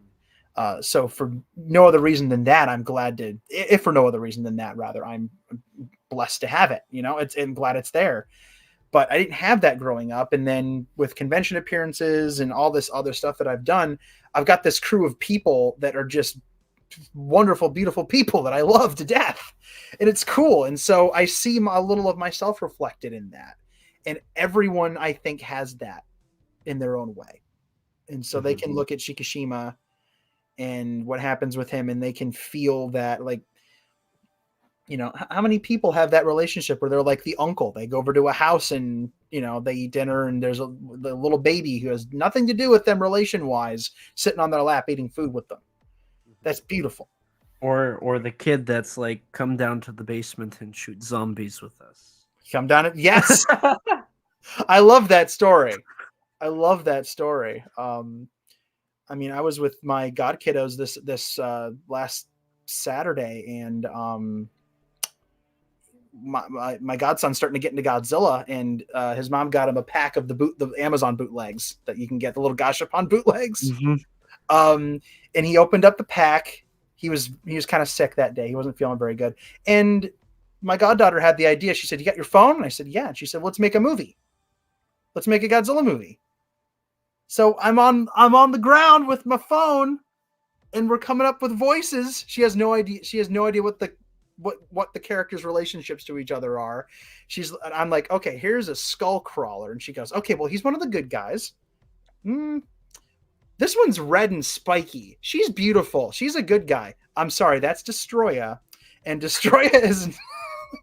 But I didn't correct her. It's like, fine, whatever. It's like, no, it's fine. I'm like, I'm pretty sure this is one of the bad guys. And she goes, no, she's a good guy. Cool, let's do it. So that's fun. That's great. I love that. I love that so much. And everybody has some aspect of that in their life that they can pull on. I've never fought in a war. But I do know how, like, truly on a soul level satisfying and moving it is to go over to a house and just be kind of accepted there. I'm Uncle Danny somewhere, like, that's special. That's an honor. So I love that. I love that so much. And I think that's the reason that the little girl drawing the picture made me cry. Like, that was it. I was like, I've been given pictures like this before. No, my heart. It got me, man. And it's really nice to, like, have that. And I think that's, like, this comes all back to, like, I think that's why this scene, like, with the dinner sequence with them resonates so much, is, like, you can see the adopted family.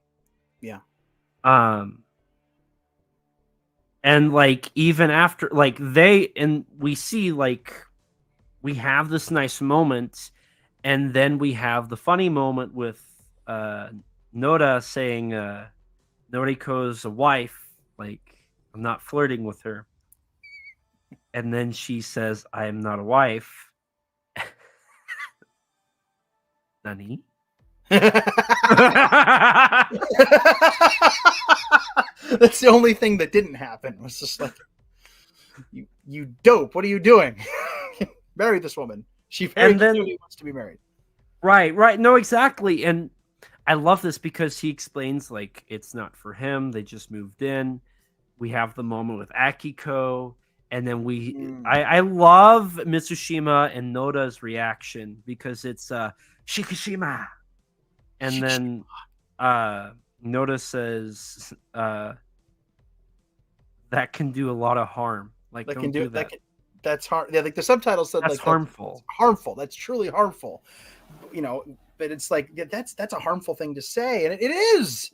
Like, oh my God, that's why I was saying earlier, like that scene hurt me. I'm like, how could you look at that precious little baby that thinks the world of you and says, like, that's like, I don't know, man. I've never been a dad, but I have to imagine being called dad is one of the best honors a guy can ever get. Right? Like that's amazing. And it's like, and he's so damaged and so incapable of moving beyond his pain that he can't. It's self-destructive. That's an aspect of Shikishima that is also like, I know some people who have struggled with things like that before, where even if they're given the world on a silver platter, they don't think they're good enough for whatever reason, because they have pain sometimes from their past that they haven't addressed yet. They haven't pulled out their demons. They haven't exorcised their ghosts, so to speak. And so they can't allow, they feel like they are not allowed to allow. They shouldn't be allowed to allow. They don't deserve to allow the good things that come with moving beyond the pain to come in and bless their lives, right? To make them better. And so that's what we're seeing here. And before the we will have to jump back again, but before the montages where we get that terrifying moment where he has his dream where the dinosaur is back, Godzilla's back, and then he has his first moment of questioning his existence and whether or not he's still alive. Did I ever come back? Please tell me I'm in Japan. And that's when we see the spilled pictures for the first time, and we realize what was in that envelope and what Tachibana gave him, the pictures of the family members held by all the dead men on Odo Island that he put in a pack and he scavenged off of their bodies. These pictures are covered in blood, and hands to Shikishima on the boat to torture him. To like, basically, in a way, you could almost see it as like a curse. Like, he carries the physical manifestations of these ghosts that he believes are haunting him and not allowing him to move on. Right. Which in a way is both acknowledging his guilt, but also transposing that guilt onto the ghosts and saying, well, they won't let me go because I don't deserve it. Mm-hmm. So he is both acutely aware of his own role in what happened, but he's, I don't know, like they could have leaned more into that, but I'm glad they didn't, because the last thing we want is for him to say, to like completely ignore any responsibility, because very clearly he messed up on that island, and he could have blamed the ghosts and said, well, it's their fault that I can't live. But no, he doesn't say that. Right. They're avatars for his guilt. And he never tries to hide from that guilt or bury it in any way. Which is really, really powerful. And as the film progresses, I think that becomes a more interesting aspect, especially with the writing. In the, I would say it's the sequel to that sequence where he and Noriko have a direct interaction, which we'll talk about that. Yeah. But we got a lot more to do. We do. We have, because the sequence after this is when we finally get some Godzilla action. Right. Well, because we have, we have to talk. Well, Noriko gets her job. And I love Kishima's like, don't I provide enough? Like, what about he's trying everything to like keep her to stay. And I love, it's such a dramatic shift from I don't want a wife and they're just here because they're here to, I don't want you going. I want you here. I want to provide for you. Yeah. It's such a great shift. It's a you don't know what you got till it's gone kind of thing. He has settled into this 1.5, 2 year-ish long pattern of her being there, and him just kind of thinking it's kind of just going to be that way. Like, I'm going to keep them at arm's length and maintain the status quo. We've established this thing. I'm making money. No need to shake the boat. If it ain't broke, don't fix it. Various other cliches, blah, blah, blah, blah, blah. And then she, knowing that he doesn't want to progress to the next level of the relationship, decides to start taking steps to take care of herself, at which point the status quo was now a little bit shaken up, and he now risks losing this family that he also doesn't want to take responsibility for. Like he wants to take responsibility for it. Like when he says, I don't want that, he does. He's just not ready for it. Mm-hmm. You know, he thinks he doesn't deserve. It's not that he doesn't want it. He just thinks he doesn't deserve it. And at the same time, that status quo is being unbalanced is at the same time Godzilla starts unbalancing the status quo around Japan. So the minute the seeds of chaos start to be sowed for Shikishima, that's reflected in Godzilla. There's a lot of interesting parallelism going on between Shikishima and Godzilla as well. I thought that the film is, I mean, maybe it's one of those things I might be reading too much into, but you know, the idea of this guy who wants to die and this creature that is incapable of dying. You know, I don't know. There's something there. There's something there. They're both scarred by war. They both, I don't know. Like, it's interesting. There's something there. There's some parallelism going on. But after the Shikishima bit where Noriko goes off to Ginza to get her job, to start her job. And at that point, you know what really blew my mind is how completely authentic she looked to the time period. I'm going to be interested to see that scene in particular when the black and white version comes out, because she was giving me some Momoko Kochi vibes. The way she spoke, the way she enunciated her words, obviously the way she was dressed, the way she did her hair, that kind of stuff. It's a completely different version of the character than the hobo version we saw at the beginning. She's completely, and it's the Western influenced dress style that was starting to become popular. That's a complete visual dichotomy from anything we've seen in the film in terms of fashion. Yeah, it's because the country's rebuilding, but it's also because of the American influence. And it's there without having to say, why are you dressed like an American? Like, that's just how it was. It's, man, it really does feel like a prequel to all the 50s kaiju films in that way. It's like, oh, well, that's okay. That's where all those visuals came from. It's so faithfully recreated. It's so good. And then Godzilla shows up. Yeah, because after that we have the black and white montage. That I remember when that came out, everybody was like, "Oh, it's 2014. Like that's going to be the opening, cliche of a monster movie with black and white footage at the beginning." And nope. Very much wrong. Nope, not even close. And I love it. It very quickly establishes somebody's got to do it with the whole the America's not going to do it, and Japan's going to have to figure it out. Like I like the fact, because I know you and I especially were talking about how are they going to do it? Like America has destroyed, like they have no fight. Like there's nothing they can do to fight.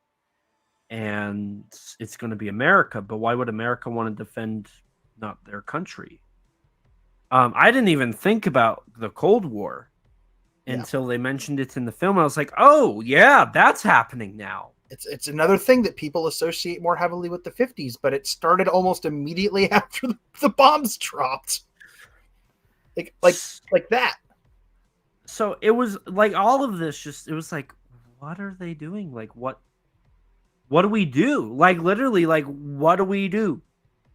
It's like no one's here to help us. We have nothing. All of our ships have been decommissioned. Our planes have been seized, and anything we can get back isn't even going to have guns on it. You know, they're all war. Like it took 1.5 years for all that stuff to become war relics. You know, destined for the scrap heap or a museum. Now we got to dust it all off.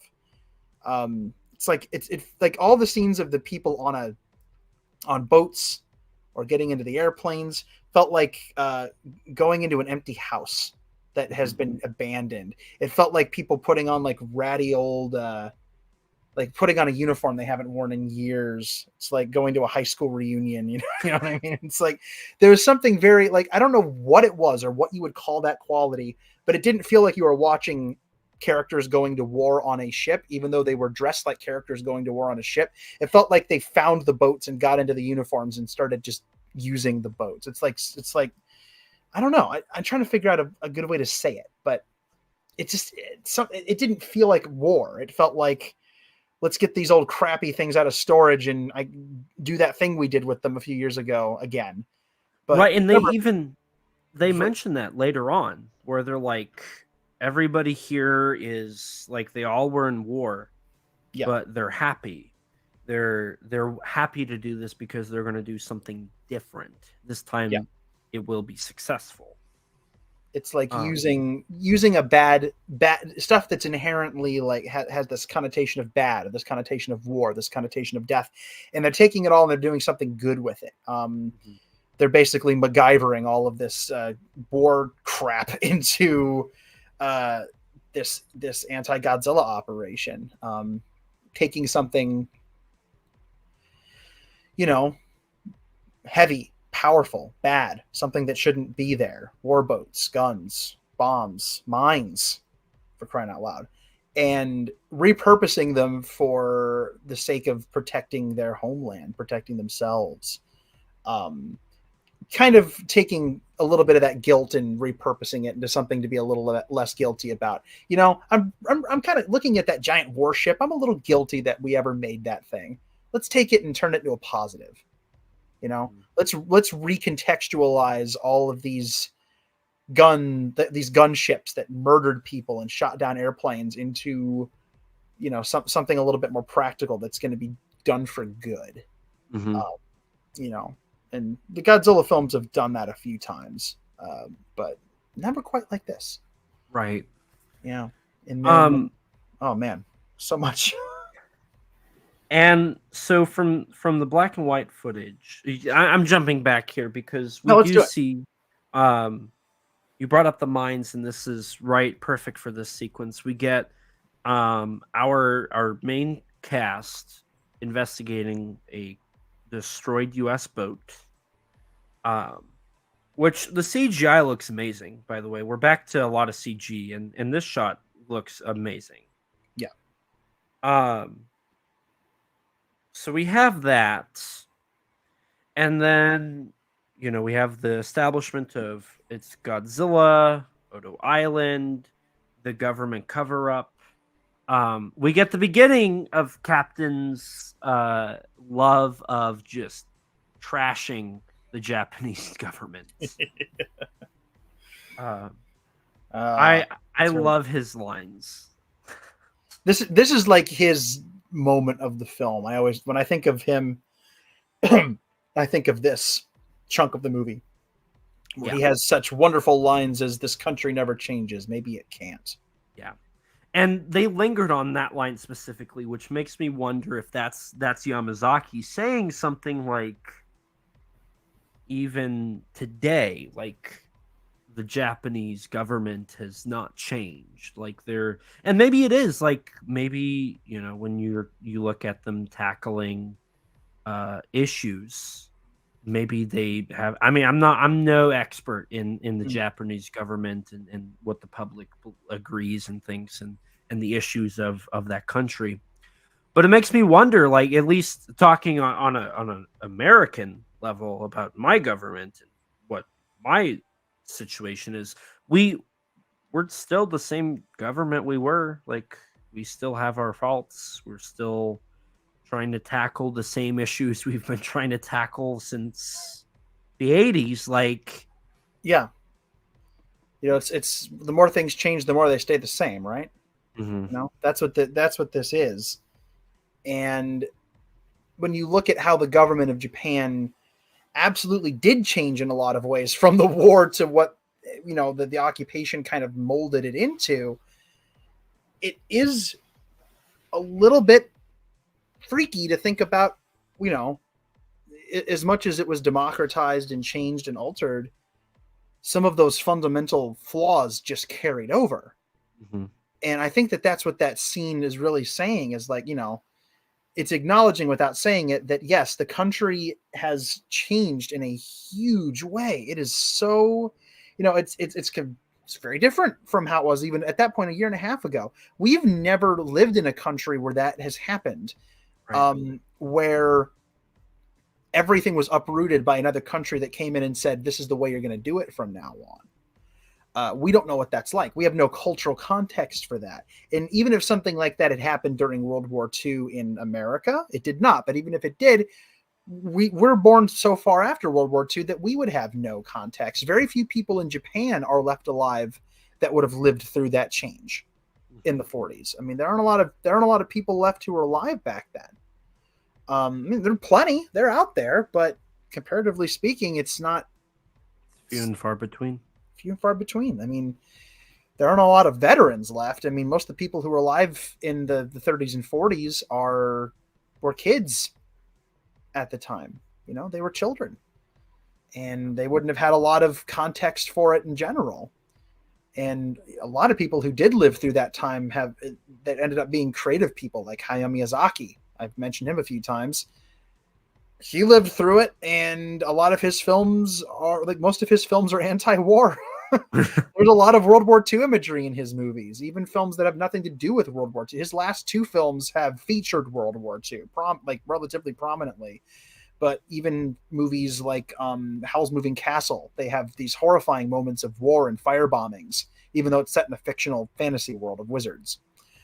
So it definitely burned itself into the memory of people. Like, it's crazy stuff. I mean, Hayao Miyazaki's one of his earliest memories is of the hospital where his mom worked burning down. Yeah, interesting stuff. It's not pleasant. So it's interesting to think about the context, especially since we are about as much on the outside looking in as you can be from a, chronological and cultural perspective. Right. But it's all still very universal. Right.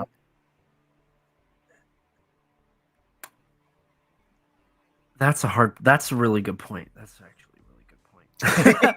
I have those sometimes, not all the time. Sometimes. I guess I mean, speaking logically, I guess we should probably talk about that whole boat thing. Oh, I love because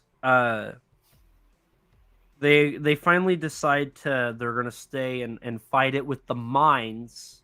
It's an interesting. This is where I do question like how to come Noda knows everything, but it's also like, well, Noda's awesome, so yeah, it's like it's fine. You can just it's established that he has connections that nobody knows about, nobody knew about before.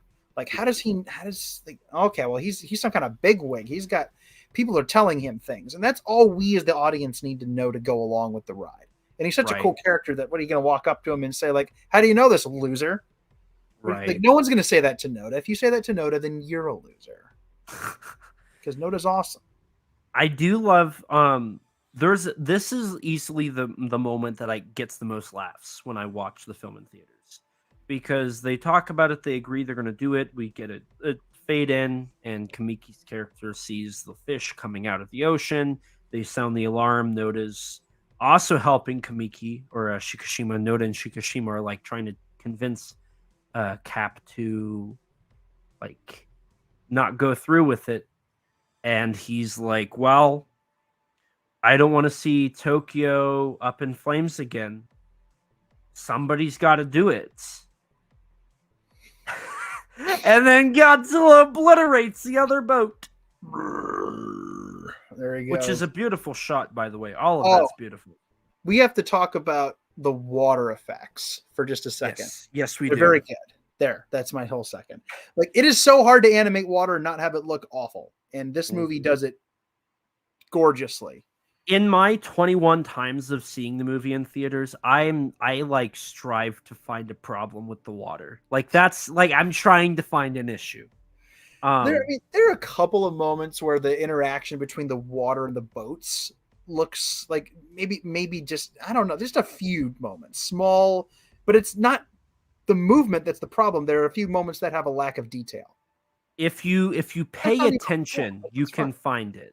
Like, if you pay attention, you can see some problems, but that's like taking a star off of King Kong's 10-star rating because you can see through some of the matte lines. Mm-hmm. Like when the Skull Island doors are bashed open, the matte layering process that they used in the optical printer bled through. You can see King Kong's legs through the wood of the door for a couple of frames. And anybody who knocks points off of King Kong for that probably shouldn't be watching movies. Like, the one I think of is like you can see through Stay Puft in Ghostbusters like 90% of the time he's on screen. Yeah. But it's fine. I don't care. He steps on a church in my town. It's fine. Oh. Somebody asks you if you're a god. You say yes. Yes. Yes. Yes. Yes. But the shot immediately after Godzilla is a reaction shot of Cap, and he says, well, maybe not. Maybe not. It's so good. Again, beautiful moment of levity. Fully earned, feels in tune with the rest of the film. The movie doesn't stop for the joke, thank God. It's beautiful, and it is genuinely funny because the scene that follows that moment is completely harrowing. Edge of your seat. Holy crap! Godzilla's gonna eat me. I've never been afraid of that. Like tense, not afraid. I wasn't afraid, but like Godzilla's scenes with that amount of tension are few and far between.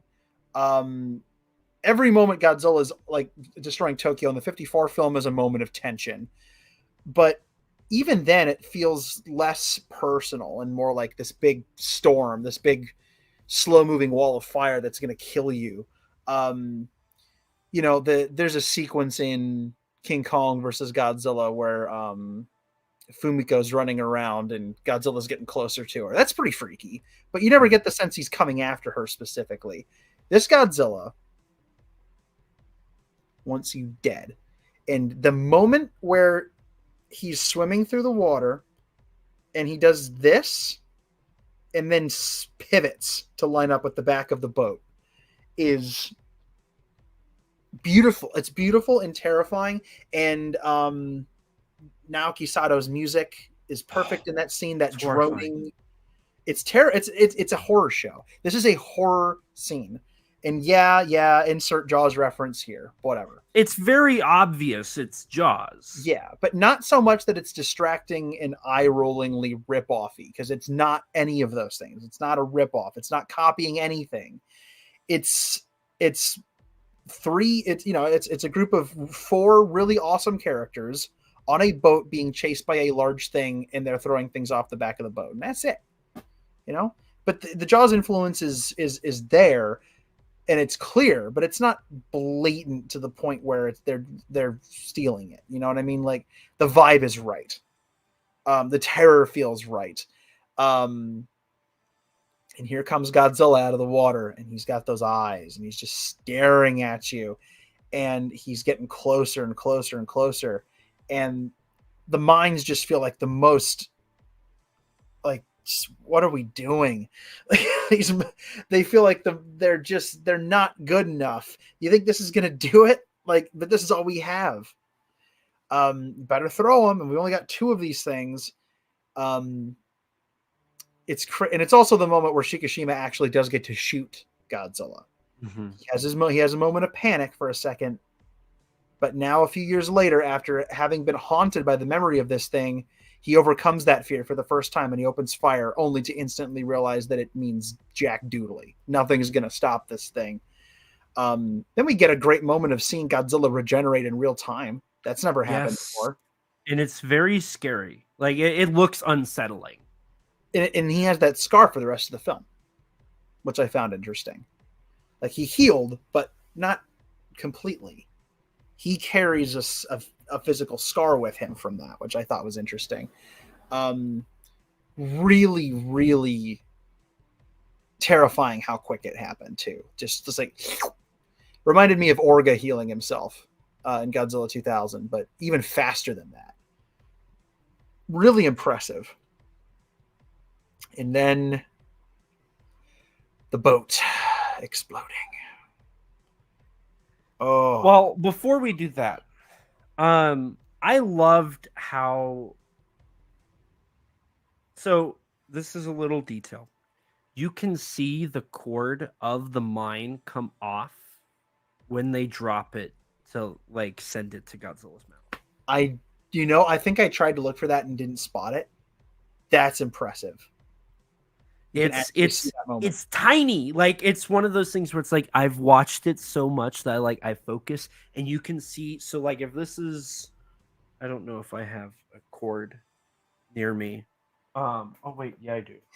Hold on. Man, pardon me. So if this is the mine and this is the cord, like when they throw it off, you can see the cord come out and like fling up and then down. That's amazing. What an amazing bit of attention to detail. Holy crap. It's very tiny, and you can the only way you see it is if you look for little black string that's just like moving. And it works. It's so cool. And the CGI in this whole sequence looks astounding. I was in awe of it.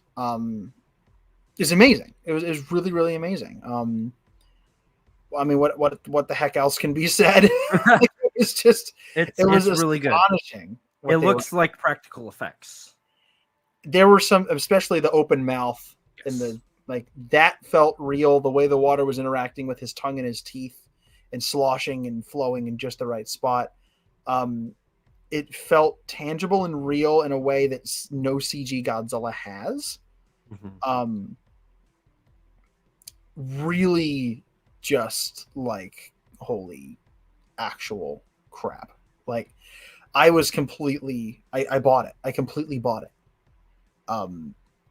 And that's interesting because there's always a part of like, this is the ethos of tokusatsu that we've talked about many, many times, is that tokusatsu isn't trying to be 100% realistic, right? It's not trying to aim for photorealism.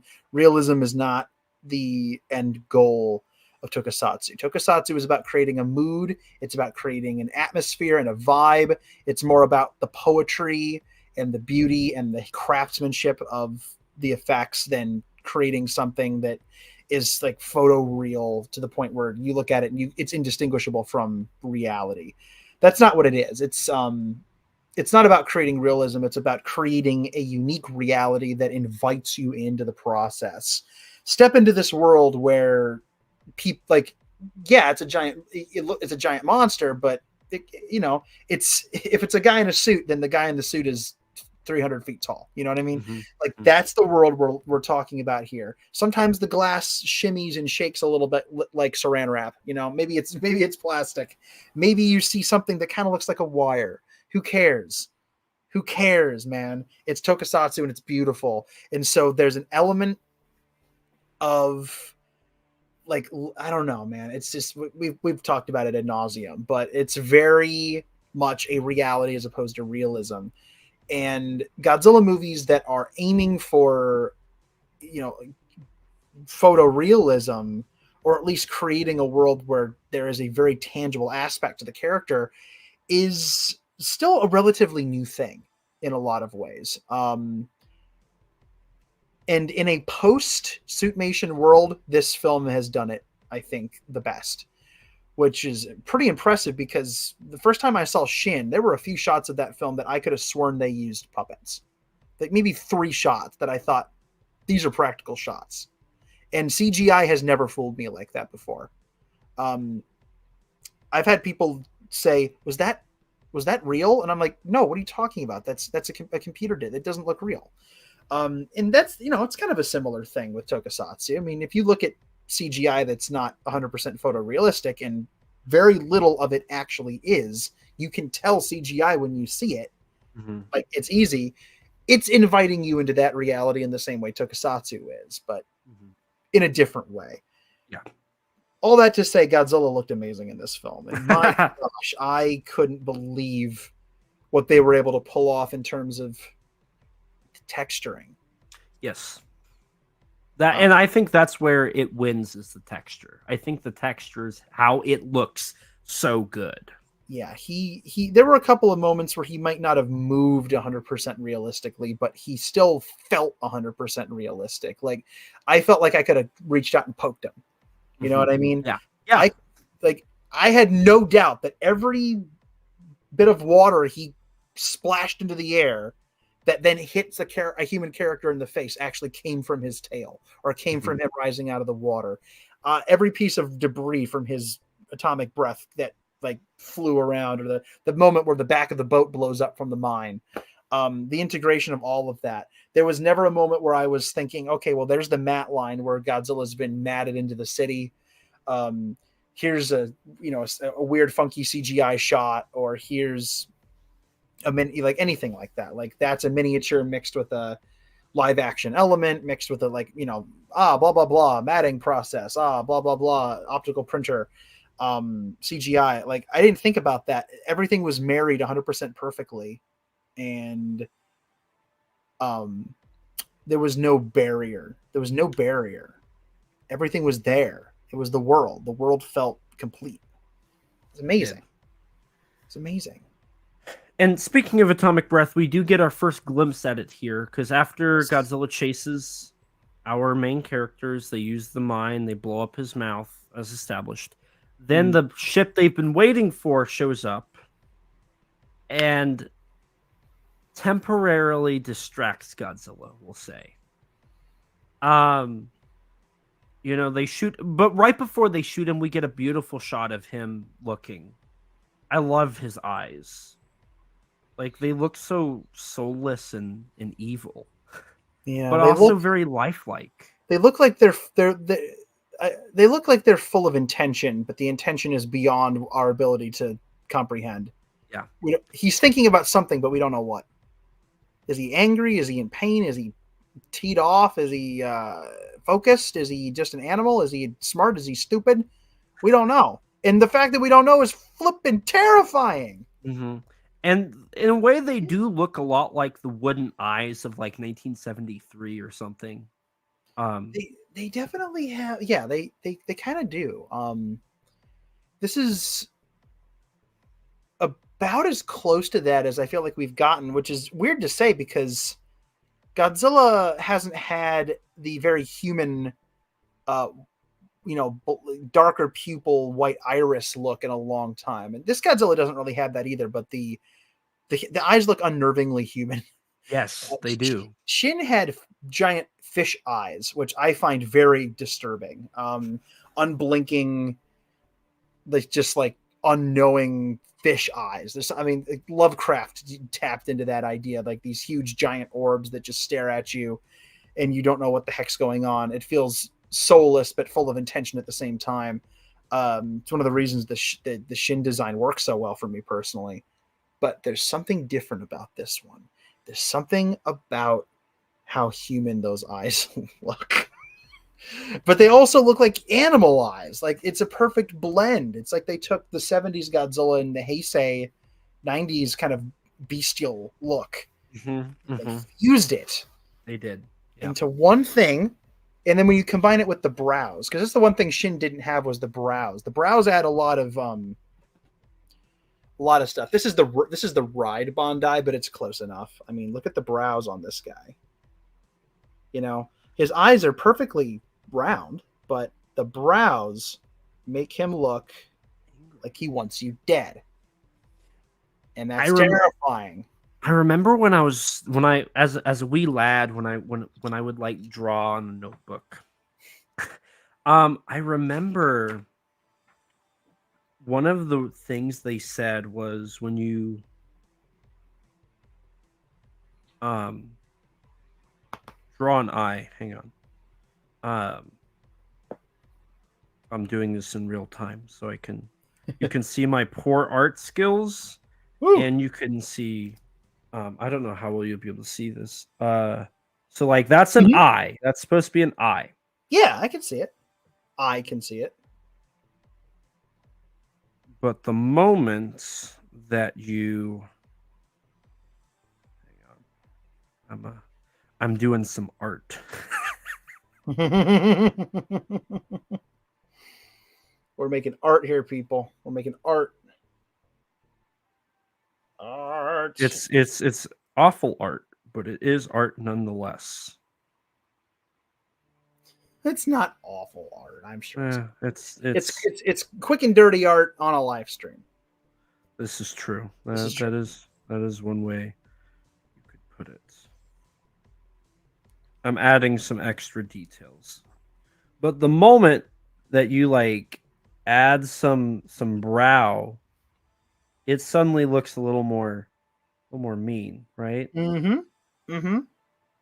And it creates something actually legitimately scary because he always looks angry. He always looks like he's, about to come and beat you up and murder you. Yeah. Brows will do that. I remember this is one of my favorite things is every time a new Godzilla design is unveiled, I learn a little bit more about how petty fans can be with their critiques, and it's like I never would have thought of that. Like with the 2014 Godzilla with the feet, I never would have thought about criticisms involving the feet of Godzilla until I saw it happening everywhere in 2013. And I thought, okay, that's kind of a weird thing to focus in on. Like I never would have thought to look at his feet and think about it more than 2 seconds. And the same thing happened with a couple of people, and I kid you not, Elijah, Godzilla's eyebrows in this movie. I saw people like critiquing the -1 Godzilla's eyebrows. What? How? What are you doing that you're even noticing that enough to find problems? They're friggin' eyebrows. It's like he looks like Bowser. He looks like a cartoon character. There is one moment where he looks a lot like Bowser, and it's at the final fight when he's in the ocean and he like reaches up and like tries to like bite the boat. Yeah. And then after he's like he has this kind of like this. Yeah. Yeah. Kind of like this. Yeah. But it looks cool. It looks cool. And here's the thing. Bowser, here's a little history lesson for you. So think about the shape of Bowser's. It's very weird to be talking about. Think about the shape of his mouth. Think about his lips. Think about the shape of his nose. Okay. Now think about the shape of Godzilla's nose and the shape of his lips. Cool. Now think about Chinese, Korean, Japanese dragons, right? That is a look. That is a thing that has been carried over in a bunch of different stuff. If I were to grab, okay, you know what? Like this note, it's going to be hard to see on the stream, but like the brow, the heavy brow, the nose, the way that the lips work. If I were to grab the Heisei Godzilla, it's much more. Oh, hi, I'm here. I am. Hang on a sec. We're gonna do this live here. Let me live from somebody's basement. Somebody's basement. Okay. Here's a Bio Goji. So look at the top of the head. Mm-hmm. So you have this very pronounced brow and a section that runs down from the brow to this very cat-like kind of mammalian nose here. Okay. That's why a lot of people think he looks like a cat, because there's mammalian influence in the design of a lot of Godzillas. If you look at the Showa, the 1954 Godzilla, it's a lot of the same thing. If you look at the Heisei King Ghidorah, the top of his head looks exactly like Godzilla's, like the top of Godzilla's head from the Heisei era. It's got the heavy brows. It's got the section on the nose that lead on the like at the top of the snout that leads to this nose, and these kind of two pronounced cat-like, parts of his lip. And then the lip curls in just that right way. And if you look at, here, I'm just gonna do it. So look at the top of King Ghidorah's snout. It's the same exact look. Mm-hmm. It's the same exact look. If you look at sculptures and depictions of dragons and even Shisa and faux dogs from China, they all have that lip with the two bits at the top, the mammalian nose, the bridge that goes up to the eyebrows, and then the thick eyebrows. That's a thing. And some versions of Bowser have versions of that too, which is why he looks a little bit more mammalian than reptilian, even though he's a turtle. There it is. That's perfect. That's Godzilla. That's Godzilla to a T. And if you look at normal flipping dinosaurs, like they don't have that. Like Right. here's a T-Rex. T-Rexes don't have that. No, they just have the brows, and then it just becomes kind of like an oval. Yeah, exactly. So it's very different. But if you look at a lot of kaiju, especially the Heisei kaiju, they're very sculptural. Mhm. They feel like statues come to life. They feel like King Ghidorah from the 90s looks like a Japanese dragon statue that you would see. Same nose, same everything. And frankly, the Showa version does too, but you can see a little bit more of it in the Heisei. Right. Because it feels so much more like that Godzilla look. It's that face. And so if you take that and combine it a little bit with that stance that he does in the water, yeah, very Bowser-esque. But it still looks cool. Like, it looks great. No, none of that was to say it doesn't look like anything other than cool. Sense of grandeur? Yes, it does. Yes, it does look like that. Very much a sense of grandeur. They're very regal. It's like one of the reasons that Godzilla has such a mammalian countenance to him, even though he's a reptile. Which also lets us as people kind of empathize with him a little bit more, because our brains are more attuned to sympathize with mammalian faces as opposed to harder, sharper, less personable reptile faces. Very interesting. I don't know. We tend to look at animals in that way, and it's kind of the way our brains work. There you go. There's a lesson for you. So then the boat blows up. And okay, so it's really cool, but it's very quick, right? Oh, it's just blinking, it's over. Now I'm gonna come back to this scene. If you're ready, I'm ready to move on. But I'm going to come back to this scene because I realize that I've been interpreting something wrong this entire time. Oh. So then we cut to Kamiki and all of them establishing again Japan's, hiding all the information. Nobody will take responsibility for it. And, the government is not going to help, right? Mm-hmm. And then we go to... Correct me if I'm wrong, but this is where we get the second sequence of Kamiki and Hamabe interacting at their house, which is where we learn about the self-inflicted grudge that Kamiki's character has fabricated. Which this whole sequence is beautiful because they use Dutch angles and the lighting is so dark, and it's a legitimately haunting scene. And one of the most interesting parts of this scene is ruined by the subtitles. Ooh. So at the end, when Kamiki's having his whole breakdown, he says that maybe he's dead. He's just a rotting corpse on the island. And in the subtitles, it says, you and Akiko are just the dreams of some dead man. But in the Japanese dialogue, he says, Noriko to Akiko, Noriko and Akiko are just the dreams of a dead man. So in the shot, in the sequence, what's actually happening is Shikishima is so far out of reality, he doesn't even know Noriko's right there. He is so out of it that he just thinks he's dead. Like he's out of the dream dead, in air quotes, as Noriko's sitting right there hearing all of this. Instead of the subtitles like they try to do, which is establish that he's addressing her. He's talking to her, yeah.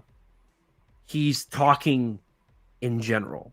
He's breaking down. He forgets she's even there. Which adds a whole nother layer to the PTSD of like, he's literally detached from reality. Yeah. He doesn't know what is real and what isn't real. He's literally breaking down. Like he's broken. That's interesting. And I wasn't sure quite how to interpret that as it was happening, because there are certain instances in Japanese, just the way that the Japanese speak, where they will mention the names of the people they're talking to in a quote unquote third person style while they're talking to them, which doesn't make any sense in English. But there are situations where I've heard that before, and I've always thought, like, okay, you're talking to Steve, but you're talking about Steve as if Steve is not there, even though you're talking to him. So I wasn't sure if that was what was going on, or if maybe like, but I was too invested in the moment to like actually stop and think about it. But the idea that he psychs himself out to the point where he is talking to himself, and it's like the part of his brain that recognized he was talking to a person is off, and he's so out of it, like you said, that he's convinced himself that he's alone and that he's dead and that there is nobody else to talk to. Who's Noriko? I invented her. Who's Akiko? I invented her too. And it's not until she grabs him and comforts tells him over and over again that you're alive, you're alive, you're alive. Can't you feel that you're alive? That something changes. And it's such a nice moment because the movie stops and lets them just have that moment. Yeah. It's incredibly, that's one of the most emotional parts of the whole thing. Somebody's phone rang during that scene in the theater. First time I saw it.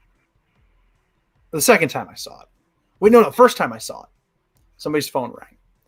Second time I was fine. When I went with my brother, I'm going to choose my words carefully here. Budinsky? Budinsky. Ha ha! Yeah. Okay. There it is. You know what? Maybe if people weren't asleep in the theater, I wouldn't be a Budinsky. Some guy fell asleep and he was snoring loudly during this sequence. And this is I can't believe I didn't mention this story before. I must have repressed it.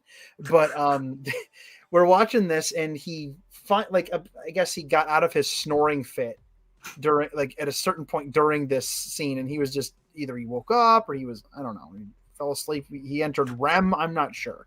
But later on, a few scenes later in the movie, dude starts snoring again. It's during one of the quieter moments.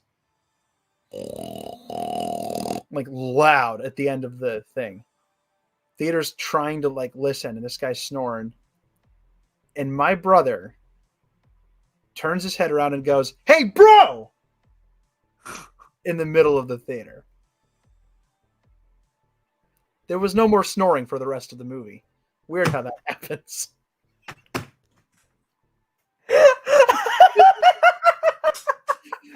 My brother is my hero. He was like, that's how I knew my brother, Aaron, was invested in this film. It's like sitting there, like I kept looking over at him as this guy was snoring, and he kept looking at me like, I'm like, I'm gonna go over there and wake him up. 2 seconds later, he just yells across the theater.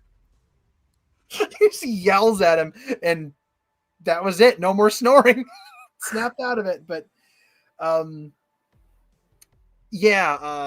somebody laughed when Hamabe grabbed Kamiki and tried to comfort him. Somebody laughed at that part. Somebody laughed during the next scene. I don't remember. It was stupid, but whatever. My last screening was great. Nobody laughed. But yeah, that's a beautiful moment. And then he wakes up the next day and he says to himself, I think I'd like to live. I think I'd like to try to live. Can I put all this behind me? And then, of course, famous last words. Because very shortly thereafter, a certain substance, I will not get too specific, doth hitteth the fan. And we get the destructive centerpiece of the film. But not before, and I have to mention this, because I'm sure this occurred to you while you were watching it. So Godzilla's coming ashore. It cuts back to Shikishima, and he's hanging out with Akiko, and you hear ding, ding, ding, ding, and here comes the radio, and it's 54. Whoever they got to do that radio announcer voice got the intonation down for a 1950s Japanese announcer, a radio announcer. It sounded so authentic. I know who it is. I actually had to take this note. Okay. See, this is why I keep you around right here. This is it. It was a cameo. It was a cameo by somebody, and the person who it was on front. No, never mind. Probably not. This is okay. So that was because I was listening, and I'm like, okay, whoever.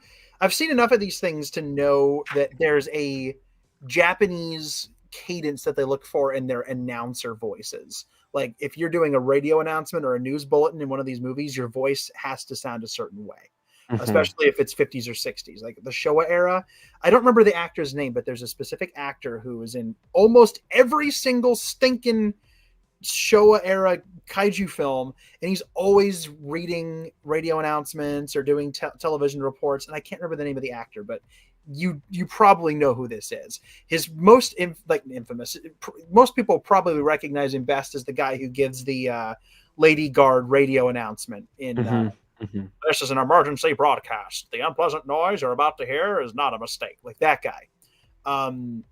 But he's in he's in Rodan. I think that's the first time I ever saw him was in Rodan. And then he's a news announcer or a radio announcer and all these. And I think he might have done that in real life too. I don't remember his name. So okay. Who was this guy? Shinsuke Kasai, who also is the host of the Godzilla Day shows. That guy. He has appeared in, when it comes to films, he appeared in Gamera 3, Revenge of Iris, Godzilla 2000, Godzilla vs. Megaguirus, GMK, Godzilla X Mechagodzilla. He also he was Lance Reddick's Japanese dub actor in Godzilla vs. Kong. And he usually does roles as people running away, like little minor roles, but he was a double role for -1. He was somebody who was running away from Godzilla during the Ginza sequence, and then he also played the radio announcer. Wow. So we actually do have it's a pretty substantial Godzilla alum right there. I was wondering who was doing that voice and if it was somebody that people might recognize. And I had no idea. That's fascinating. Oh, man, I love that. Okay, thank you. Oh, that's so cool.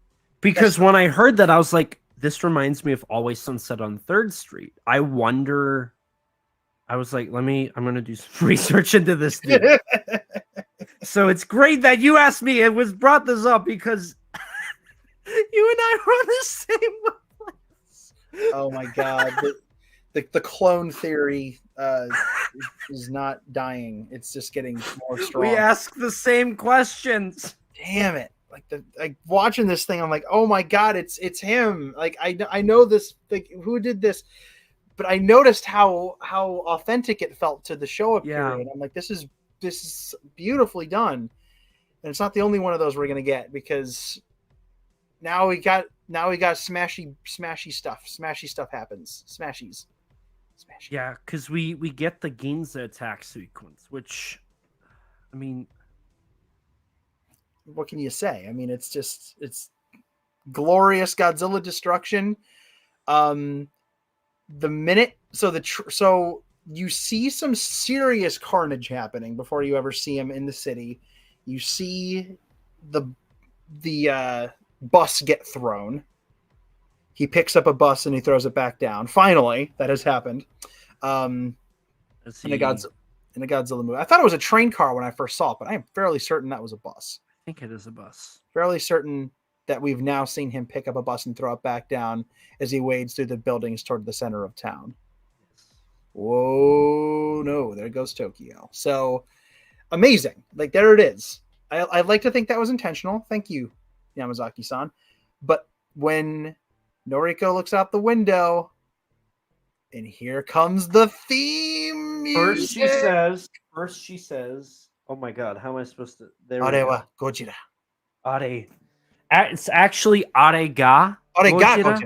Are Yes, ga Gojira. because the ga is like that, but it's like emphasizing like that instead of Are ga like that. Gojira. It's that. Are ga Gojira. Perfect. Okay, there you go. Bum, bum, bum, bum, bum. And it's beautiful, and I grinned like an absolute moron, ear to ear. Couldn't stop smiling, and I was wondering, okay, so this is a beautiful rendition of the Akira Ifukube theme. Where is it going to go from Mothra versus Godzilla? Bum, bum, bum, bum, bum, bum, bum. The fact that there was Mothra. Okay, so here's a little peek into my psyche. I'm at a stage of my life where if you play any music that is Mothra related, I blubber like an infant. Okay, like that's where we are in my life, because it's a wave of nostalgia. I love Mothra. I love that music. And the fact that somebody thought, like, when Bear McCreary's Mothra, like her version of the Mothra theme kicks in during King of the Monsters, every single time I well up. And it's a little nostalgia, but mostly it's because like somebody thought to do that. You know what I mean? It's like somebody else knew how great that music was, and they put it in the movie for fans. Like, that's what gets me more than the nostalgia aspect. It's like, oh my god, somebody else thinks Mothra's cool. Like, the fact that the music that we hear is remixing Godzilla's theme is pulled directly from Mothra versus Godzilla. Dun dun dun dun dun dun dun dun dun dun dun dun dun, like that. And that's the first Godzilla movie I watched from beginning to end. And then obviously that bit transitions into the Mahara Mosura, like that bit. But obviously the instrumental that accompanies Godzilla's rampage. Holy crap, I can't believe I'm hearing this in this movie. This is insane. Anytime Ifukube, which, okay, I have a start comment. Melissa from 4 hours ago. Amazing soundtrack. Yes. I like every time Ifukube's music plays in a Godzilla movie in theaters, I like grin like an MFer. Like I become a giant child. I think the first time it happened, I was literally like quietly under my breath. I was just like, like I just had to giggle a little bit. Like, it's about to go down. Let's do this. Like, this. Yeah, that's what it was. It was just like the blood starts pumping, and man, there it is, and it means so much that after all these years, 70 years of Godzilla, and almost 30 years since Ifukube composed his last theme, and 18 years since he's passed, almost 18 years since he passed away, that music is still being used and recreated so faithfully. And the fact that this movie, I've said this 1,000 times, I will say it again until I am dead in the ground, but if you were somehow able to crack my DNA open like an eggshell, Ifukube's music would come pouring out of it. Like, that music means so very much to me. It just resonates with me. I think in that music. Something about it is so ingrained into who I am that I can't, like, nothing could ever come close. And knowing that this, like, seeing this movie become so much bigger than anybody thought it was going to be. More people, I think, are hearing that theme now than, like, it's crazy. Like, people who've had no interest in Godzilla ever are hearing that music in association with the character, and it's so perfectly, beautifully used that I just can't help but feel that the soul of Ifukube lives on, and his work is now touching people 70 years later. And it's not just his music, but it's the roar that he resin glove, like, right down the contrabass string.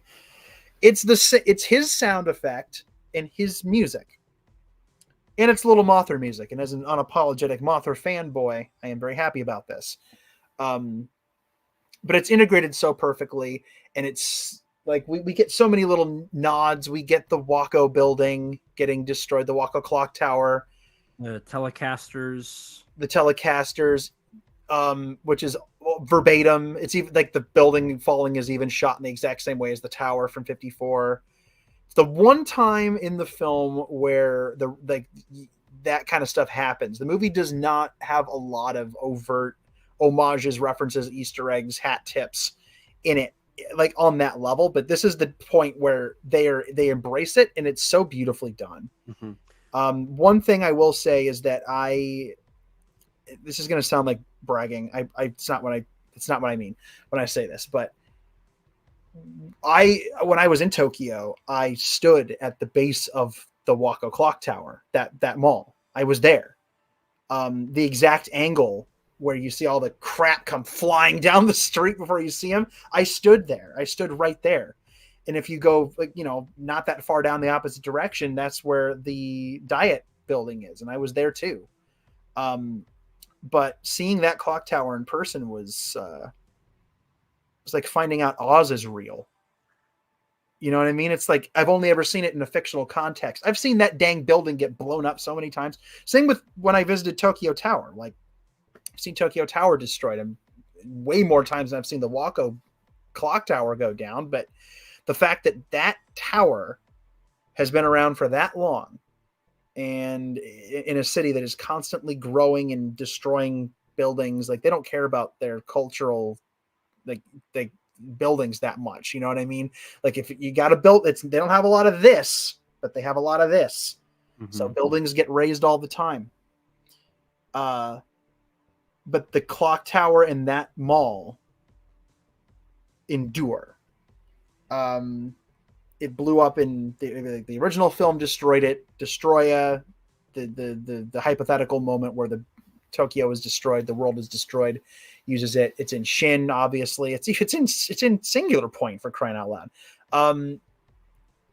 And now it's in this one, and this is like a really beautiful, scary new way to see it. I like that it's not completely destroyed. That's cool. Mm-hmm.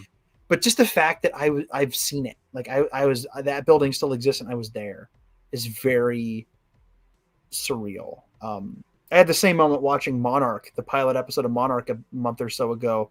All the streets they're driving down in Tokyo, when they're talking about they faked San Diego. It was CGI.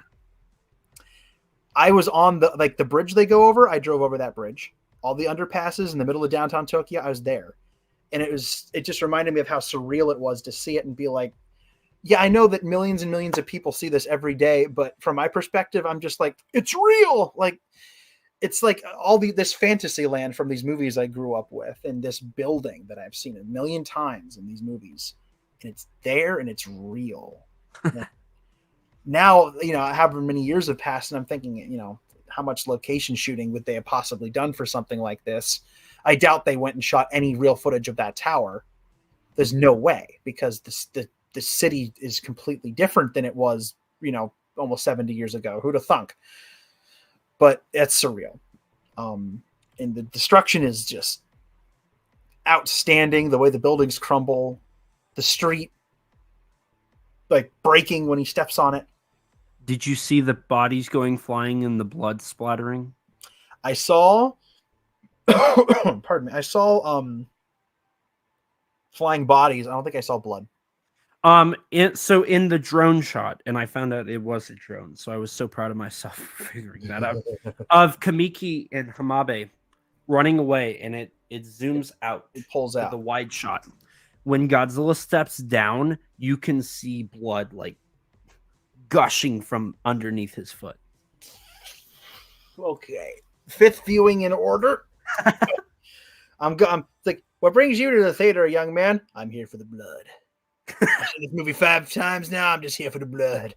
I gotta see man. Blood. It's a bloody good time. Yeah, okay. So that the entire sequence, and then the tanks, because you have to have tanks shoot at Godzilla. And I like how archaic and old and tiny the tanks are. It's just like it really feels like a prequel. I always used like I had the same thought watching Pulgasari many years ago when I saw Pulgasari for the first time. There's a sequence where the army is shooting giant arrows and launching things at it, and I'm thinking this is a prequel to every tank attack in every kaiju movie ever, but it's feudal era and they're using giant spears and arrows and flaming balls of fire, but it's the same basic setup. You have small things that the army is using on wheels that shoot things at the big thing and then it destroys them. But this one's a little different because what happens next is a thing that happens. Okay. I don't think I've ever watched a Godzilla movie and had my jaw drop as far as it did. I think I stopped breathing. I think I did too. For a minute. I've only ever had my jaw legitimately drop at a Godzilla, just completely. I have no idea what my body is doing. Just nothing. The lights are on, but Danny's not home. Like I am plugged into this movie. And that was the Shin attack on Shinjuku. Because I saw that I saw that opening day in a Toho theater. So it was just, I was so completely plugged in. There were no subtitles. I was just watching this movie unfold. And then he bends down, the freaking song kicks in. Holy crap. And then the glow happens and then he just melts the whole city. And it's like, oh my God, I can't believe I just saw this. Jaw-dropping, terrifying moment. But it doesn't. Listen, I'm not going to sit here and put down Shin at all, but this is just as impactful, if not more so, but in a completely different way. And the difference is the characters. We're on the ground with these people, and this was the shot in the trailer that I think we all kind of mutually agreed was the shot from the film, the shot. Godzilla, big explosion, people in the foreground just kind of resolutely having accepted their fate. And I didn't know how much they were going to follow through on that until the movie came out, and having now seen it, all those people are dead. Those people are dead. The spines extending like rods, like rods in a nuclear reactor. Perfectly done. Something about the way the rays, his ray has been treated over the last handful of films. It's ever since 2014, there's been this really interesting effort to not just have him go normal, There's a build up to it. 2014 had the faint glowing at the tip of the tail that goes up and then Shin's was otherworldly and incredible. And even Singular Points had an interesting build up to that ray attack for the first time. Very interesting stuff. But this one horrified me. And it's not so much. Okay. So during the build-up, Shikishima says, "This is same as before." Which, now that I have thought about it, means oh, this is what happened to the boat, right? But that's the thing. I didn't even realize that till my 21st viewing. I didn't realize that. There's more. When I heard it, my jaw dropped because I was like, "Oh my God, they did it! They're going to do it that way. They're going to do it because the subtitle is, what is the subtitle? Does the subtitle say this is the same? This as before? Is the same as before. Okay. I just wanted to make sure that and that's what he actually says. He says something like that. Okay. And my brain automatically goes to Hiroshima and Nagasaki. Yeah. This is the same as before. It's one of those lines that it's ambiguous. He could have been referring to any of those things, all of those things, one of those things, over the others. Who knows? But the implementation.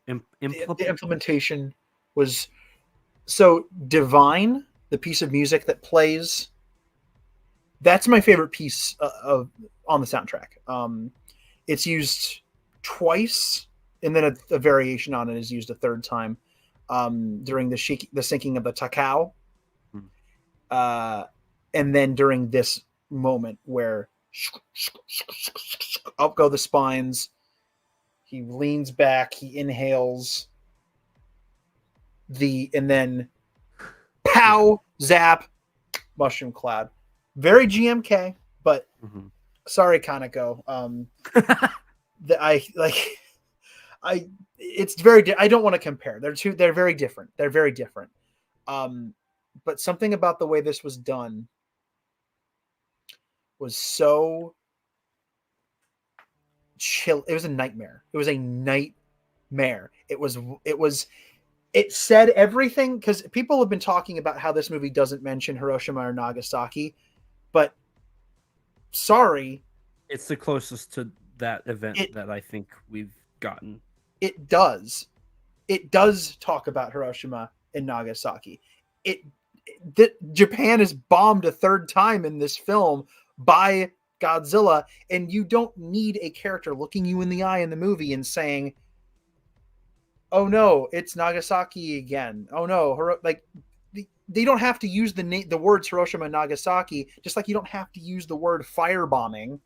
They use the word air raid, but they don't have to talk about the war. They don't have to talk about the firebombings or Hiroshima and Nagasaki for the specter of those things to be involved in the film in a pivotal way. And we've seen Godzilla destroy Tokyo, I don't know, 8 million times, but we've never seen him drop an atomic bomb on it. And I talk about this in my review. A lot of historians will label the Lucky Dragon number 5 incident as the third bombing of Japan. That's what it was called at the time, yeah. In GMK, right before we see the mushroom cloud, we see a poster of the Lucky Dragon number 5 boat on the wall of this laboratory.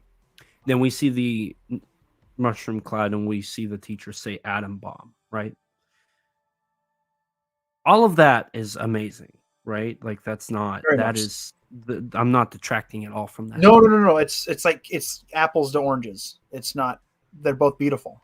Yeah. This film, -1, takes place before the Lucky Dragon number 5 incident. So there's only 2 bombings labeled. When Kamiki's character says this is the same as before, and then we see the Diet building, not just anywhere in Tokyo, the Diet building. Vaporized. It's gone. Vaporized. There's no building. It's not there. You don't even see it explode. It's just gone. And then following that, we see the shockwave, and we see people literally blown away, never to be seen again. We see block after block just gone. And then we get the shockwave. Everything comes back. The implosion, right? Off it goes. And then we have a moment of silence as Kamiki comes out. And you said this at the beginning where Godzilla's no, this was something I heard earlier. Godzilla's still there. He's not moved. But Kamiki is so flabbergasted by everything he just saw, he forgot Godzilla's even there. Because he's trying to come back to reality. And then as we go back to Godzilla, we see the mushroom cloud. And we see Godzilla standing, looking at his creation. Which is the idea, and it's not looking down, he's looking up. Godzilla's straight up looking up at a mushroom cloud. He's looking at what he did. You have never seen Godzilla this close to his creator. That moment, I teared up at that moment because of too. The tremendous. I mean, what can you even say? It's the thing that made the monster, now made by the monster. it's cyclical. We did this to him, and now he's doing it back to us in the same way we did it to him, and we've never seen that. We've never seen that. If you tried to do that in 1954, as risky as the 54 film was in a lot of ways, and as raw as the emotions were that were put into making it, you couldn't show that. The closest that we'd gotten up to this point was GMK with the mushroom cloud moment, which was chilling enough as it is, especially that flash of light that you see first. I knew exactly what was going to happen when I saw that. The first time I saw it, I was like, whoa, are they going? Oh no, they're going there. Oh my God. And she says, atom bomb. She says, you know, is that a bomb? What is this? But it's another one of those things that's so appropriate for the character that you almost don't realize that it's never happened. And then you look at it and it's just this pan up, and you get, again, the thesis for the whole thing in one beautiful sweep from man on ground to destroyed city to monster. It's a cloud. And he roars up at the sky. What does it mean? Is he in pain? Is he upset? Is he proud of what he did? Does he have any idea what he did? Is he sad? Mournful? Is he ashamed? Is he vengeful? Does he feel good about what's happened? Does he feel bad? Does he feel anything? None of that really matters, because What happened happened. what happened? Yes. He does, like, back down on the ground. Shikishima just howls at this thing because it's taken everything away from him. It's the same as before. And then the black rain starts falling. And that's it. That's it right there. I don't think anybody laughed during those portions of the film. And when I saw the film in theaters, I don't believe so. If they'd have laughed at that, I'd have probably called the cops or something. I don't know. But the black rain, the rubble pulling people out, the incredible swelling of music. Yeah, my God. Like, I'm saying a lot, but I feel like there's, like, I don't even know how to fully put into words the impact of that. Imagine showing that scene to Ishiro Honda. You know? I genuinely believe, and I've said this before, if Ishiro Honda saw this movie, he would say this is what he always imagined.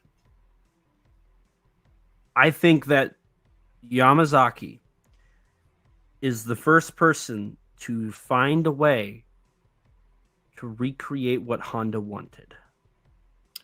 It's amazing. Because you're right. It's amazing. The Godzilla series is an interesting cyclical reflection back on Honda in a lot of ways, because after the original film, nothing came close. Not even Honda's, like, to that tone specifically. The original intent for Godzilla. Godzilla can be so many amazing, terrifying, wonderful, funny, scary things. But if we're talking just about the intent of that original film, the first person to take a crack at it was Motoyoshi Oda, you know, who doesn't get talked about as much because that film doesn't get talked about as much. A lot of great stuff in that film, very moody. The Osaka sequences, especially when they're trying to lead him away, terrifying.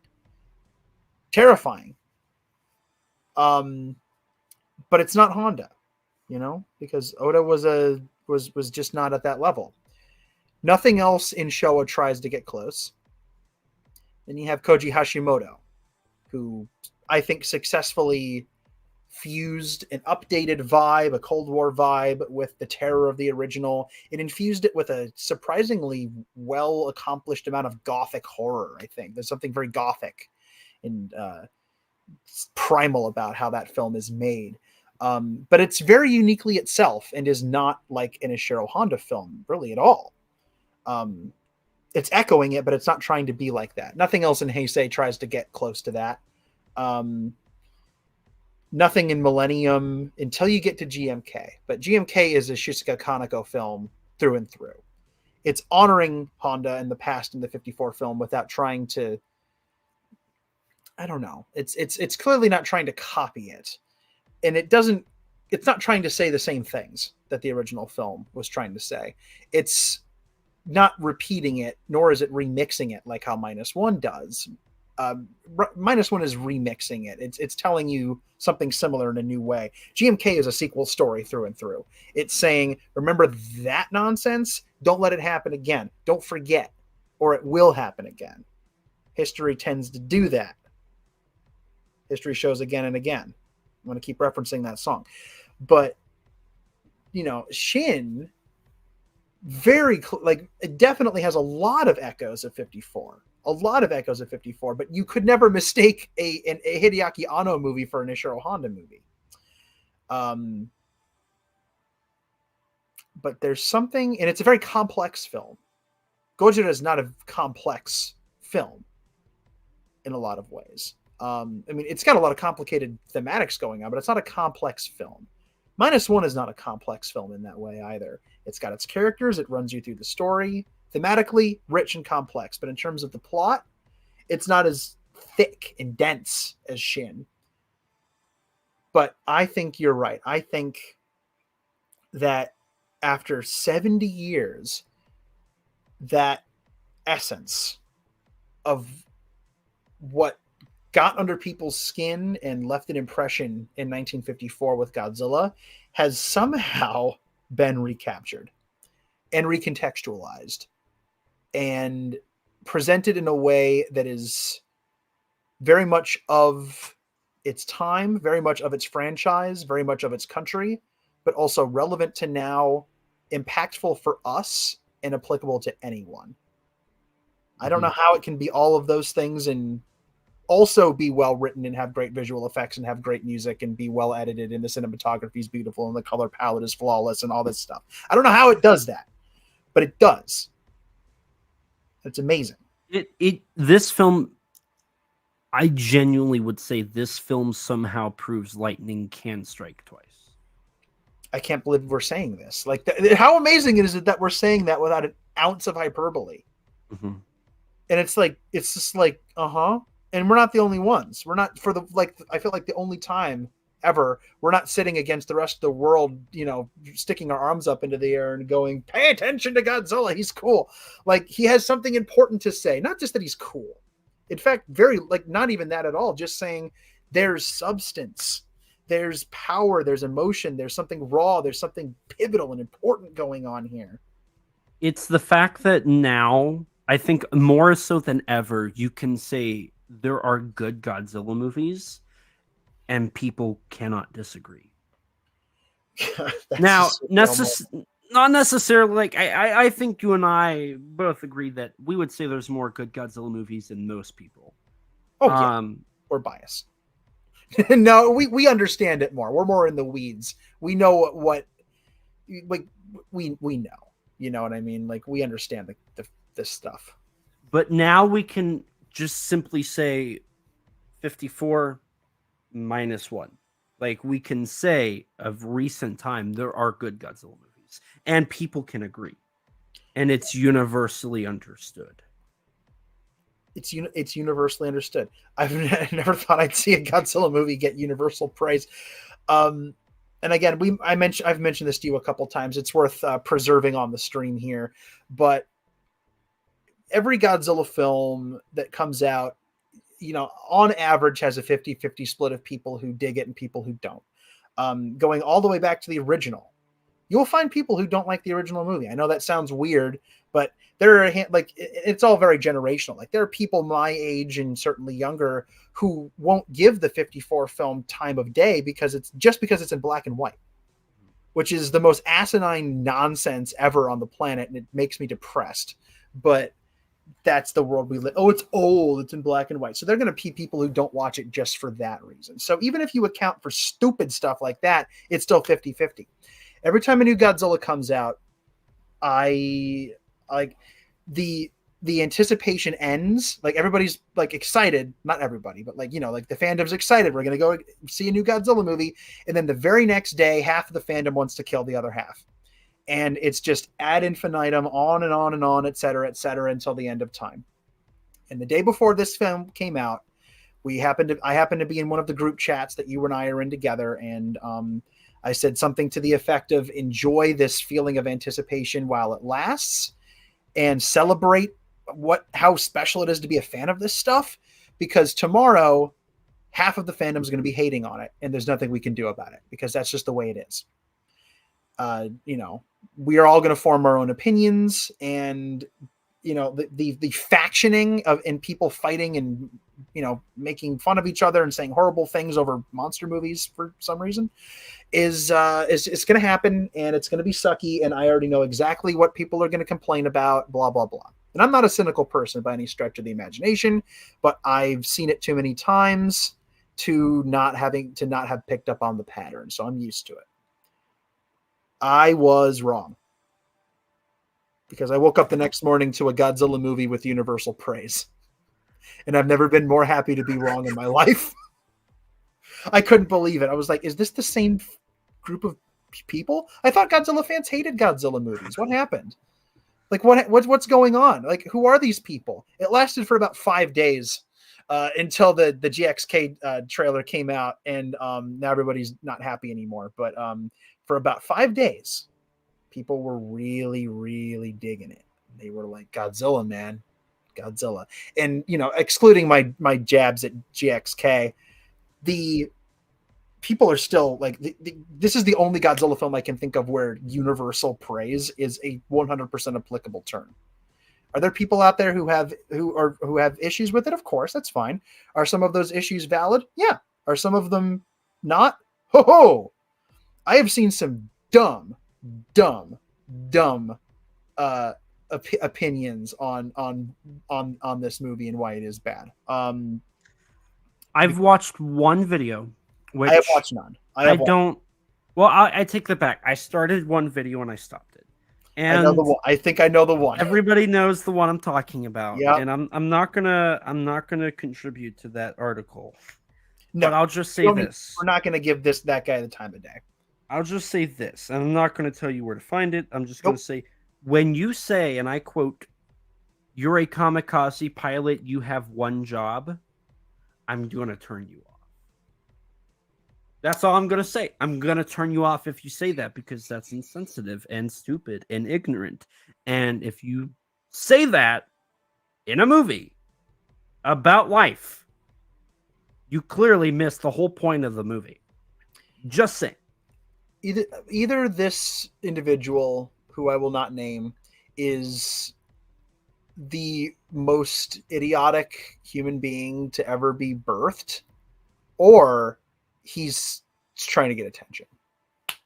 And neither of those are very good things. I've seen a lot of people be contrarian simply to stand out and try to start debates.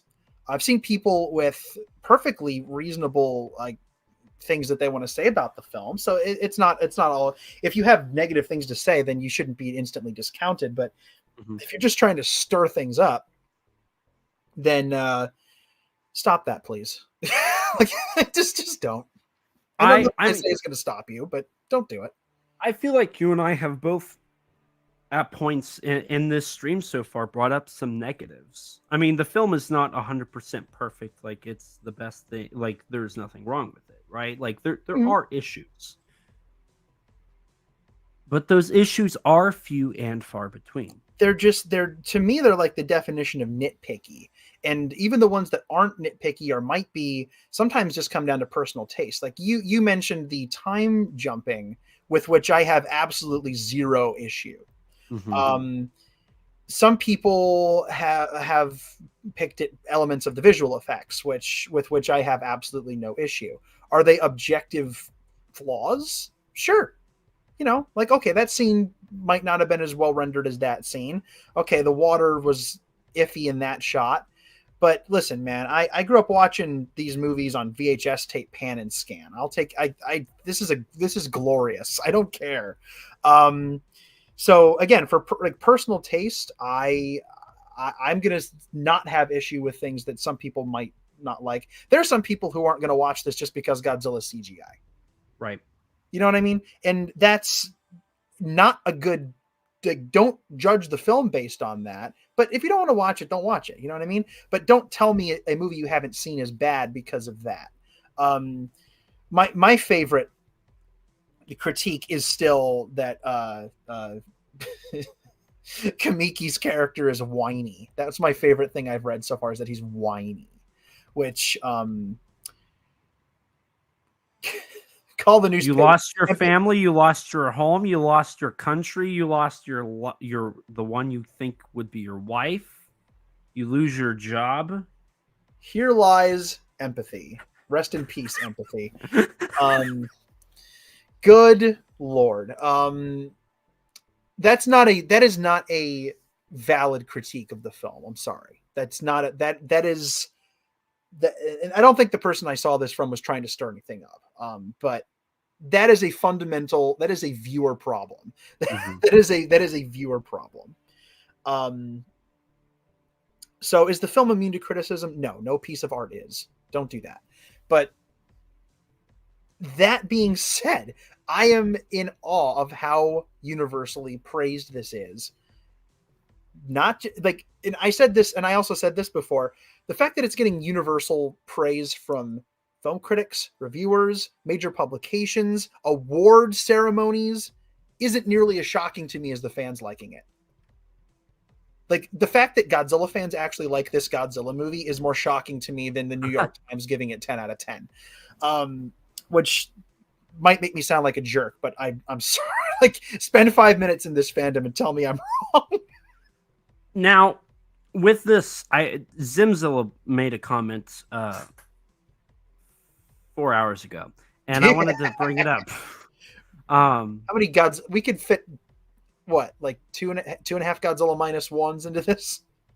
Yeah, so far. Good Lord. So Zim mentioned, right now I think arguments will be centered around the ending for a while. Then the lack of Godzilla screen time with political commentary will always just be there, like it did with Shin.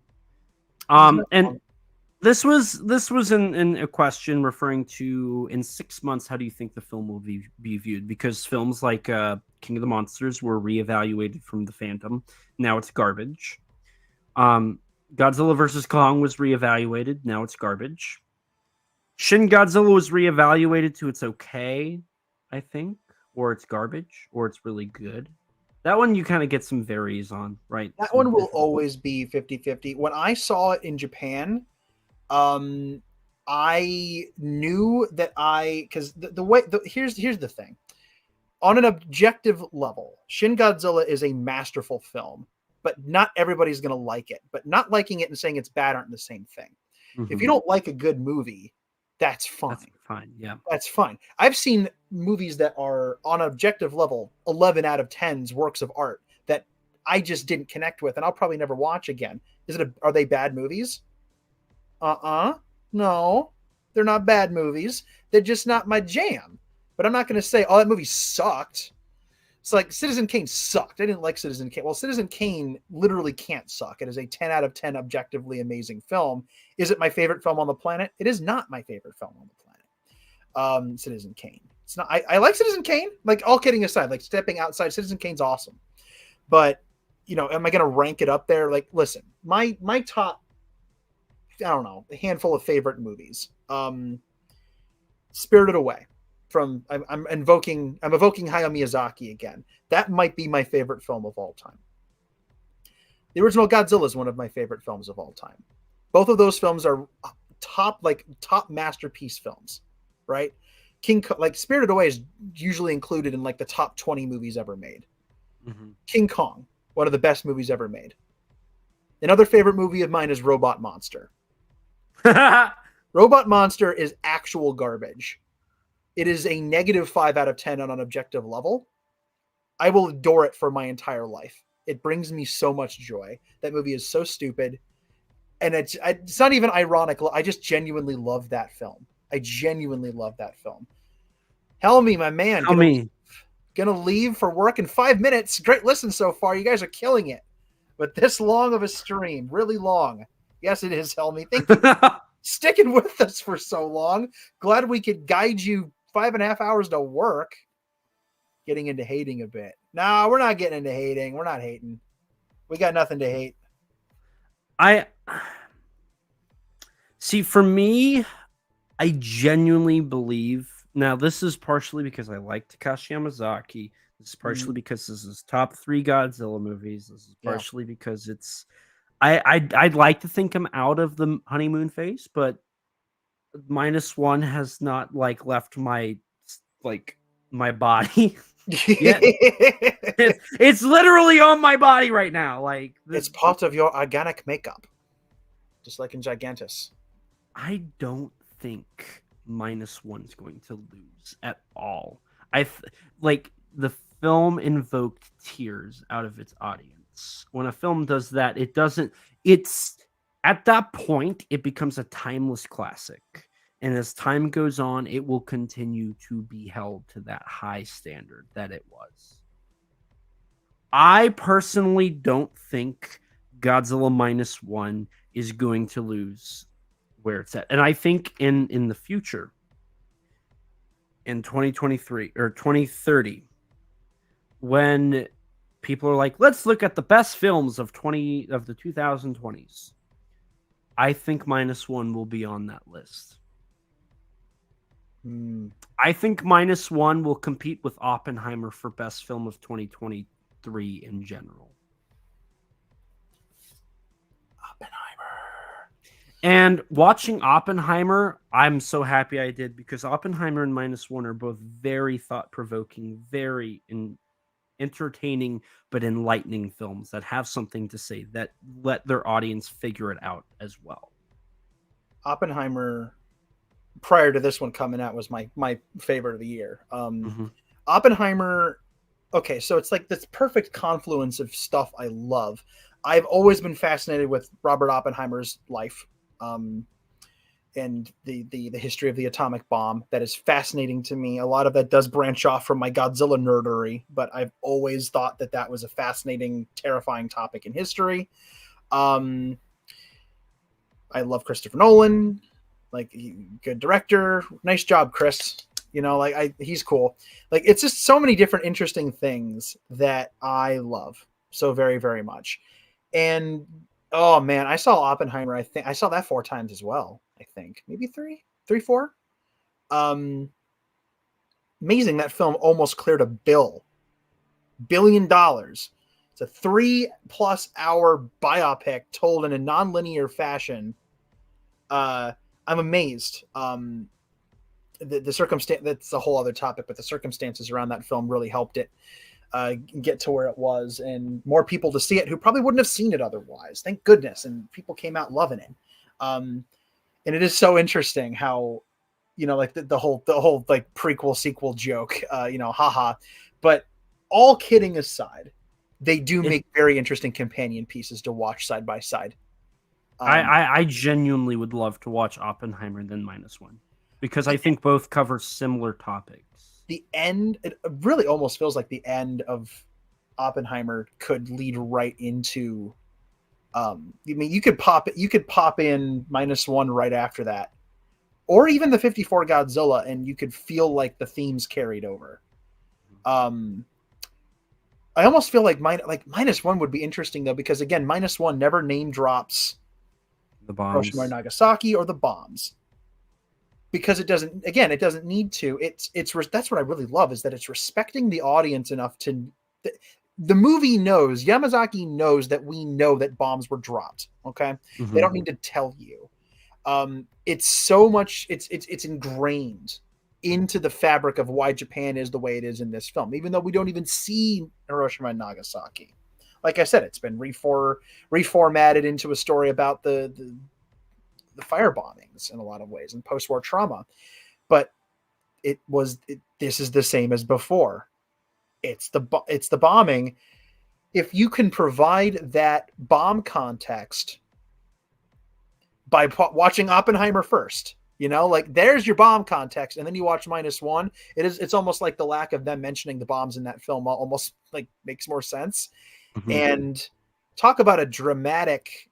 I hope people actually do try this, because talk about a dramatic shift. Oppenheimer rather infamously does not show the bombings from the perspective of the Japanese, which was the exact right decision. I don't care what anyone says. They did it perfectly. It wasn't the story wasn't from their perspective. It was from the perspective of a guy who never went to Japan.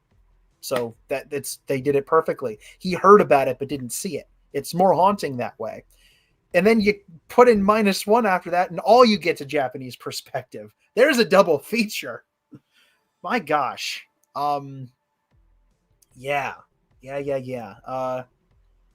Gosh, I guess we should probably wrap up our plot summary. Yeah, we're on to the 11-minute, which I learned about this during the special broadcast too, because they said it was 11 minutes. The 11-minute boardroom sequence that does not feel like 11 minutes, which actually, pause. This film does not feel like 2 hours and 5 minutes. No, it doesn't. It feels like an hour and 20, hour and 30. It feels like an hour and a half film, like a 90-minute film. I agree. It feels like the length of a Showa film. Like it moves so fast. It doesn't feel like the longest Godzilla film. It's tied with Final Wars, down to the minute, right? Because Final Wars is 2 hours 5 minutes.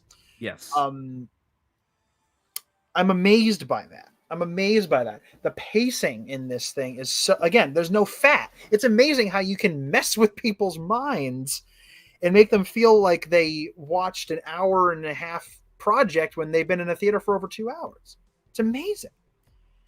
And I never would have thought the big board discussion sequence was 11 flipping minutes. Are you kidding me? It felt like a 6-minute scene. 6 minutes. What are you talking about? That's crazy town. Which it's so good. What's funny is the sequence where Godzilla chases the boat is Cap's like time to shine, right? Then you have Noriko, who we haven't even mentioned. She got blown away, like in our plot breakdown here. We mentioned it a few times earlier. Yeah. Yeah, she gets blown away. It's not good. It's bad. That's kind of her moment to shine, and then she gets one last zinger at the end of the film. Kamiki's her main character. Sumiko, I feel like at the beginning when she's helping everybody, has her time to shine. Yes. That just leaves Kid and Noda. And this scene is my favorite sequence in the entire movie. Just because the way, hang on, I have to do this. The way that it works just works. Okay, so we start the boardroom sequence. Everybody sits down. We get introduced to the main head of this, and then Noda goes up and explains Operation Watasumi. And the actors acting in all of this is a little dramatic, but it works. And it just feels so natural. And whenever he says, "We will kill Godzilla with the power of the sea," there's not a better line in this movie. That's your pick for best line. Best line in the movie. And I need to learn how to say it in Japanese, because he rears his head up, he looks down at the camera, kind of got a crazy eye, and he just says that line, just serious. Like this. He's like, "The power of the sea." Yeah. Like, it's amazing. I love it. And I love all of the blocking. Oh my god. In the little like like the tiny details that Yamazaki put into the scene, and the direction and the blocking and the everything just works.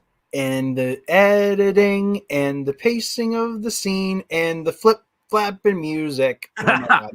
The music in this scene's amazing. Music It in the scene complements it beautifully. God, it's so good. The music in this whole film is very much a complement the visuals kind of score. I've been listening to it outside of the movie, and it's great. I know a lot of people don't like more moody, drony music outside of the context of the films. I'm thinking like a Christopher Nolan kind of a Hans Zimmer thing. But I dig it. I'm in. I do. I may have been listening to it before we started. No, when I jumped onto the stream, you were listening to it before you even knew I was here. But it's beautiful. It's so good. I have a soft spot for monster movies where like whoever's involved, it's just like one of those little details I always love, where you have a map and it's got a little dinosaur on it, or like in Godzilla Raids Again, there's like a little T-Rex wooden silhouette that they put on various parts of the Pacific map to show where Godzilla is. Or in this film, they have a dinosaur-shaped object that they submerge with the bubbles.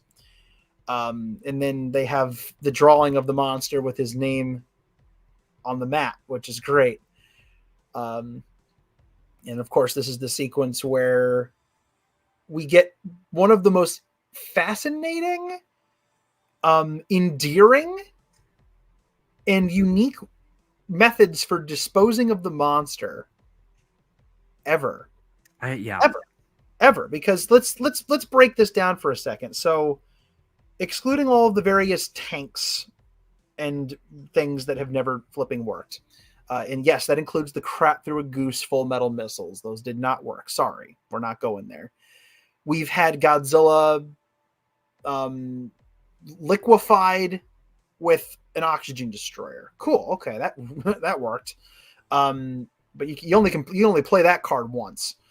We've had Godzilla trapped in an iceberg. Okay, which people did. That's kind of similar to this in some ways. We've had Godzilla dropped into giant pits and electrocuted. We've had we've had him poisoned with cadmium. We've had him lured into volcanoes. We tried to kill him with time travel once. That was kind of neat. Like all these, and then like time travel, we sucked him into a friggin' black hole at one point. We've tried to freeze him at one point. We tried to blow up his butt brain at one point. Like all these crazy things. Froze him in ice a second time. Like all these crazy things. Some of them involving like technology that does not exist. Like Absolute Zero cannoning him to death.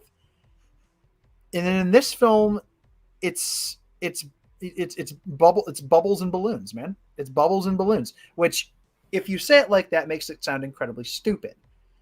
But this is one of the smartest Godzilla disposal methods ever because the science involved is 100% accurate. This is a sea monster who for 70 years nobody has thought to explosively decompress him. And now we're doing it. Kill him with the pressure of the ocean. If that doesn't work, bring him back up and let the pressure like cook him. Just like explode him out like the fish. Foreshadowing. And this is something that honestly only recently like re-entered my mind. A couple of months ago I did a very silly dramatic reading of Ray Bradbury's Beast from 20,000 Fathoms, aka the Foghorn, for Nate Marchand at the Monster Island Film Vault for his Halloween special. And I read it in characters, one of the characters I play on the show. And I was reminded of just how wonderful that story is, by the way. It's a great story. If anybody out there has not read The Foghorn, it is really awesome. One of the inspirations for Godzilla in kind of a weird way, because it inspired the film, which inspired Godzilla. So there you go. But there's a moment in that story where the old man at the lighthouse, who knows that the monster sometimes comes out of the ocean, talks about how it must take hours and hours and hours and hours for the monster to do it because it lives in the deepest part of the ocean and it has to slowly swim up and wait and then slowly swim up higher and wait and just keep doing it incrementally, waiting for the pressure to stabilize in its body So it can't just be at the bottom of the ocean and swim straight up and then attack.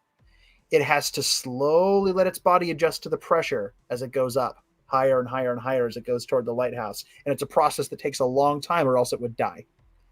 Ray Bradbury was a genius. He could have just said, yeah, it comes up out of the deepest parts of the ocean. But he didn't do that. He put in this science-y bit where you have to make sure that your monster doesn't freaking explode when it comes out of the water. And I remember rereading this story for this, like reading it out loud in character for this thing and thinking, gosh, that's an interesting angle. That's really fascinating. They should try that in a monster movie. 2 months later. 2 months later.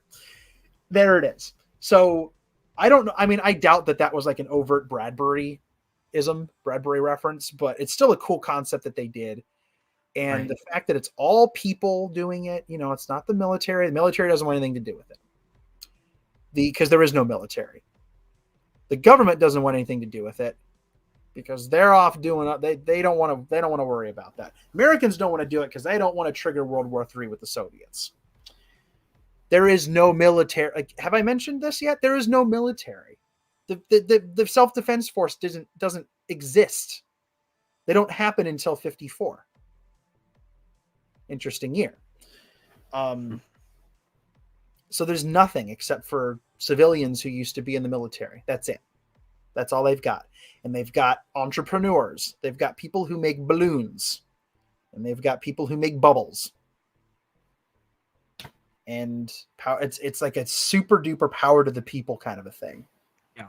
And it's just so good. And it feels homegrown. It's like, this is the grassroots anti-Godzilla movement, and it's so good. Damn it. It's so good. And even Noda doesn't know if it'll entirely work, but like if we're not going to do it, who is, and what are you going to do? Like, there's no other, this is the best outcome they could come up with. This is it. This is what else? Yeah. Like you said, like, what else are we going to do? And he's completely honest about it. He doesn't bloviate and say, my plan will work. It's foolproof. Haha. He says, yes, why not work? It might not work. I don't know. Godzilla is a unknown species. Unknown species. I cannot say for certain whether it would survive or not. Yes. But he fully believes that the operation is possible without killing any humans. Like, like, we don't want to go there. And of course, right before they go, he has that wonderful speech. He's the one that delivers the theme of the film. Yes. It's there it is. And it's one of the only times that like that kind of information is given to the audience in that way. Mm-hmm. But it needed that. He needed to have his, and I've seen some people compare it to Independence Day because of course people are comparing it to Independence Day. That's the easy one.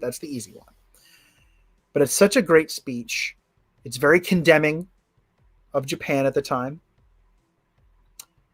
It's it's great. It's a great speech. And if you didn't love Noda before that, then there's no hope for you. Like in life in general at this point, like that's it. He's so good. And then of course, like in the middle of all this, we get the introduction of the Shinden, which is I was curious about it because I mean I'm not an expert on World War II hardware. I was thinking this is real, right? This has to be a real plane. This is a real plane, isn't it? Yeah, it's a real plane, 100% real. There are only 2 ever made, which blows my mind. There are only 2 of them ever made. The subtitles at least say that there were 3 or 4. A few. They say a few. A few. Okay. Few. Okay. A few. Thank you for that. Because so it could be 2 or 3. Yeah. In real life, there were only ever 2. And one of them was taken out of Japan by the Allies. America literally shipped it out to the U.S. So it's there. I think we still have it somewhere. It's in the Smithsonian, I think. I heard. It's in the Smithsonian. And then the only other one is gone. But the one that they built for this film is now in a museum as well. Mm-hmm. Because they built it in secret. Presumably to avoid spoilers, because this thing is a major spoiler.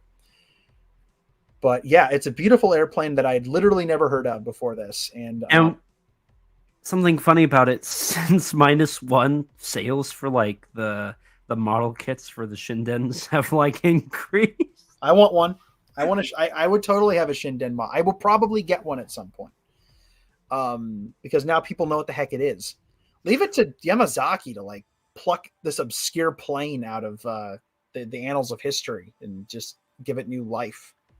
We also didn't bring up the dinner sequence with our supporting cast, where that's where Shikishima says, "Let's do an airplane."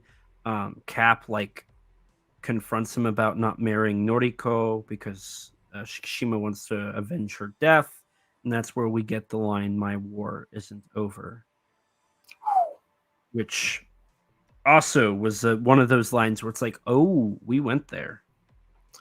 Yes, we did. That was a powerful moment. It's the first moment in the film where he actually answers the question, because he's been asked on multiple occasions throughout the film, why aren't you doing this? Why aren't you getting married? Why aren't you accepting the family that you've been gifted with? A woman who very clearly loves you and wants to marry you, and a child who calls you daddy and wants you to be her father and sees you as her bro. You've got a nice, beautiful house. This is not my beautiful house. This is not my beautiful wife. Like, that's what this is. Same as it ever was. But the freaking the answer doesn't come until the end, when he finally says, and we knew, but who could have predicted that he would phrase it like that? My war isn't over yet. Mm-hmm. I'm still fighting. I still have an enemy. Which is interesting, because, yeah, Godzilla is his enemy. Yeah, the ghosts of his past are his enemy, but he's also his enemy. Who's the bigger enemy here? Right? The monster or the trauma?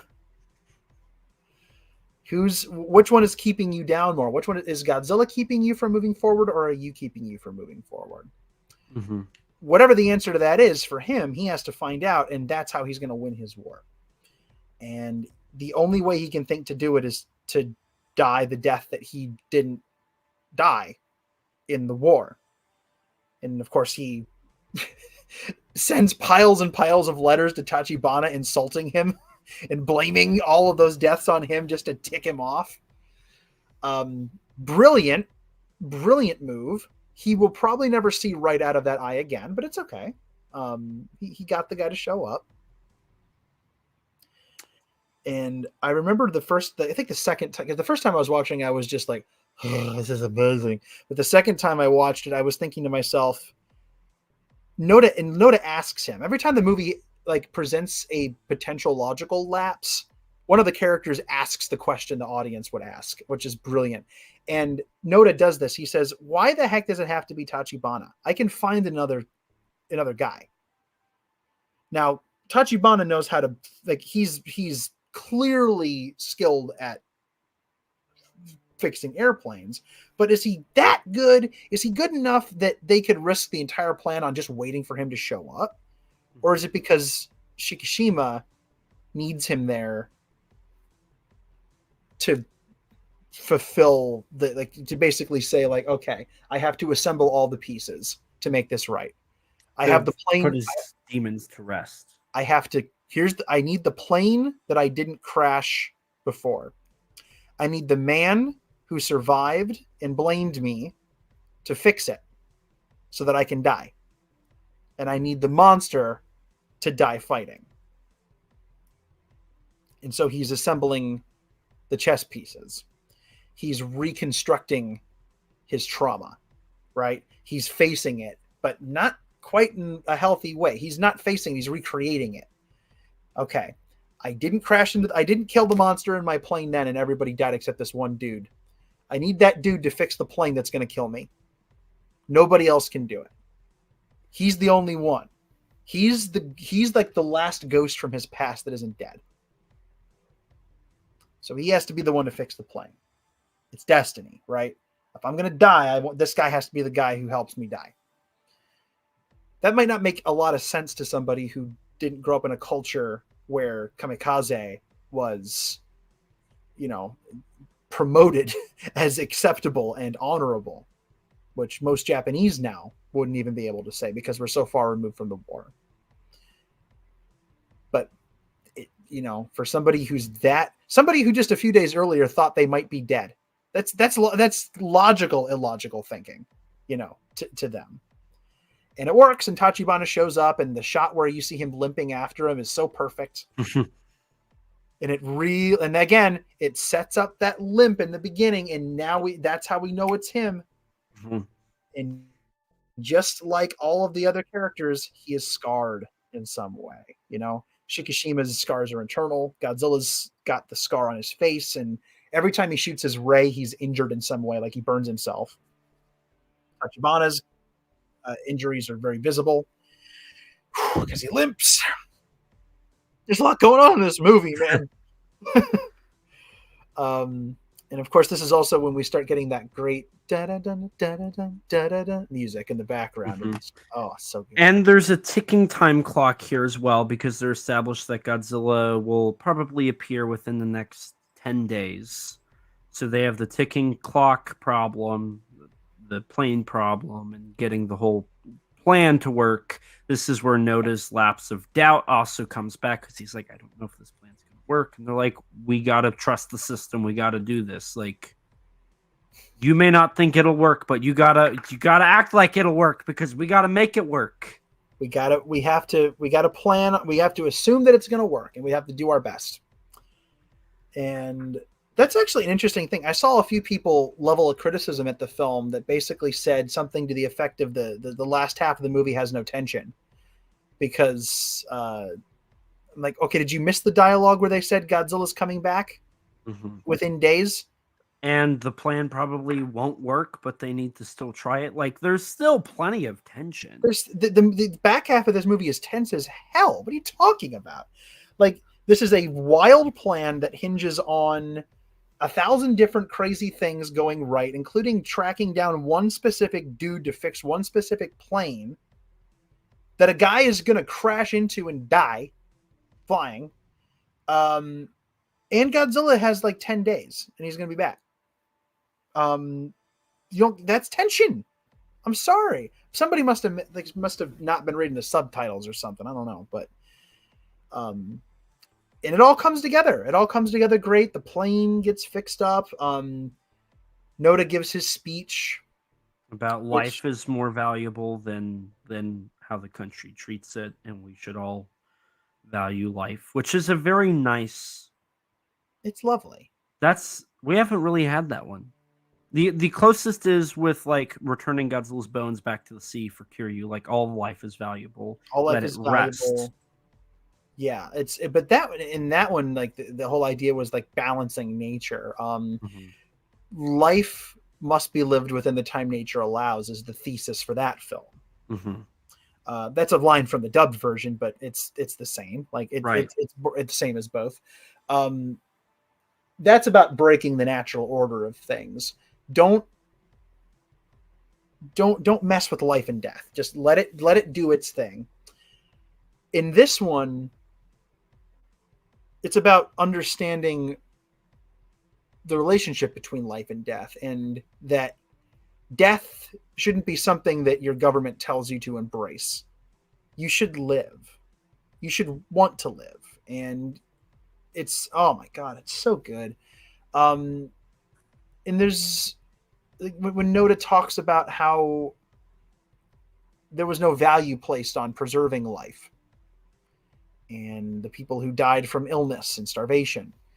And then a really pretty creative moment where he talks about the planes not having ejector seats, which sets you up to doubt the entire ending. Or like the entire final battle leading up to the ending.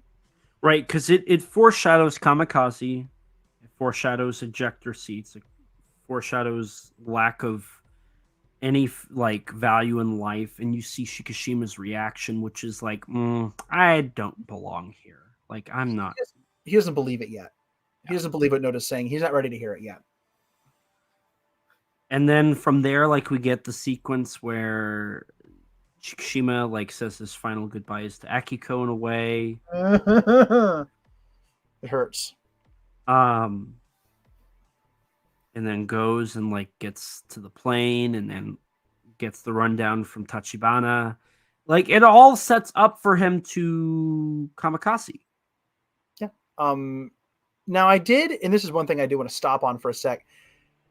When I talked to my brother about this, he told me the one thing that he did have an issue with was that he told me he was completely emotionally detached from the end of the film because he knew there was an ejector seat.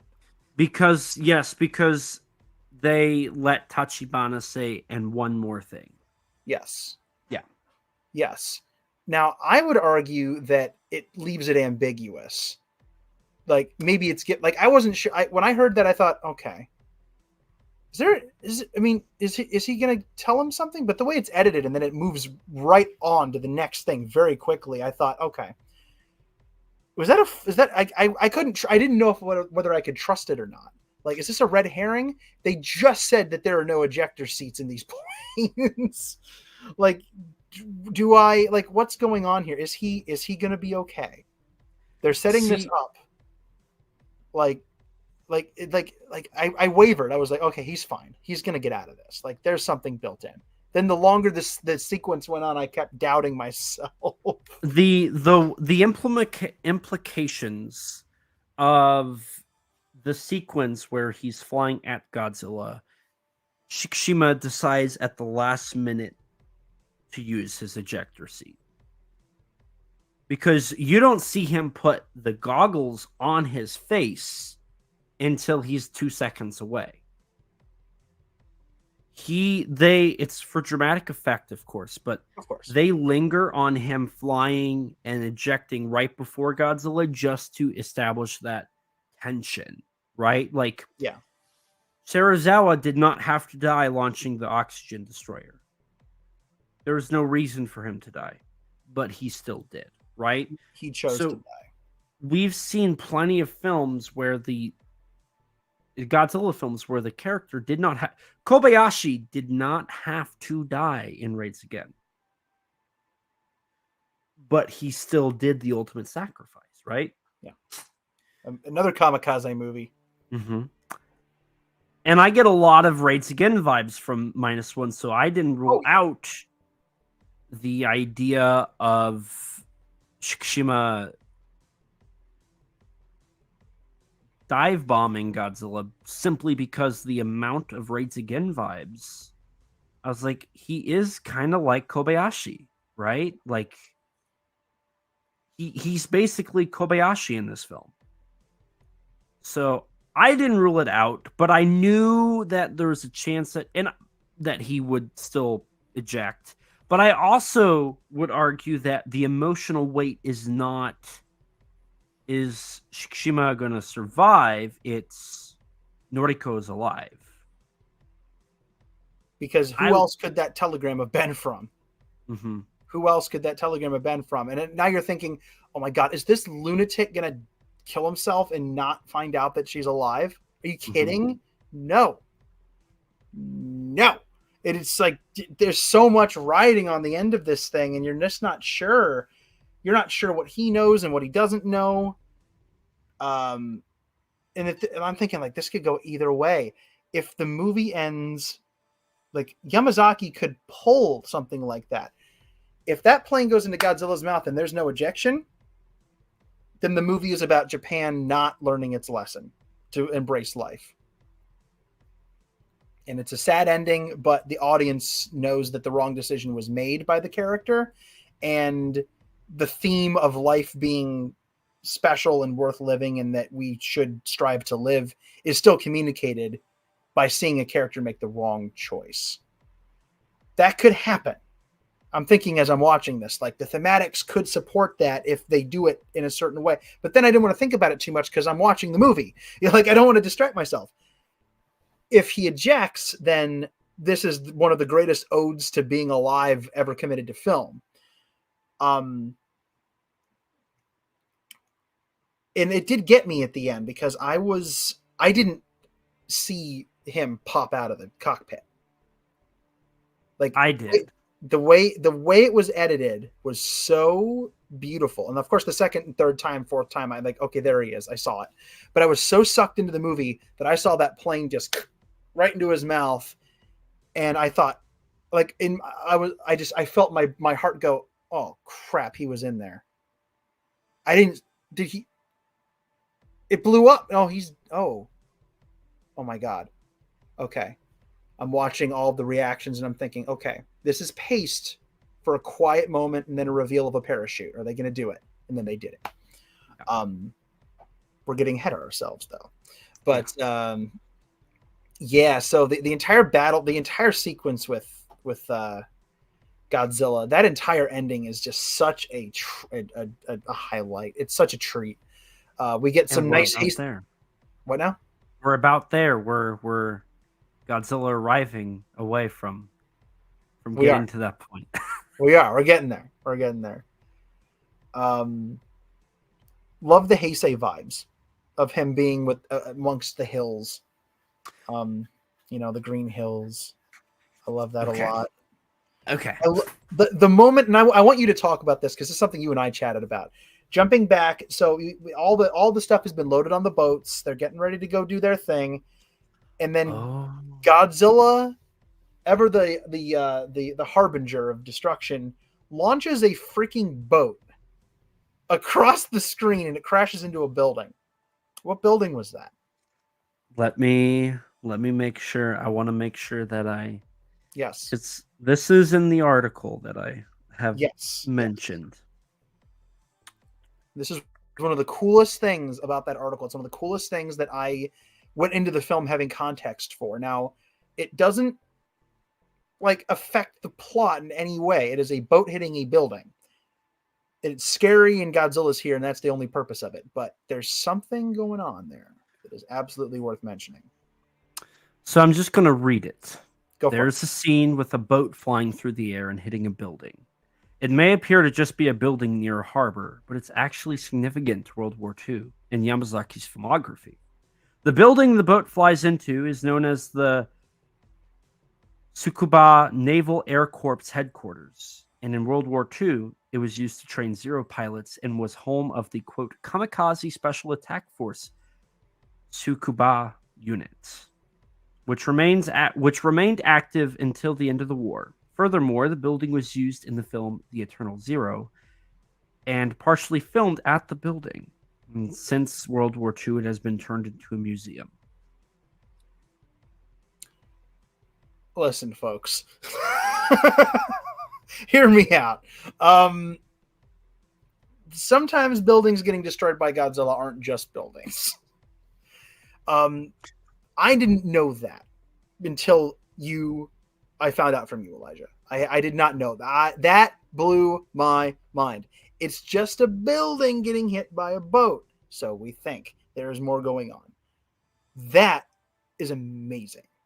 That is amazing. It's possible Shikishima had been in that building.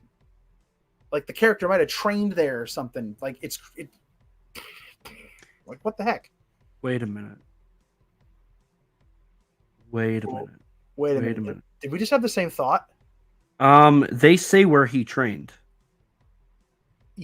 Yes, it's at the beginning. Hang on. Where Itachi, yeah.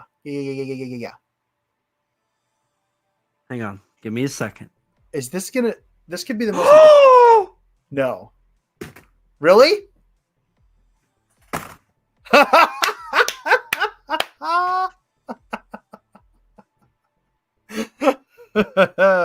Well, folks, I've never seen an actual blown mind before, like a mind blow out ever in person, but I've just seen it.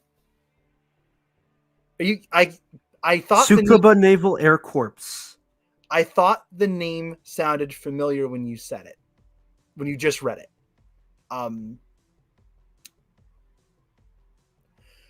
Okay, so this movie's now like a 14 out of 10, right? Like it just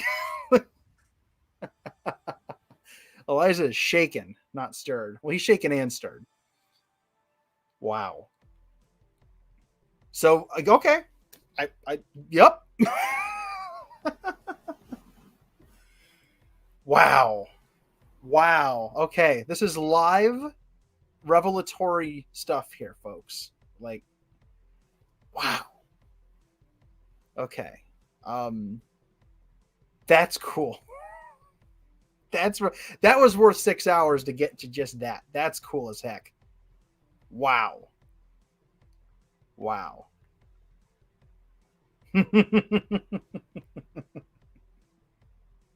You gonna live there, man? Elijah, speak to me, son. Speak to me, boyo. Oh my gosh, how cool. How stinking cool. Okay. I'm glad my mind was not playing tricks on me there. Because I was like, that name sounds familiar. Can't see it, but I'm What's see a happening? little bit. My hand is like, I'm just wow. Yeah, chills. Wow. All right. You're welcome, fandom. Now you have been blessed with that. That is so freaking cool. Oh my gosh. This is the kind of this is the stuff I live for. Like making those connections. Like dude. Like how freaking cool. How freaking cool. The Godzilla threw a boat at his school.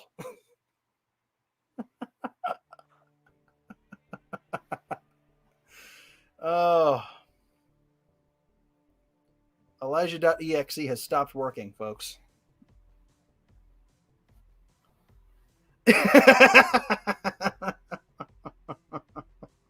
Oh, man. Yep, pretty much.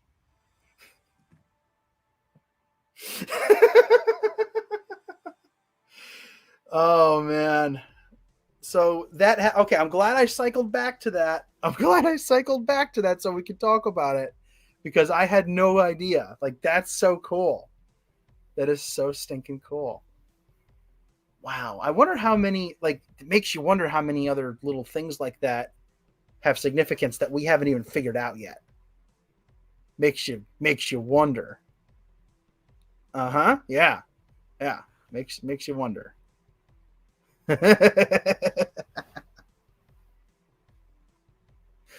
Oh man, Elijah, speak to me. We gotta talk about the final battle. We gotta fix your jaw. There we go. There. Yep. Okay. We gotta talk about that last battle. There's all kinds of cool stuff like the decoy boat, which is really cool, and that beautiful symmetrical shot of the plane flying between the boats, which was also really cool. Yeah. You know, we should park on for a sec. I mentioned it before we started, but the use of the Ifukube music during the final battle. Okay, before we jump into the final battle. Okay. What did did I miss something? We missed something. What the countryside sequence. Okay, yes. So we just found out earlier today that it was in fact a reference, but when I saw it, I was like, oh my god, this looks like studio number, I want to say it's like 13 that Toho uses, because it was like, look at the miniature, like it looks like a miniature set. It looks beautiful, the way it's framed, everything. The cinematography with Shikishima like flying the Shinden around Godzilla is amazing. I'm a sucker for the shot where you have the Japanese farmers in like the top, like bottom right screen, and they're running away as Godzilla's in the background. I automatically think of there's a shot in Ghidorah, the three-headed monster, where Godzilla and Rodan are fighting on the countryside, and you see people running. I think that's it. Yeah, well, I mean, there is the whole like running on the mountain, but like that's like immediately what I think of. Hey, happy 59th birthday to Ghidorah the Three-Headed Monster today, by the way. Wait, like today, like as oh no, yesterday. Well, today. yesterday technically. Yesterday today. Yes, the one of the best Godzilla movies and one of Yamazaki's favorites, and the film that came out the year he was born. The man has taste. He picked a good year to be born. He did. I'm sure that was all up to him. Yeah, but And I it makes love it. I love that sequence. Godzilla in the countryside always works for me. I just especially if you frame it like it's a miniature. Yes. This is the kind of shot that like Agent Tsuburaya would love, especially with the airplane. I mean, he was into aviation, so it would have been perfect. I am fairly certain Godzilla almost steps on a dog during that scene. He does. You see the little dog running away. Yeah, he almost crushed the dog. I love that detail. Amazing. It's just tiny. It's tiny. I saw that during my last screening where I was like, okay, I'm going to start paying attention to the little people now. One of them does that get scene's beautiful. Killed in debris. What now? One gets killed in debris. Does the dog die? Not the dog, but there's like a person. No, dead dog. Okay. Okay, well the people can die. Just don't kill them. It's fine. Yeah, I know a couple people get like the house goes down and he died. Like I saw some people just kind of disappear. But as long as the dog is fine. Oh man. The countryside is great. It's the last time we see Godzilla out of the water for the whole film. Like that's the last like out of the water full body shot we see of him. And then he starts going in the water. He's like, I'm gonna get that plane. And very final like, war Shikishima's very fine. Yes. Let's get him right next to the mothership. Like that's exactly what that was. Yes, it's so good. And Godzilla's like, he wants that plane gone. And Shikishima's not messing around. Like he gets super close. Little too close. Hysterical. Just funny. I laughed so hard. I'm just kidding. It was terrifying. Like freaking, yeah, it was spooky. He just keeps snapping at him and trying to grab him, and he misses him. And then he goes out in the water, and then the good stuff, man. Again, I mentioned this earlier. Commence the operation. I think our timing might be a little bit screwy. I think so. Okay, I think there might be a slight delay, but it's okay. It's okay. So we have to. I said this before we started, but whoever made the decision to use the first few minutes of the first movement of Akira Ifukube's Symphonic Fantasia for the final battle deserves a raise, and maybe like a basket of muffins or something, anything, because my gosh, it was so perfectly timed. The crashing of the cymbals at the beginning of the theme set to when the boats crash back down into the waves, really beautifully integrated. It wasn't just the theme playing over the movie. They edited the movie to these themes. And when I say Symphonic Fantasia, for anybody who doesn't know, that was a 1980s 3-movement suite of special effects film music that Ifukube put together that was performed live in concert. It's been performed several times, including in the United States a few years ago. It was Kickstarter. I was actually an executive producer on that Kickstarter. Really fun to hear that music performed in the United States for the first time live. And the first movement of because it's 3 parts, and the first movement begins with the Godzilla theme and then transitions to like that music, and then goes into the Battle in Outer Space ballad, and then into the Frankenstein Conquers the World Baragon theme, and then back to Battle in Outer Space again, and then to Destroy All Monsters, and like all this stuff. It's a great piece of music that's just a medley of amazing Ifukube tracks. But this film uses that specific version of the Godzilla theme melded with the King Kong versus Godzilla main theme, which other fans might recognize, because it's only heard in the Japanese version. Other like Godzilla fans would probably also recognize that music pretty well from the end credits of Destroya. You've heard it there too. but it was originally composed for King Kong versus Godzilla, and you can barely hear it in the American version. Just the scene where King Kong's taking a nap and the natives are dancing around it. That's it. But the Symphonic Fantasia version is gorgeous, and I can't believe it's in this movie. Like, it's so good. It's so good. You can't go wrong. So I have a few thoughts on the music. One, whenever they stop for a second after the captain of the battleship says commence operation Watasumi, and the music stops and then goes da da da da da da da da da da, like it speeds up. I love that. I love that. That's pure Symphonic Fantasia. That's exactly the same tempo as Symphonic. That's what clued me in to letting me know that it was that version. When it went da da dun dun dun dun dun dun dun dun dun dun, and it gets faster. That's Symphonic Fantasia. That's the only version that does it like that. So I was like, they're using Symphonic Fantasia. I'm a nerd.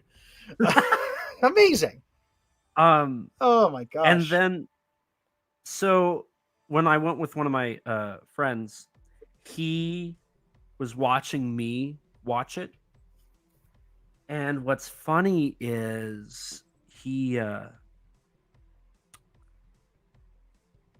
saw that anytime that Ifukube's music started, like da da da da da da da da da da, like my head was bobbing. And he's a big music guy, and he was like, "This dude's here just for the music." And during the final fight, the final climactic sequence, I saw a few people in front of me like moving their foot to the music, and I love it. Like this just.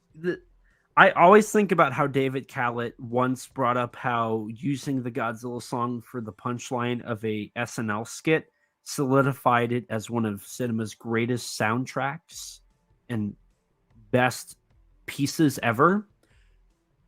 Seeing people bob their head or move their foot or like sway to the Ifukube music sold me on the idea that the Godzilla theme is timeless. There is no way that Godzilla theme will not. It'll never die. It will never die. No, nor should it, because it's amazing. It's so perfect, and out of all of the post Ifukube scored films that have come out since, this might be the best implemented I've seen it. Like this final battle, it's up there. I love what Bear McCreary did with King of the Monsters. I love it a lot. And for what it's worth, I know a lot of people didn't dig it, but I loved the way that they used it in Shin. I thought it was good there too, but it wasn't implemented into the movie in Shin, at least not in the same way. But that and freaking Singular Point, the way they used the classic Godzilla themes in Singular Point was outstandingly cool. They didn't remix the themes at all. They just put it into the movie and it fit.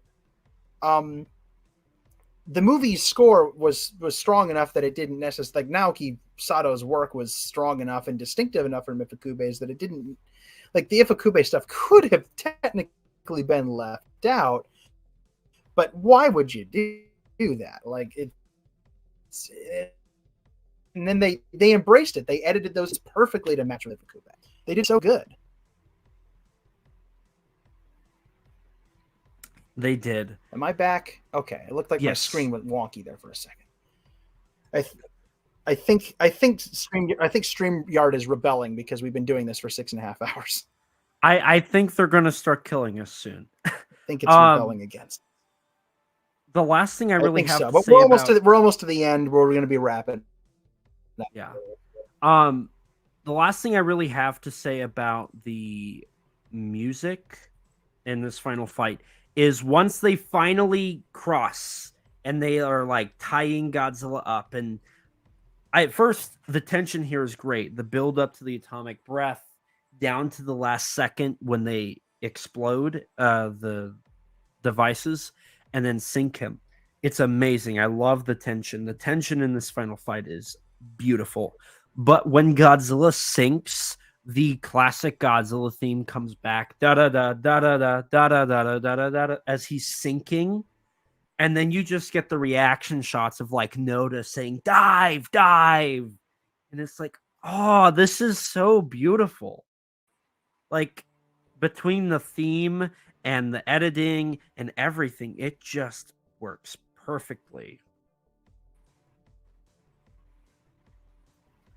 So good. It's so good. It's so beautifully done. And every screening I was in, except for the last one, the moment where the theme wraps up, dun dun dun dun dun dun dun dun, and his spine gets sucked back in and the light goes out. The first time somebody went, whoo. The second time somebody went, the third time somebody went, well, it was profanity, but like, oh, okay. It's like, whoa. It's like, like everybody was always shocked by it, like it sucked the air out of the room. And then the panic of them trying to raise him, and suddenly it's like, oh, he chewed through the balloons. And Kid gets his moment to shine. Kid gets his moment to shine, where he shows up with the tugboats, which I love. I love the last minute save. The first time I saw the movie and I realized it was him, I fist pumped in the theater, and I giggled like a moron. I was like, it's him. He did the thing. Like he gets his moment to shine, and he does his little arm pump because his other arm is still broken from earlier. The useless to the rescue, and then all these tugboats show up, and it was just one of those. I get goosebumps. Great, power to the people. So good. Power to the people, and they just show up, and it's like, well, they're not even military. I remember when I saw that, I was like, yes, like I was so happy he got his time to shine. And even more than that, like everybody, like the Doc and Cap and whatnot, their reactions just added to it as well. And they don't waste any time. They they jump to all the tugboats being tied up and they're pulling, and it works. I have the headcanon that Noda's plan would have worked if it wasn't for the fact he had that 25-minute time span to work out the pressure a little bit. Because it clearly worked a little bit. His eyes were all white and puffy and he was freezing up. So that's a little bit of a headcanon, but I'd like to think that plan might have worked out. I think it very well might have, but the problem was he had time to pressurize halfway up. So I that was how I interpreted the film, was like he would have been more damaged, maybe, but at least more damaged. And it might have been enough if he hadn't frozen in the middle and had time to pressurize, which was a problem. And then, of course, when he does pop up, he's got the bulging eyes foreshadowed by the fish. Beautifully done. And then the moment where all the sound stops in the movie, and you can hear a pin drop in the theater. Yes, this every time. Slow motion moment that is incredibly nothing. Even the screenings I was at where there were a bunch of jerks being stupid, there was no talking during those scenes. It's amazing. Everybody just collectively knew, even the idiots knew, to shut up and let that moment. It was like the movie was daring idiots to go, yeah, talk. I dare you. Do it, fool. Nobody did. That's a risky thing to do in a movie, is just have all your sound drop out like that. It runs the risk of being overly dramatic and therefore cheesy. You have to earn that. And my goodness, did this movie earn it beautifully. And then you hear the airplane. The shot before, as the camera went and focused on Godzilla charging up his breath, sent shivers down my spine.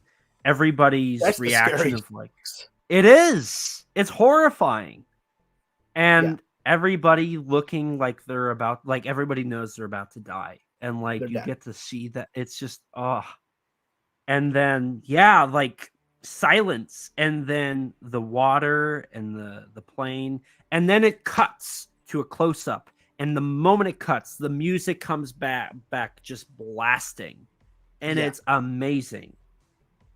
It's so well done.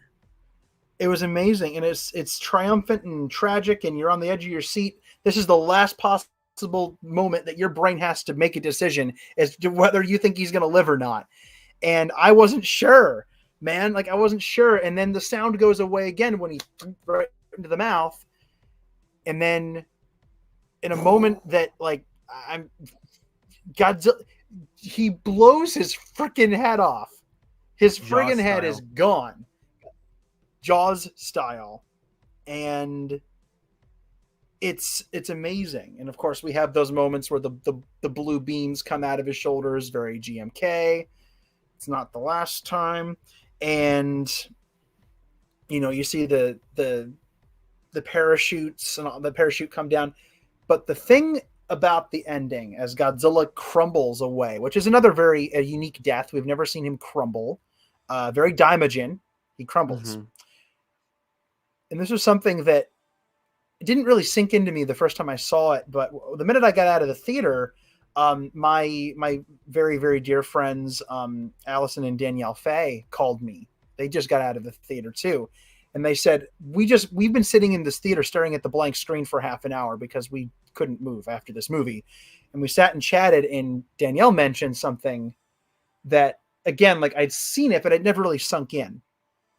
It's when they salute. Mm-hmm. And I guess in my brain, I was thinking they were probably saluting Shikishima. No, not at all. And I thought to myself, okay, that is what I saw. An honorable salute for the death of an honorable enemy, you know, fought valiantly and was in the end a victim and got a salute. They saluted Godzilla as he crumbled away. What a profound moment. And the choir singing was very Godzilla 2000, which I liked. Mm-hmm. Godzilla was inside each one of us. If you're gonna do let me restart. If you're going to do an anniversary movie, you have to end it with honor and respect for the character. And the two ways to do that is you have Godzilla do the final bow. Final shot is him in the sunset roaring, or you have him honored. And there is not there's not a better way you could have had Godzilla be honored than everybody salute him as a valiant foe. And you still got him, fast forward, to have the final bow with the roar at the very end. They did both. They did all three of the things. They had the characters pay him respect. They had the tease. The last actual shot in the film is of him coming back to life, kind of. And then he has the end credits bit, which we'll get to in a sec, or during the credits bit. But obviously, the last thing that we see in the film of great significance is the fact that Noriko's not dead, but maybe living on borrowed time. What do you think it is? A lot of very stupid, what now? Oh man, okay. A lot of very stupid people saying very stupid things about that ending. No, she is not turning into Godzilla. No, she has not been impregnated by Godzilla. These are things that I have seen actual humans say. No. It's, you know, it seems pretty clear to me that she's been burned, right? Like something's not right. Now, I have seen other people say that, like, it seems to me that Godzilla probably carries his own form of radiation sickness. There's radiation all around. They literally said it. They're pulling people out of the rubble, but they can't get too close because it's radioactive. she's got radiation poisoning. She's been burned. She's got something, but it's unique to Godzilla because it's definitely it's crawling. Like there's something weird going on there. She's not turning into a freaking monster, internet. That's dumb. I'm sorry. That's dumb. She is not, she doesn't have Regenerator G1. You know, like these are all things I've seen. I've seen some people say that maybe like Godzilla's mutagenic healing powers are transferred to her, and now she's like, that's how she survived. No. They pulled people out of the rubble in Hiroshima and Nagasaki who were horribly burned but alive. Some of them lived for years. Some of them died almost immediately afterward. Some people were not burned at all and died from radiation poisoning, and they had no idea what killed them for a while. Noriko's alive, but for who knows how long. It seems like, it seems to me like Godzilla carries some kind of unique form of Godzilla-centric, Godzilla-specific radiation poisoning. And I think she's not the only one. Pardon me. I think a lot of people, like pretty much anybody who survived that Ginza attack, is probably similarly burned. I think there's nothing supernatural or crazy or Shin Godzilla-y or Hideaki Anno-y going on with this. It's just, that's what happens when you live through a nuclear blast. It's really not that hard. Look up pictures of, make sure you haven't eaten anything, and then look up pictures of people who survived atomic bombings. It's not pleasant, but it looks pretty much exactly like that. And nothing super crazy. Nothing worth going crazy over fan theories with. It's just she's ill. Right. She might not live much beyond the end of the film, but at least she got to see her lover want to live. Mm-hmm. You know? Now, I do know there's a lot of debate on whether or not the ending takes away from Shikishima and his decisions, but we do get a GMK-esque conclusion where Godzilla starts regenerating. Do you think that takes away from the ending, or do you? I feel like if you're going to end a Godzilla movie, you have to do it that. Like that's just kind of one of those things. It's like, yeah, you have to. Like Godzilla can't. You got to kind of do that. Well, here's the thing. This is what I'm going to use.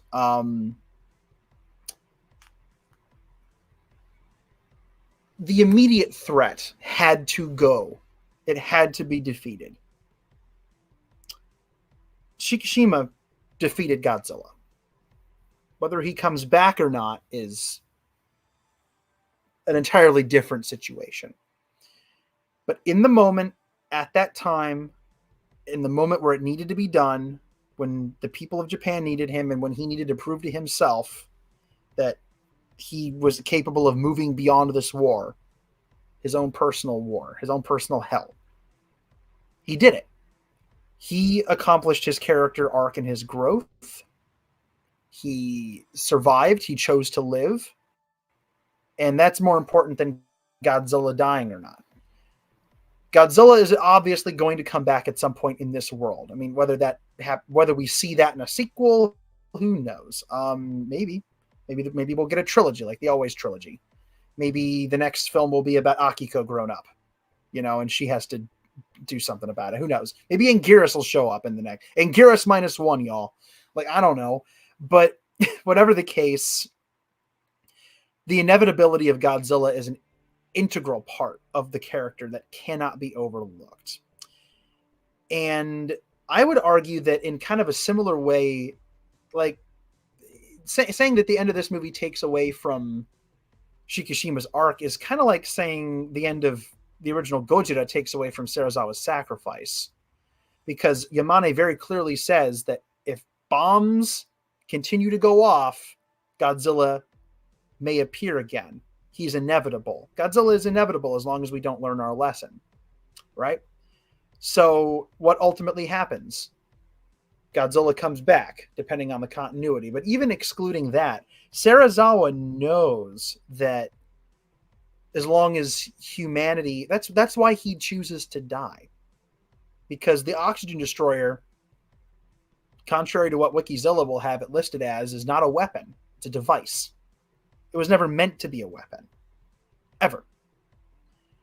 His death, to him, is his plea for it to remain a device and not a weapon. If he takes it with him, then that's it. He knows that as long as more super weapons and superpowers come into the world, there will be more monsters. You know? Maybe his own weapon, his own device, will create a monster. Depending on the continuity you follow, it does eventually do that. The launching of the Oxygen Destroyer creates its own creature, just like he wasn't specifically afraid of that, but in a world where he was just as afraid of the Oxygen Destroyer as he was of the H-bomb, and the H-bomb makes Godzilla, it's only logical that the launching of a new WMD creates its own creature. So there you go. But even excluding that, Serizawa made the call to die, to take the secret with him, to do what he could.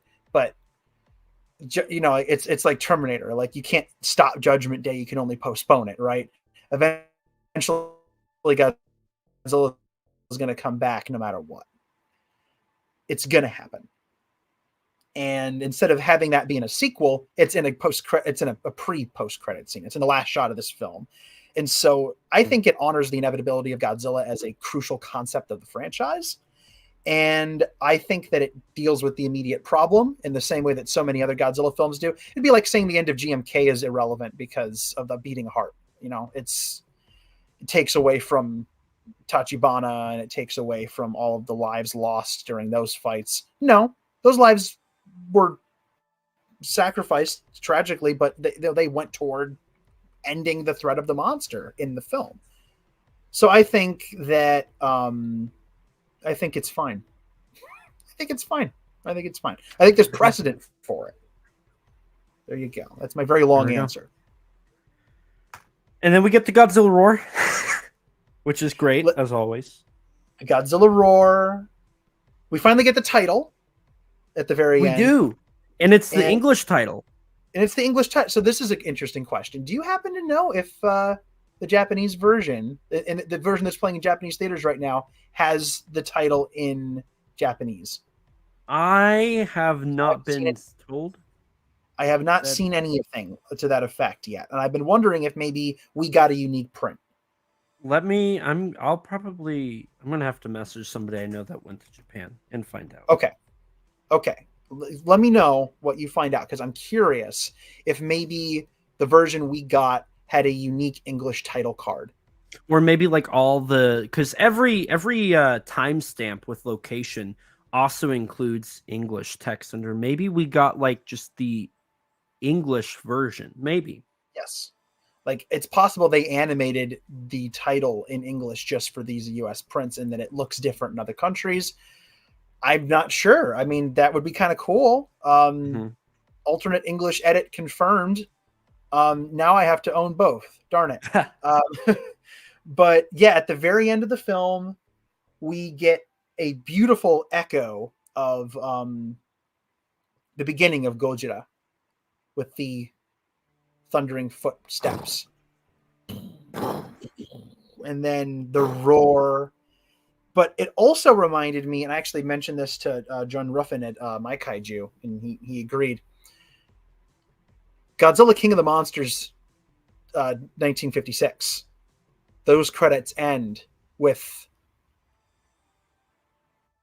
the footsteps. You don't get a roar. There's no roar. But as the Prayer for Peace music fades out, you get the footsteps gradually getting louder over the end, and then, you know, directed by Terry Morrison and Ishiro Honda, and the film ends on the foot accident. But there you go. I mean, I wouldn't put it past Takashi Yamazaki to have probably seen King of the Monsters. He's probably seen it. Maybe the Kaiju o Gojira version, if that's even still in circulation over there. I don't know. But there you go. So the last thing we see is the name of Yamazaki-san as the Tommy Wiseau of this film, where he has written it and directed it and done the special effects supervision. And we hear the roar of Godzilla. and the screen fades to black. The lights come on in the theater, and we haven't been the same since. And scene. I got nothing else really to say. I feel like we've talked about everything. We have talked about everything to the point of 7 hours, my friend. Almost 7 hours. By the time we're done with this final segment, we'll be at 7 hours. Good Lord. That's crazy. That's crazy. To all of you who are listening to / watching this at a reasonable hour of the morning or afternoon, I'm happy for you. It is 3 a.m. where I am. Oh boy. But this was tremendously fun. It was. This was the analysis and nerdiness that my soul needed after having seen this film, a measly 4 times. This was the in-depth film nerd deep analysis conversation that needed to happen. And it just wouldn't have been as good if Nate was here. I'm joking. We'll see if he listens to all of this. That is my curious. test to see if Nate actually listens to the. No, I only said that to see if he was listening. Like, that's the only reason I said that. We love you, Nate. I'm teasing you.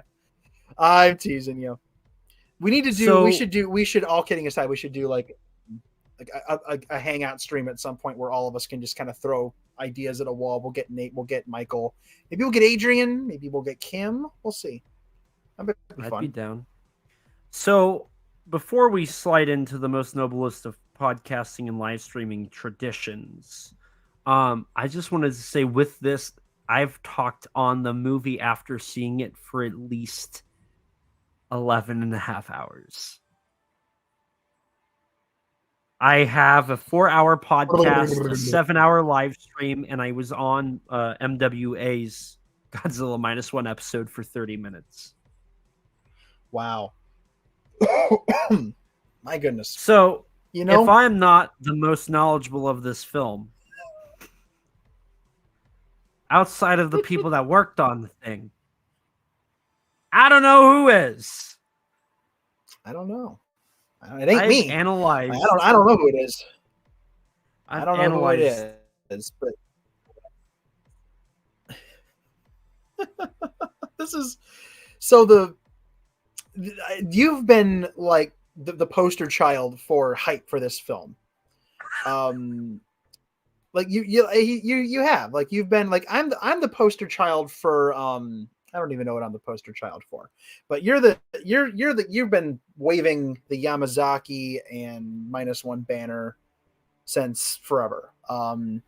It feels like, and the fact that it's out now and we've finally gotten a chance to sit down and just nerd out about it and have a chat, like, this is the exact kind of chat that you and I would have had whether the cameras were rolling or not. Mm-hmm. And I've been excited to just sit down and get your perspective on it and just nerd out, because you and I have both been just like juiced for this film. Like, bring it on, please. And all fans have, but like I don't know, like you and I, again, like, we sync up on so much with this stuff. There's so much. You and I think we're excited. Yeah. No, it was so.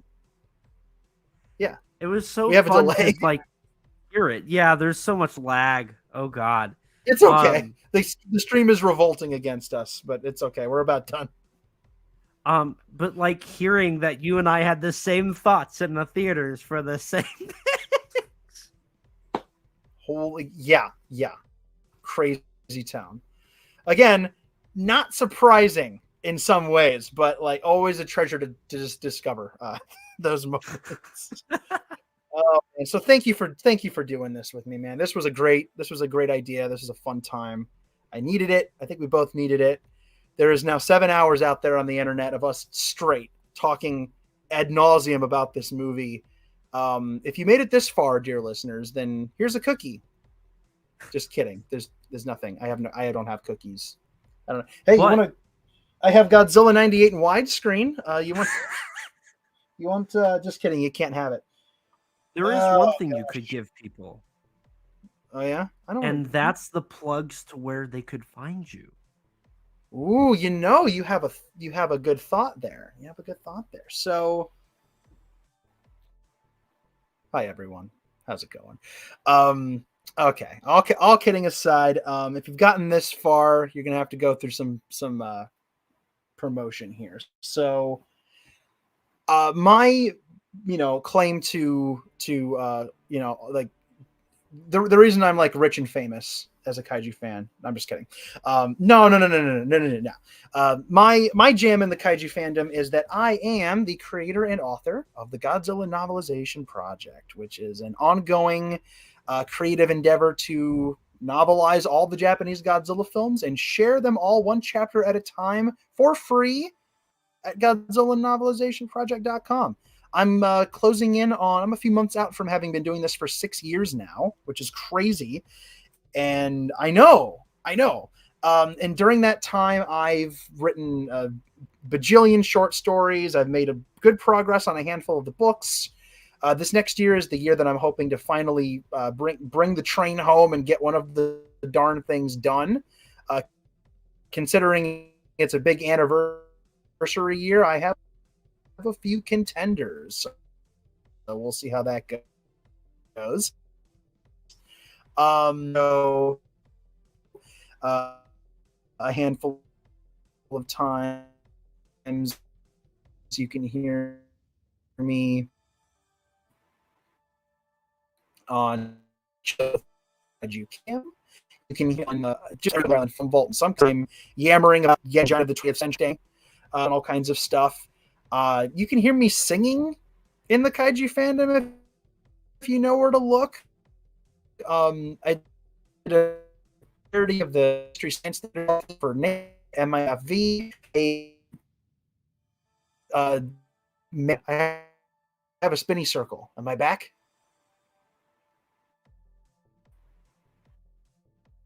Uh-oh.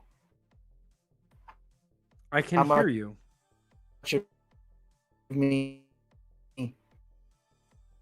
How much of me is gone? I can hear you talk. I can't see you move. Am I still talking? Can I be heard?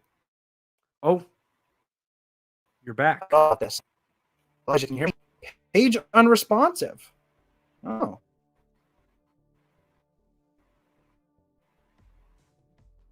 Uh-oh. That's no Wait, good. you're back. You're back. You're Page back. unresponsive. You're back. Oh, You're what? back. Yeah. Wait.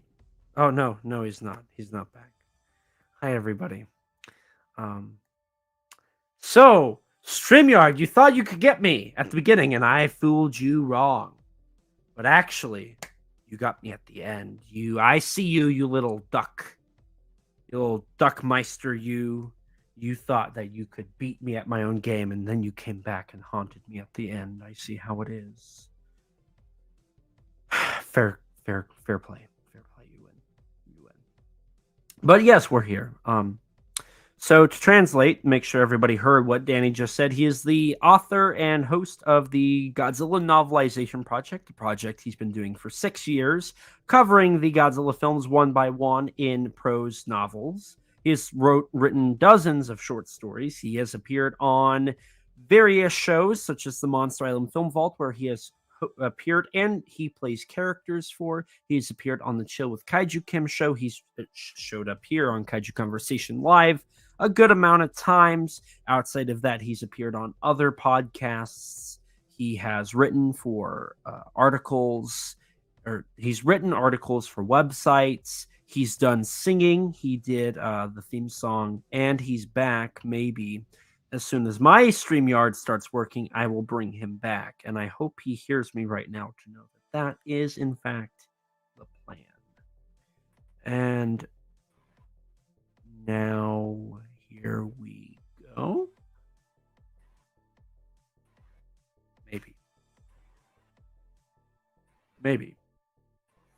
Maybe. StreamYard's working for me. It's currently a gray screen on his end, as far as I can see. Oh, he's back in POG form. Hello, Mr. Daniel DiManna of the Godzilla Novelization Project. Can you hear me? Oh no, he cannot. He cannot. He very much cannot. He's gone again. So it's good to know. So anybody who's listening, 7 hours. Once you hit 7 hours, you're screwed. Once you hit 7 hours, it is all downhill. StreamYard hates the 7-hour mark, and it will kill you. I'm going to hold off on bringing him back. He's in the waiting room, but I can't see his camera, so I'm going to wait until his camera loads up and see if that'll bring him back in here. But, you know, at least it's here. Like, the conversation's mostly over. It's like 97% over. It's -1%. Haha. Oh, there's the camera, and he's back. My StreamYard's broken, but maybe he's back. Let's see. Danny, can you hear me?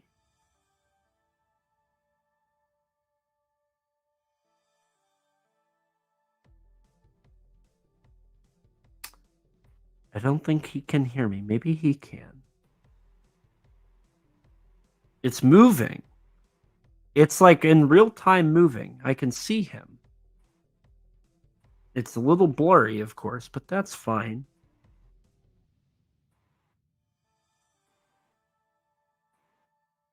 Maybe it's catching up still. Oh no, he's gone. Poor Danny. Poor Danny. Oh no. Let's see. I'm gonna see if he sends me a message in the meantime. It very well may be something where I have to wrap up this poor. Oh no. Maybe. Okay. Ugh. So we're currently waiting. Oh, my StreamYard's being laggy now.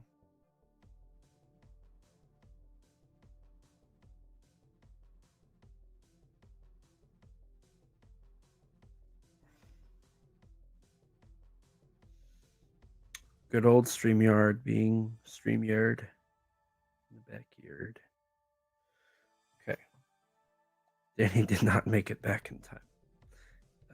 I'm going to see if what I can do to help reduce the bandwidth that I think it is. I'm going to do this. Okay. I'd probably look a little worse, but it might be for the best. Just to get Danny back on here.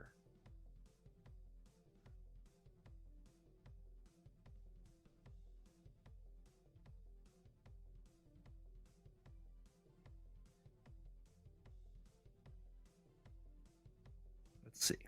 He's in the waiting room. I'm going to hold off. Danny, I hope you can hear me. I've adjusted the video. Oh, wait. He looks a little bit better. Hi. Moving. He's waving. I don't know. I can't hear you right now. And my StreamYard's broken. Oh. Check your mic, Danny. You're back outside. Everything outside of your mic is not working.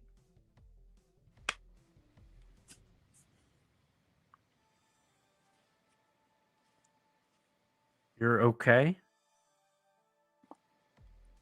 Your microphone is on? Okay.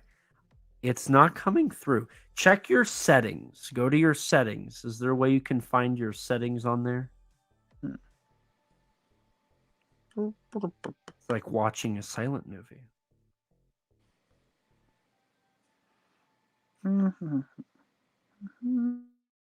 He has muted himself and unmuted himself.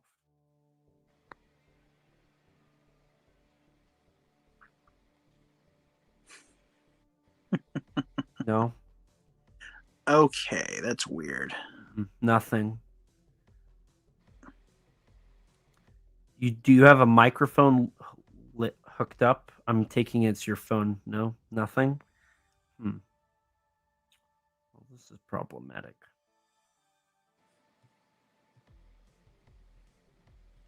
Holding on 1 second.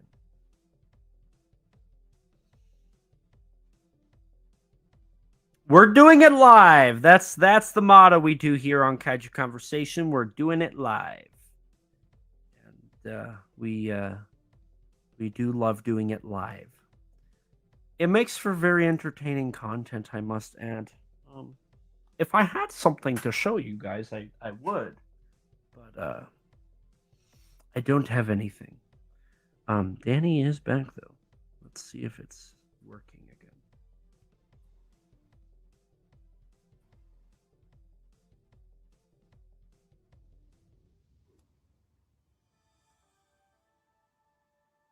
I turned off my camera, Danny. Maybe that'll help with the bandwidth.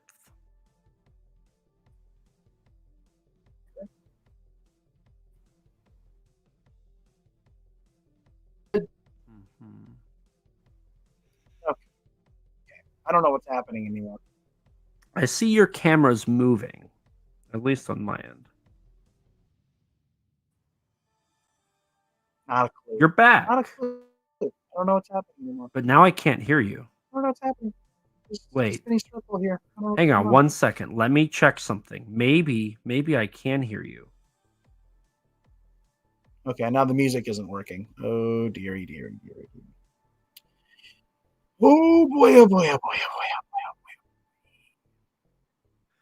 boy. Okay, so I can hear you, just not on the thing. So why don't you go ahead and plug yourself, Danny, and we'll make this work awkwardly.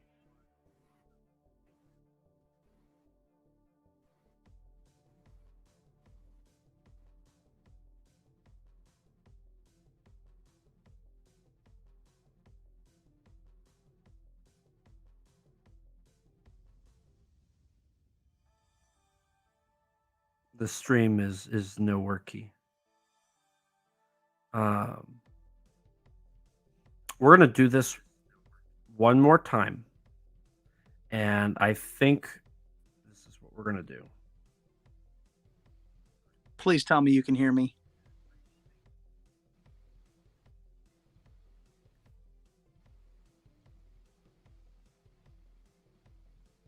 Okay. I can hear you. My StreamYard is broken now. Go ahead and do your plugs. Oh my God. And then I'll do my plugs and then the podcast, and then we'll be good. Okay. You can hear me? You cannot hear me. Okay. I'm coming to you from my phone because this is like the only way I could get this to work for some incredibly stupid reason. So, okay. Well, where the heck was I? This is very, I feel like this was like an hour ago now. I run the Godzilla novelization project. I've covered that. I've been on podcasts. I've covered that. What have I not? I don't even know. Like, I don't even know how much of that even went through. I'm just going to be, I'll just go through the whole thing again and be about as brief as I can. I hope that my voice is actually being picked up, because if it's not, that would be stupid. But, I am the creator and author of the, there we go, Godzilla Novelization Project, which is an ongoing creative endeavor to novelize all the Japanese Godzilla films and share them with the fans for free. You can find all of that good stuff at GodzillaNovelizationProject.com. Feel free to follow along on the artist formerly known as Twitter at Danzilla93_GNP for updates and funny Godzilla-related shenanigans. There's also a Godzilla Novelization Project Facebook page. If you really like what you read, you can check me out on Patreon and throw me a couple bucks,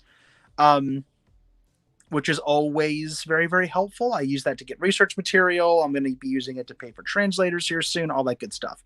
I've been on this show, this wonderful, wonderful, I can't talk, this wonderful, wonderful show a handful of times. I even sang the theme song for it, which is awesome. I've been on about 1,000 different kaiju podcasts. I've, guest hosted. I've been interviewed. I've done voice acting. I've sung a few theme songs. It's been really fun. I've done all kinds of cool, fun things. Outside of that, I also write academically about this stuff whenever I get the chance. I love writing about kaiju. You can find my work in a couple of different magazines and online in a few places.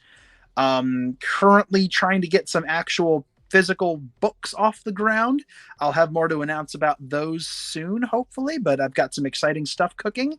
And that's about it. That's the digest version of my plugs. I think I'm just about set on that. And now to let Elijah know that I'm done.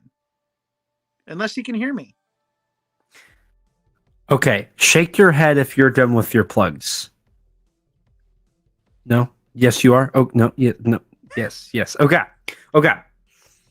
Everything's broken. So we're streaming on thin ice. So I'm going to say my stuff and then we're going to be done. Hello, everybody. My name is Elijah, and I have a kaiju and tokusatsu and StreamYard problem. But joking aside, I'm Elijah Thomas. I'm the co-host of this lovely podcast, Kaiju Conversation.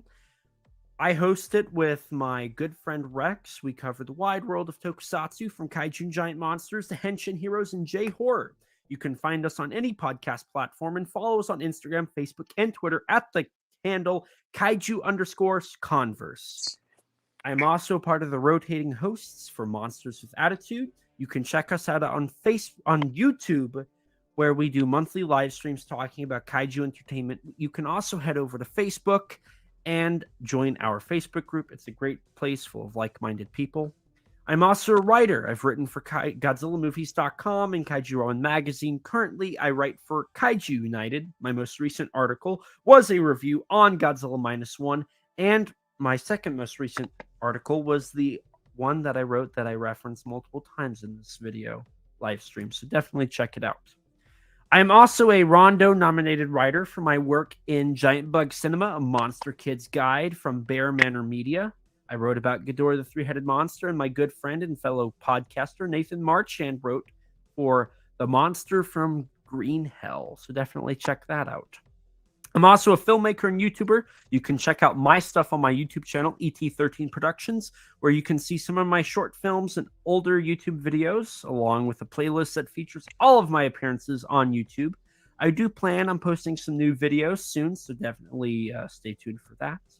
I've also appeared in a kaiju movie along with this lovely gentleman right here. Right here. I was in a little-known movie called Zillafoot. There's the VHS tape for it right there. I made a brief cameo in the film, A Skywatcher #2. It's got a rating on IMDb of 3.7 out of 10, so you know it's peak cinema. So if you want to watch out more kaiju, you can buy the Blu-ray on srscinema.com or the DVD from any major online realtor. Or if you don't want to pay money for a 3.7 out of 10, you could find it on Tubi with ads or on Amazon Prime. You can also check out my action figure photography on my Instagram account at ET13_productions, and my ex, the artist formerly known as Twitter, thanks Danny, at the same handle. And as for the podcast, don't forget to rate us on iTunes. That boosts our ratings and helps us get recommended to more people just like you. If you don't have an Apple device, which I don't blame you, I don't. That's actually a lie. I'm using a MacBook right now to live stream, so that's a big-faced lie.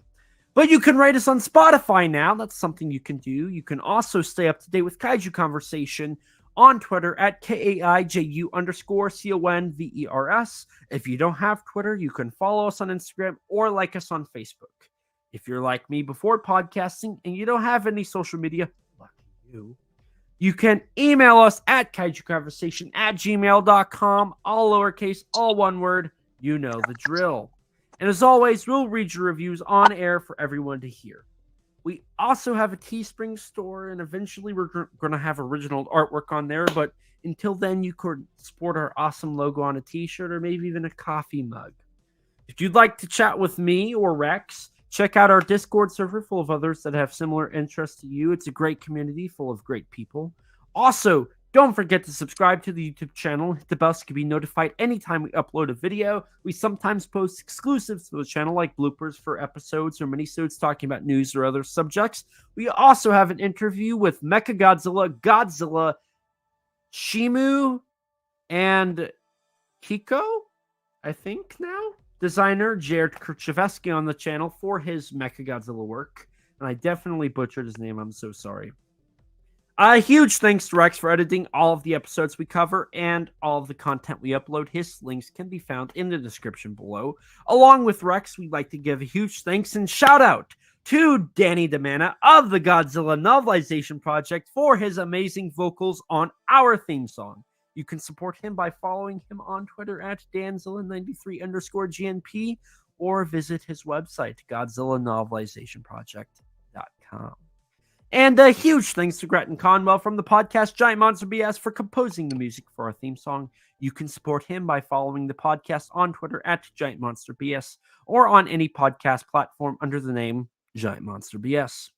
And with that, we're going to wrap up the longest live stream for the best year of Kaiju Conversation so far. So thank you, Danny, for joining me. Thank you to everybody who's listened. Thank you for everybody who tuned in, commented, liked, subscribed, rung the bell, and all of that good jazz. So thank you guys so much for listening. And as always, please remember, life's too short to not talk big. Bye, guys. See you, everybody.